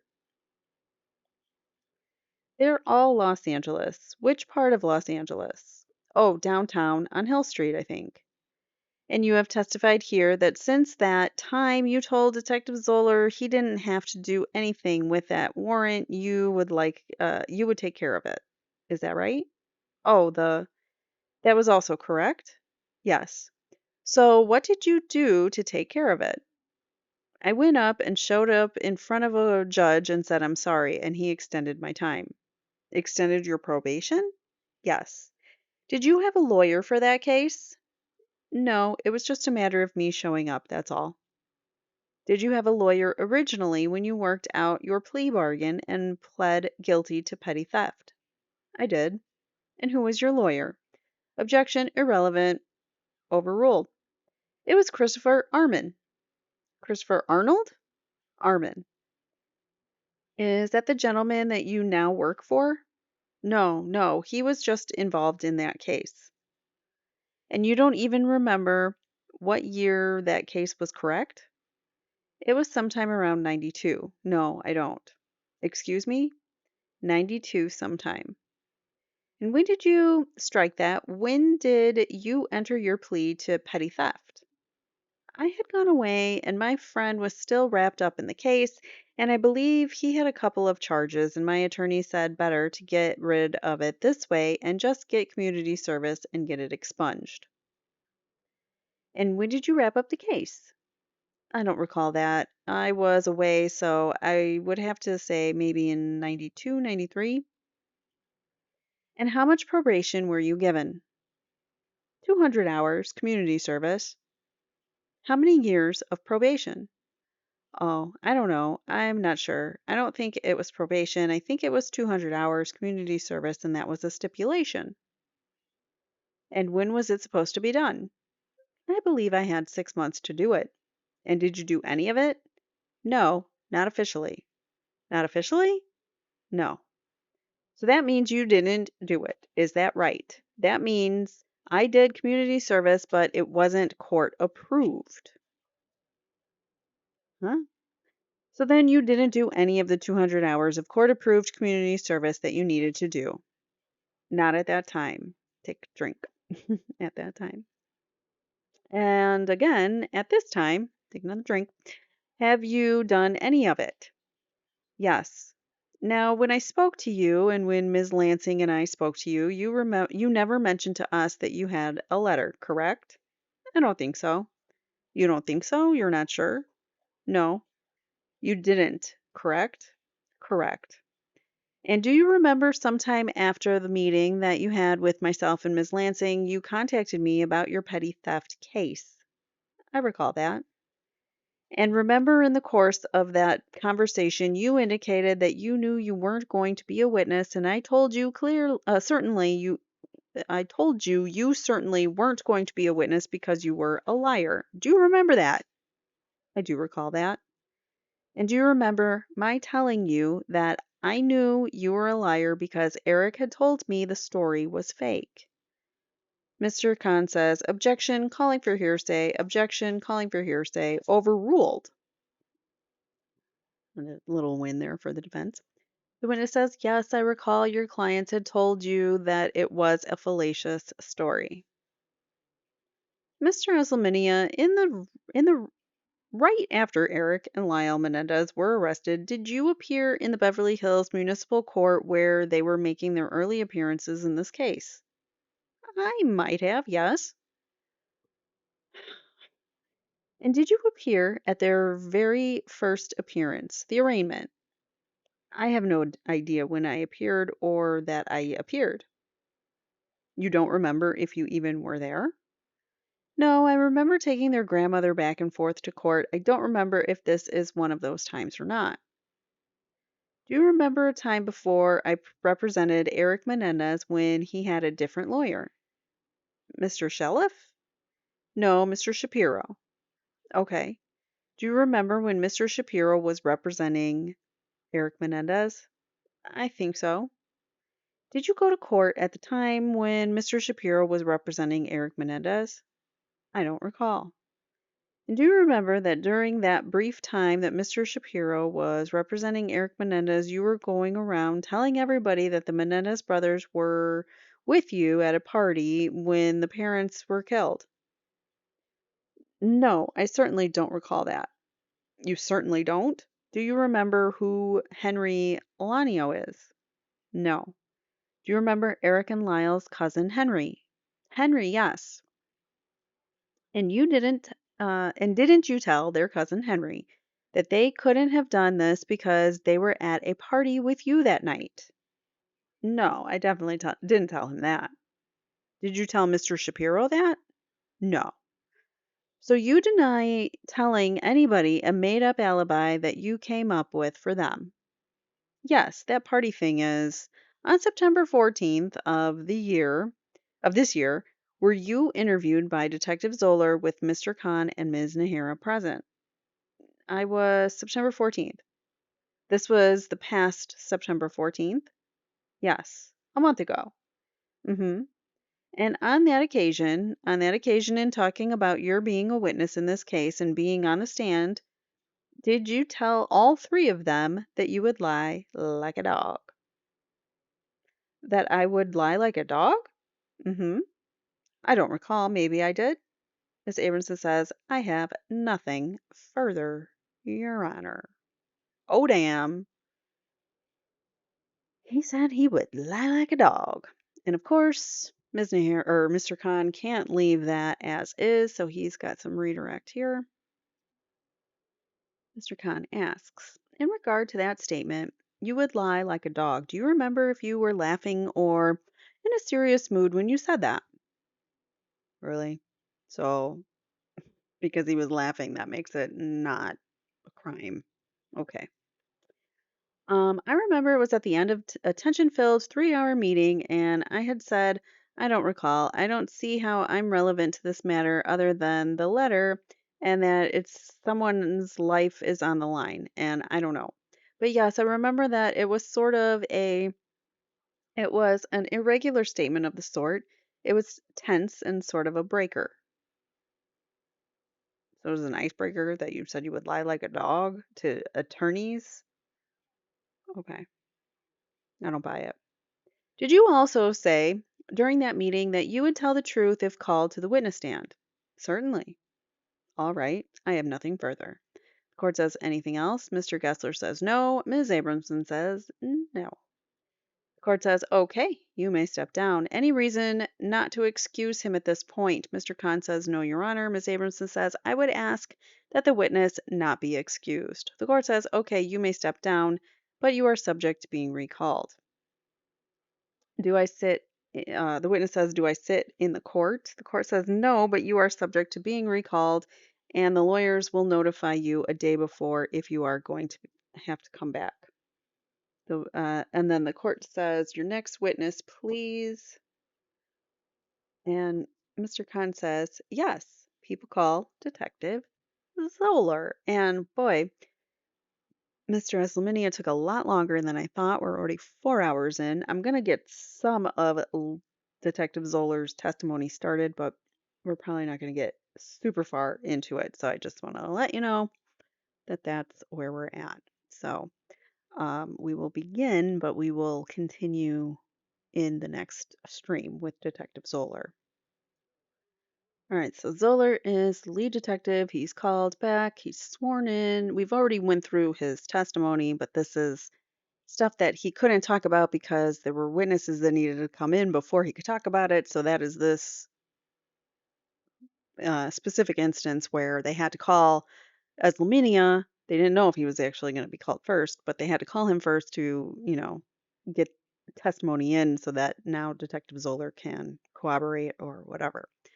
So, Detective Zoller, did you interview Mr. Eslaminia on October 12th, 1994? Yes, I did. And can you tell us how that meeting came about? The meeting came about from a phone call that I had with him prior in September to get together and talk to him about this case.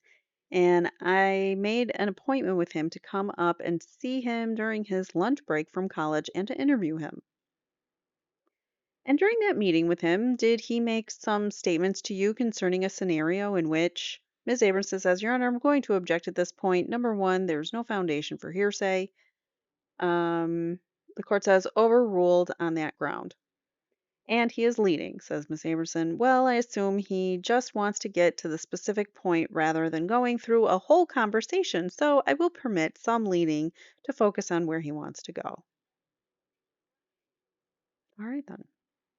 Mr. Khan says, in that conversation with him in October, did Mr. Eslaminia make any statements to you concerning the involvement of both Erik and Lyle Menendez in discussions with him regarding a scenario in which he had given Erik Menendez a handgun for protection? Yes. And what did he say in that regard? Mr. Gessler says, Mr. Gessler says, to which I would object, Your Honor, as hearsay. Ms. Abramson says, exactly, she joins in the motion or in the objection, and the court overrules it.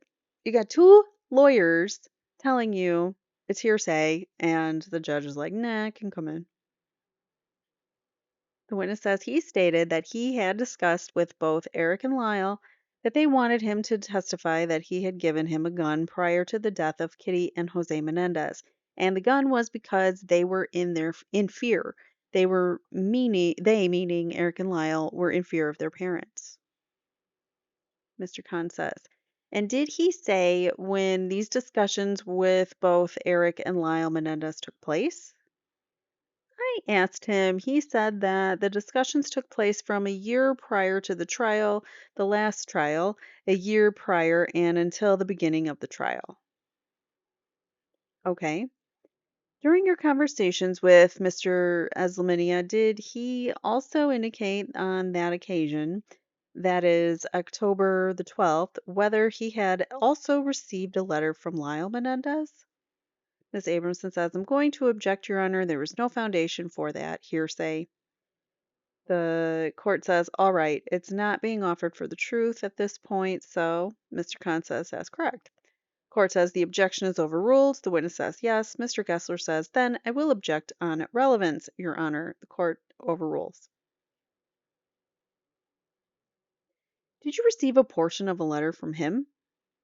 I received a Xerox copy of the last page of the reverse side of page 5. And did Mr. Eslaminia indicate to you at that time why he was not giving you the entire letter? Yes. Objection, Your Honor. Hearsay. Overruled. Wow. What did he indicate in that regard? He stated that he would give me the totality of the letter as soon as his warrants were taken care of. He and his girlfriend's warrants were taken care of. Now, after that meeting with him in October of 1994, can you tell us when you next had a conversation with Mr. Eslaminia? I had numerous phone conversations with him in reference to the warrants, and I was trying to resolve that in order to get the letter. Why didn't you just subpoena him and get the letter? Or get a warrant? You didn't have to. You have probable cause to get the letter. You don't have to get rid of his warrants to get it. That's not the only way. Wow. And did you look into the possibility of providing some assistance to him in regard to the warrants that were on him and on his girlfriend? Yes. And did you discuss that with me and Miss Nahara? That's correct. Ms. Abramson says, I'm going to object to this, Your Honor, as hearsay. What was discussed with Mr. Khan and Ms. Nahara? Court says, okay, as to the content of any conversations, it would be, but just the fact that there was such conversation is not, so overruled. Mr. Khan says, then on February the 27th of 1995, did you have another contact with Mr. Eslaminia? Yes, I did. And what occurred on that date? At that time, take a shot, or a sip, or whatever. At that time, Mr. Eslaminia told me that he didn't want any cooperation from the authorities in taking care of the warrants, and that he would just as soon give the letter to me without anything in return, but that he needed a week to think about it before doing so. And did you wait for a week after February 27th of 1995 to see if he were to provide you with that letter? In approximately 1 week, I phoned him numerous times. I never reached him directly on the phone. I always left a message on the answering machine, and in approximately a week's time from the 27th, I started calling him and never received another phone call back. So he's not cooperating now, all of a sudden. And had you heard from him from that time, February 27th of 95, up until April the 4th of 1995? Not until April 6th of 1995. That's correct. And on or before that date, did you obtain a search warrant? Yes. Where did you obtain that search warrant? Pardon me? Where did you obtain that search warrant? Through this court. And did you go to San Francisco for the purpose of serving that search warrant? Yes, I did. And where specifically did you go? I went to 1420 Turk Street. I believe the apartment was 505, which was actually the address of his girlfriend. And did you find Mr. Eslaminia at that residence? Yes. And did you tell him that you had, Ms. Abramson says, Your Honor, at this point, I'm going to object. I don't understand the relevance, and I'm going to call for hearsay. Court says, well, as to what exactly happened, perhaps you could just get to the point. Mr. Khan says, okay. Directing your attention to the exhibit that has been marked as 121 for identification, can you tell us when you first saw that exhibit? In the early morning hours of April 6th of this year. And it was at the time, take a sip, that I was, at the time that I was served. the search warrant, and he retrieved this letter from a bedside dresser in the top drawer. Now, let me ask you this. Sometime did you write a report concerning the conversations that you had with Mr. Eslaminia both on October 12th and on February 27th of 1995? Yes. And did you at some time contact Eslaminia to read your report to him to determine if your report was accurate or not? Yes, I did. When you read the report to Mr. Eslaminia, did you do so in person or over the telephone? I did it over the telephone. At the time that you read the report to Mr. Eslaminia over the telephone, did you read the part of your report which indicates, quote, during these visits with Erik and Lyle, they discussed what Erik and Lyle, thought he could do to help them with their case. It was discussed by the three of them that Amir would testify to a scenario where he had given Erik a handgun for protection. This was to take place before their parents' homicide. Erik and Lyle emphasized that the gun was due to fear that they had of their parents. Amir said that as time went on, the three of them, Erik, Lyle, and himself, would add dynamics to fit what they needed for the trial. Did you read that? Sorry, did you read to Mr. Eslaminia that portion of your report? Yes, I did. Did he make any corrections to your report after you read it to him over the phone? He made one correction. And what was that correction? The correction was in the report I had put that he decided not to turn the letter over in return for the prosecution or the people taking care of his warrants that he had because he didn't want it to look like he was doing it for his own purposes and he thought the defense would have a field day with him. And he said that's not exactly what he meant and he corrected it, which I corrected the report. So he went back and changed his report to cover this witness's butt, and that's totally um I would say that's borderlines unethical if it's not outright unethical, and it is absolutely discoverable for the defense. So the fact that he would not put that in a report or have it in a report and then take it out of the report and it not get turned over to the defense about that. That's wild to me. Wild. Okay. As far as those sentences that I just read to you a moment ago, did you have any corrections to those sentences to recommend to you at that time? Take a shot. No, he did not. All right. Mr. Khan, I have here a Xeroxed, or Mr. Khan says, all right, Your Honor, I have here a Xerox copy of the letter that has been marked as 120 for identification. I would like to mark this Xerox copy at this time.